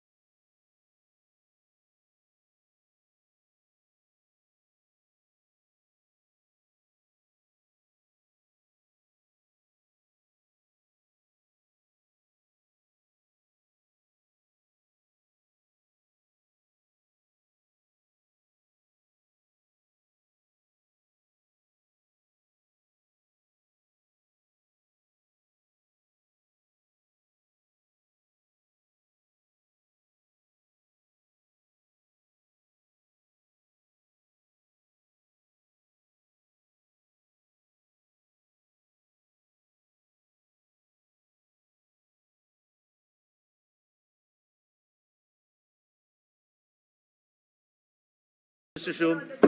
Mr. President, we are in receipt of the Conference Committee report on the disagreeing provisions of Senate Bill number 2893 and House Bill number 6452. These are the bills on the Virology Institute of the Philippines Act. With that, I move to recognize Senator Pia Cayetano, the chairperson of the Senate panel, to give the highlights of the Conference Committee report. So move, Mr. President. Any objection? There being none, motion is approved. Senator Pia Cayetano is recognized. Thank you, Mr. President. Mr. President, as chairperson of the Senate contingent to the Bicameral Conference Committee on the proposed measure establishing the Virology Institute of the Philippines, I am pleased to report to the Senate the consolidated version of this landmark bill. The Bicameral Conference Committee used the Senate version as the base bill, incorporating the following key amendments. We included the word vaccine in both the title and relevant provisions of this bill. We also included another function that will allow the VIP to explore different modes of financing to support the development of new industries, products, and services. We clarified and strengthened provisions on the protection of intellectual property. We improved the provisions on the Virology Research Fund in accordance with the proposal of the Department of Finance and the Bureau of Treasury. Lastly, we created a joint congressional oversight committee to help monitor the implementation of the law. It must be emphasized that despite the amendments in the BICAM, the original intention of the Senate is preserved. There remains a clear delineation of functions between the RITM and the VIP. The ratification of the VIP is a critical step in securing the health and safety of our people, not just today, but for generations to come. The establishment of the VIP embodies a One Health approach, which recognizes the interconnection among humans, animals, plants, and the environment. This integrated framework empowers our country to respond swiftly and effectively to viral threats, strengthening our ability to develop diagnostics, therapeutics, and vaccines in times of public health emergencies and beyond. Mr. President, I have a few more important notes to include, but I respectfully request that the rest of my speech be included in inserted into the record, Mr. President. Thank you. The manifestation of Senator Pia Cayetano is hereby noted and inserted into the records. Majority Leader. Mr. President, I move that we approve and ratify the Conference Committee report on the disagreeing provisions of Senate Bill number 2893 and House Bill number 6452, and let the text of the joint explanation be deemed spread to the records of this chamber. So move, Mr. President. Any objection? There being none, motion is approved. The Conference Committee report on the disagreeing provisions of Senate Bill number 2893 and House Bill number 6452 is hereby approved and ratified. Majority Leader. Mr. President, we are in receipt of the Conference Committee report on the disagreeing provisions of Senate Bill number 2699 on Konektadong Pinoy Act and House Bill number 6 on Open Access in Data Transmission Act. With that, I move to recognize Senator Alan Peter Cayetano, the chairperson of the Senate panel, to give the highlights of the Conference Committee report. So move, Mr. President. Senator Alan Peter Cayetano is recognized. Mr. President, first and foremost, I'd like to give praise and thanksgiving to the Lord God for these two bicameral conference reports on Konektadong Pinoy and E-Governance, because they are game changers that will not only bring government, business closer to the people, Luzon, Visayas, Mindanao, including OFWs, provide a platform for the government to serve each and every one, but the Konektadong Pinoy will also make sure that our efforts for connectivity will not only be doubled. That's why I call it a game changer. But to save time, Mr. President, may I make this same manifestation for both Senate Bill number 2699 and House Bill number 6, which is an act establishing a comprehensive inclusive data transmission and connectivity framework for the Philippines, and also for Senate Bill number 2781 and House Bill 7327, an act institutionalizing the transition of the government to e-governance, strengthening the ICT Academy and appropriate funds thereof. I'll submit to the Secretariat a more exhaustive summary and explanation, Mr. President. Thank you, Senator Alan Peter Cayetano. Majority Leader. Mr. President, I move that we approve and ratify the Conference Committee report on the disagreeing provisions, Senate Bill number 2699 and House Bill number 6, and let the text of the joint explanation be deemed spread into the records of this chair. So move, Mr. President. Is there any objection? Hearing none, motion is approved. The Conference Committee report on the disagreeing provisions of Senate Bill number 2699 and House Bill number 6 is hereby approved and ratified. Leader. Mr. President, we are in receipt of the Conference Committee report on the disagreeing provisions of Senate Bill number 2781 and House Bill number 7327. These are the bills on the E-Governance Act. With that, I move to recognize once again Senator Alan Peter Cayetano, the chairperson of the Senate panel, to give the highlights of the Conference Committee report. So move, Mr. President. Senator Alan Peter Cayetano. Mr. President, same manifestation. Thank you, Majority Leader. The manifestation of Senator Cayetano is hereby noted. Majority Leader. Mr. President, I move that we approve and ratify the Conference Committee report on the disagreeing provisions of Senate Bill number 2781 and the House Bill number 7327, and let the text of the joint explanation be deemed spread to the records of this chamber. So move, Mr. President. Any objection? There being none, motions approved. The Conference Committee report on the disagreeing provisions of Senate Bill number 2781 and House Bill number 7327 is hereby approved and ratified. Majority Leader. Mr. President, we are in receipt of the Conference Committee report on the disagreeing provisions of Senate Bill number 2974 and House Bill number 9726. These are the bills on the Expanded Philippine Science High School System Act. With that, I move to recognize Senator Juan Miguel Zubiri, the chairperson of the Senate panel, to give the highlights of the Conference Committee report. So move, Mr. President. Senator Zubiri is recognized. Thank you very much, Senate President Pro Temp and our Majority Floor Leader. Mr. President, it's my honor to submit for ratification to the body the Bicameral Conference Committee report on the disagreeing provisions of Senate Bill number 2974 and House Bill number 9726, otherwise known as the Expanded Philippine Science High School Systems Act. This is our measure strengthening the Philippine Science High School system to enable it to serve more deserving young students across the country. Would you believe it, Mr. President, that for many years, during the establishment of the Philippine Science High School, we only had one science high school per region. Sa laki po ng populasyon natin, ay umabot na po tayo sa higit 110 million Filipinos, we definitely need to expand the Philippine Science High School system across the country. So, in line of this, we had a very productive pre-BICAM and BICAM meetings. We were able to reconcile the Senate and House versions of the bill. The BICAM panel adopted the Senate version as the working draft. The most significant matter that we resolved was the number of campuses. As of now, under this bill, which hopefully will be signed by the President, we'll be creating at least 2 Philippine Science High School campuses per region, Mr. President. And for example, sa amin po, sa Northern Mindanao, yung campus ng Philippine Science High School ay nasa Baloy, Lanao del Sur. Napakalayo sa Cagayan de Oro, Misamis Occidental, Camiguin, and Bukidnon. So now we will be able to put another one closer to these areas that I mentioned, Mr. President. And same will go to many other regions. For example, in Region 7, it is in Cebu. And the people of Bohol are also clamoring for one more science high school in the province of Bohol, being that it's the second largest population in Region 7 in terms of population according to province, Your Honor, Mr. President. So the additional campuses, to assure the body, will still need to meet the Philippine Science High School Board's criteria.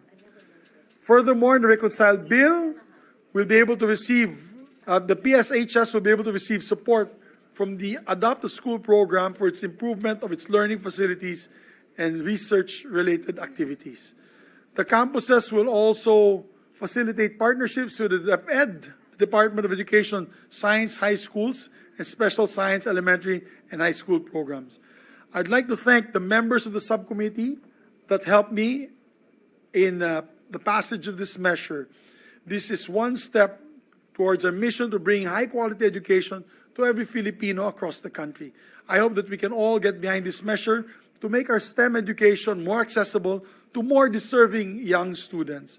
But I would like to make special thanks, to give special thanks to Senator Alan Peter Cayetano, the chairperson of the Committee on Science and Technology, for granting our request to create this subcommittee and designating us as chair. Thank you, sir. Thank you. And of course, he went to me earlier and asked if he could be made co-sponsor and co-author of the measure, Mr. President, for the record.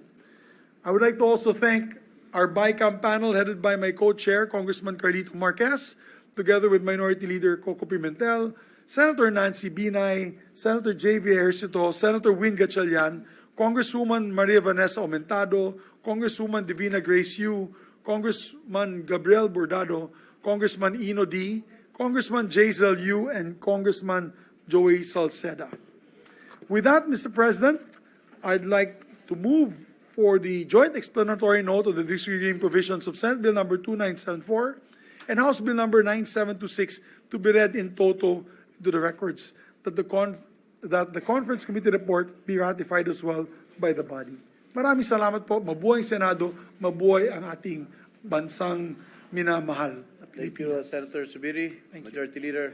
Yes, Mr. President, I move that we approve and ratify the conference committee report on the disagreeing provisions of Senate Bill number 2974 and House Bill number 9726, and let the text of the joint explanation be deemed spread to the records of this chamber. So move, Mr. President. Is there an objection? Hearing none, motion is approved. The conference committee report on the disagreeing provisions of Senate Bill number 2974 and House Bill number 9726 is hereby approved and ratified. And Mr. President, with the permission of the Majority Leader, Mr. President, yes, Senator may we Subiri. make also Senator Laura Legarda our co-sponsor and co-author as well. The manifestation of Senator you. Subiri is hereby noted. Majority Leader. Mr. President, we are in receipt of the conference committee report on the disagreeing votes on House Bill number 9489. This is the bill on the creation of one RTC in the 2nd Judicial Region, Alicia Isabela. With that, I move to recognize our Minority Leader, Senator Aquilino Coco Pimentel III, Chairperson of the Senate panel, to give the highlights of the conference committee report. So move, Mr. President. The Minority Leader is recognized. Mr. President, if I may move to insert the joint explanation of the bicameral conference committee on the disagreeing votes on House Bill number 9489 into our records. But let me just inform the body of why we needed to hold the BICAM. I think there was a mistake in the location of the regional trial court that we were creating. So the BICAM report corrects the mistake, Mr. President. Pero siguro just a reminder, this was kind of unnecessary or unusual mistake. So if the Secretariat can take some steps or measures to make sure that this will not happen in some future bills, Mr. President. So with that, Mr. President, I move for the ratification of the bicameral conference committee report, Mr. President. Thank you, Minority Leader. Majority Leader. Mr. President, I second the motion of our Minority Leader that we approve and ratify the conference committee report on the disagreeing votes on House Bill number 9489. Is there any objection? There being none, motion is approved. The conference committee report on the disagreeing votes on House Bill number 9489 is hereby approved and ratified. Mr. President, we are in receipt of the conference committee report on the disagreeing provisions of Senate Bill number 2898 and House Bill number 10755. These are the bills of the amendments to the Investors' Lease Act. With that, I move to recognize once again Senator Aquilino Coco Pimentel III, the chairperson of the Senate panel, to give the highlights of the conference committee report. So move, Mr. President. Senator, Minority Leader is recognized. Thank you, Mr. President. I'd like to move that the joint explanation of the conference committee on the disagreeing provisions of Senate Bill number 2898 and House Bill number 10755 be inserted into the records of the Senate upon its ratification. So I move for its ratification, Mr. President. Thank you, Senator Pimentel, Majority Leader. Yes, Mr. President, I second the motion of the Minority Leader. Any objection? There being none, motion is approved. The conference committee report on the disagreeing provisions of Senate Bill number 2898 and House Bill number 10755 is hereby approved and ratified. Majority Leader. Mr. President, I move that we proceed to the Senate President's designation of Senate Conferies to the Conference Committee on the disagreeing votes of House Bill number 10535, the bill on the amendments to the NIRC Code in relation to the denatured alcohol. So move, Mr. President. Any objection? There being none, motion is approved. Ito ba?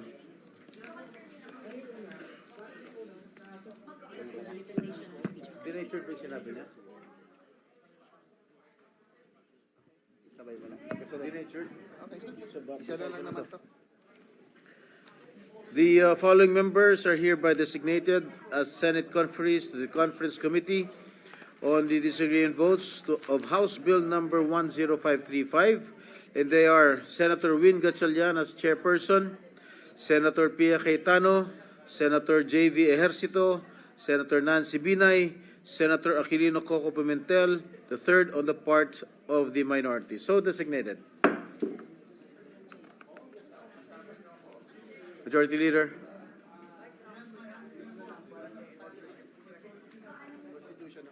NIRC. Wait lang.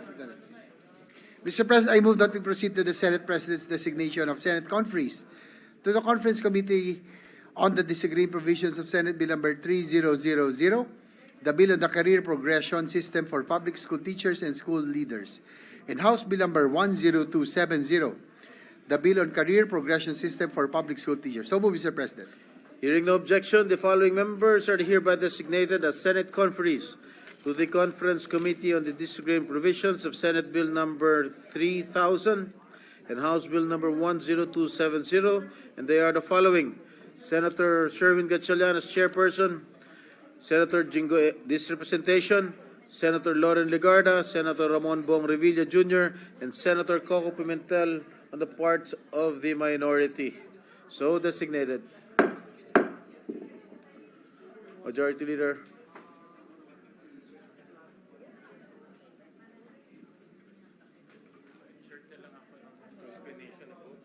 Meron pa? Meron pa? For this one? Okay. Approved na siya. Hindi ko lang na-explain kanina kasi pumasok na siya.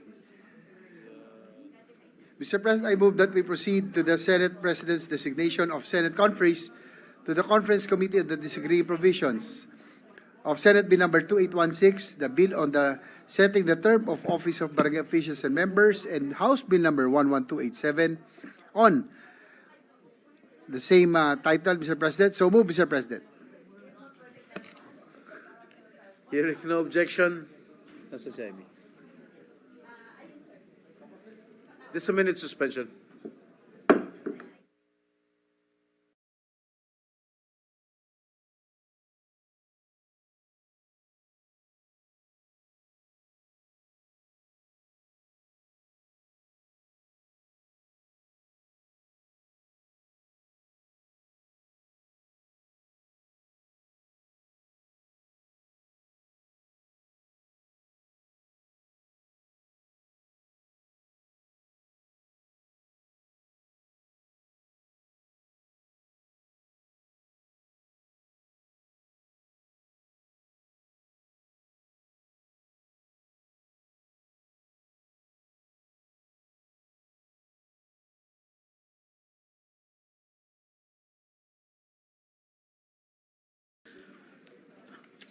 Can you repeat your previous motion, Majority Mr. Leader? President, I move that we proceed to the Senate President's designation of Senate conferees to the Conference Committee on the disagreeing provisions of Senate Bill number 2816 and House Bill number 11287.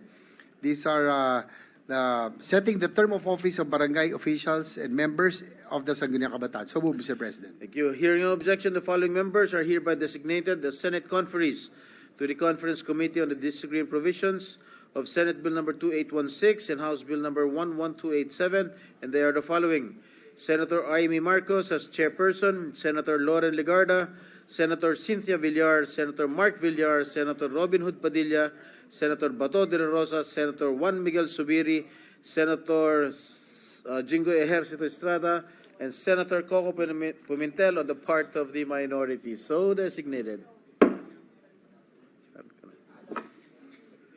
Majority Leader. Mr. President, likewise, Senator Win Gatchalian would like his manifestation on the two bills that were passed on third reading, namely Senate Bill number 2868 under Committee Report number 342 and House Bill number 10535, Committee Report number 581 be inserted into the records. The manifestation of Senator Sherwin Gatchalian is hereby noted and inserted into the records. 11 pa tayo.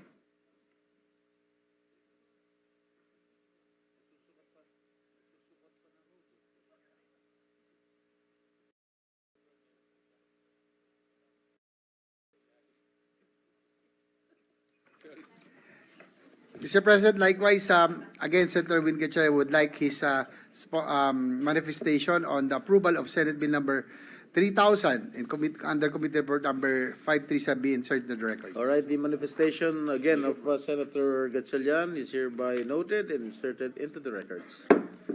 Majority Leader. Mr. President, I move that we proceed to the Senate President's designation of Senate Conferees, the Conference Committee on the disagreeing provisions of Senate Bill number 2965, the Bill on Free Funeral Service Act, and House Bill number 102. So moved, Mr. President. An objection? Hearing no objection, the following members are hereby designated as Senate conferees to the Conference Committee on the disagreeing provisions of Senate Bill number 2965 and House Bill number 102. And they are the following: Senator Amy Marcos as chairperson, Senator Lauren Legarda, Senator Cynthia Villar, Senator Ronald De La Rosa, Senator Coco Pimentel on the part of the minority. So designated.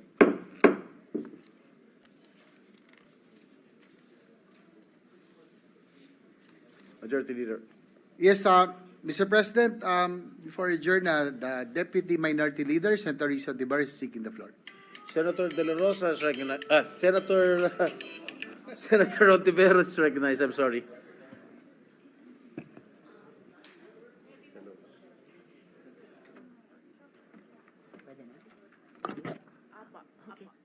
Salamat, Mr. President. I would just like to deliver my manifestation on the third reading passage of the anti-POGO law. Mr. President, esteemed colleagues, it is with great pleasure that I congratulate Chairman Sherwin Gatchalian on the passage of this important legislation. This piece of legislation partners the investigation the Committee on Women conducted on the POGO operations and the human trafficking and criminal activities embedded within these operations. The findings of that investigation were also accepted by this plenary last week. I thank the good chairperson of the Committee on Ways and Means for accepting the amendments I proposed to his bill, which are also outcomes of key learnings from the Alice Guo investigation. However, the work continues. Just days ago, our team went to Bamban, Tarlac, to conduct another site visit to the house of Huang Ziyang, the same alleged triad leader with suspected connections to Guo Huaping. Makukulit talaga ang mga staff ko, but perhaps for good reason, because we found new evidence, one of them being multiple paraphernalia belonging to 9 Dynasty, a company repeatedly flagged during our hearings.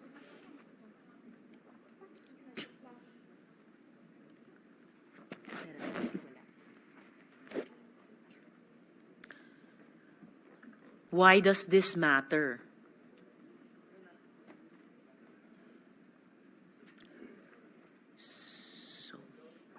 There, Mr. President. This matters because Li Duan Wang, whose application for Philippine citizenship was recently vetoed by the President, is also connected to 9 Dynasty. Shi Zhejiang, a self-confessed spy now in jail in Thailand, who named Alice Guo as a foreign intelligence agent in an Al Jazeera interview, is also connected to 9 Dynasty. At ang 9 Dynasty lang naman ang pinagdaanan ng ransom ng kinidnap at pinaslang na si Anson Ke. My staff also found paraphernalia belonging to White Horse. Ano naman itong White Horse? This was the company implicated in the attempted smuggling out of the country of large bags of money intercepted by our brave law enforcement officers in Cebu. These are not random names and companies. These are individuals and entities connected to one another and to a larger, coordinated criminal network operating within our borders. We are seeing the outlines of something deeply concerning, a web of criminal elements that includes scam syndicates, shell companies, foreign actors, and compromised government officials, local or national, seeking to influence our systems. Speaking of compromised officials, sa loob ng villa ni Huang Ziyang, nakita pa namin ito. Another document linking him to Mayor Dong Kalugay, who denied under oath knowing him. We must be clear-eyed and united in dismantling this threat. Dahil sa bill na ito, mas mahigpit na ang mga patakaran sa pagrehistro ng mga korporasyon. Dahil sa bill na ito, mas malaki na ang mga parusa sa mga ganid na opisyales ng gobyerno na nakikipagsabuatan sa mga POGO boss. Dahil sa bill na ito, hindi na basta-basta makakatakas sa layover ang mga masasamang loob na pinapadeport natin. Dahil sa bill na ito, ang mga nakuha na mga properties na galing sa krimen na POGO-related ay maaari nang gamitin ng Estado ng mas mabilis para tulungan ang mga biktima. Dahil sa bill na ito, wala na, at least on paper, ang bangungot ng POGO. Congratulations once more to the Chair at maraming salamat, dear colleagues. Maraming salamat po, Mr. President. Thank you, Senator Risa Ontiveros, Majority Leader. Mr. President, Senator Villanueva would like to insert in the records his explanation of vote for the following bills. Senate Bill number 2868, Senate Bill number 2821, Senate Bill number 2982, Senate Bill number 2899, Senate Bill number 2903, Senate Bill number 2999, Senate Bill number 2613, Senate Bill number 3000, House Bill number 555, House Bill number 10885, House Bill number 11162, House Bill number 11163, House Bill number 10080, House Bill number 10405, House Bill number 10622, House Bill number 9314, House Bill number 9642, House Bill number 9601, House Bill number 9602, House Bill number 11038, House Bill number 11185, House Bill number 11167, House Bill number 11351, House Bill number 11299, House Bill number 11300, House Bill number 11301, and House Bill number 11302. The explanation of votes of Senator Joel Villanueva regarding the aforementioned bills mentioned by the Majority Floor Leader is hereby noted and inserted into the records. Yes, before adjourn, Mr. President, as the Deputy Minority Leader is again seeking the floor, I move that she be recognized. Senator Risa Ontiveros is recognized once more. Oops, careful. Salamat po, Mr. President. Just a brief manifestation, Mr. President. Sa totoo lang po, it was my original disposition to divide the House on the original motion on impeachment of the minority leader. But sharing in Senator Alan Cayetano's declarations on the good faith on the part of each and every member of this body, I acceded to the actions reached tonight. As a member of the minority, I hold our Senate to our commitment to faithfully uphold the Constitution in both its letter and spirit, and for the members of the body to take our oaths as senator judges tomorrow and in the succeeding days, and for the articles of impeachment to be presented on Wednesday before the impeachment court. Nothing less is expected of us by the Filipino people. Marami pong salamat, Mr. Thank you very much, Senator Risa, for your manifestation. Majority Leader. Mr. President, I move that we adjourn the session until 3 o'clock in the afternoon of Tuesday, June 10, 2025. Is there an objection? There being none, session is adjourned until 3 o'clock in the afternoon of Tuesday, June 10, 2025.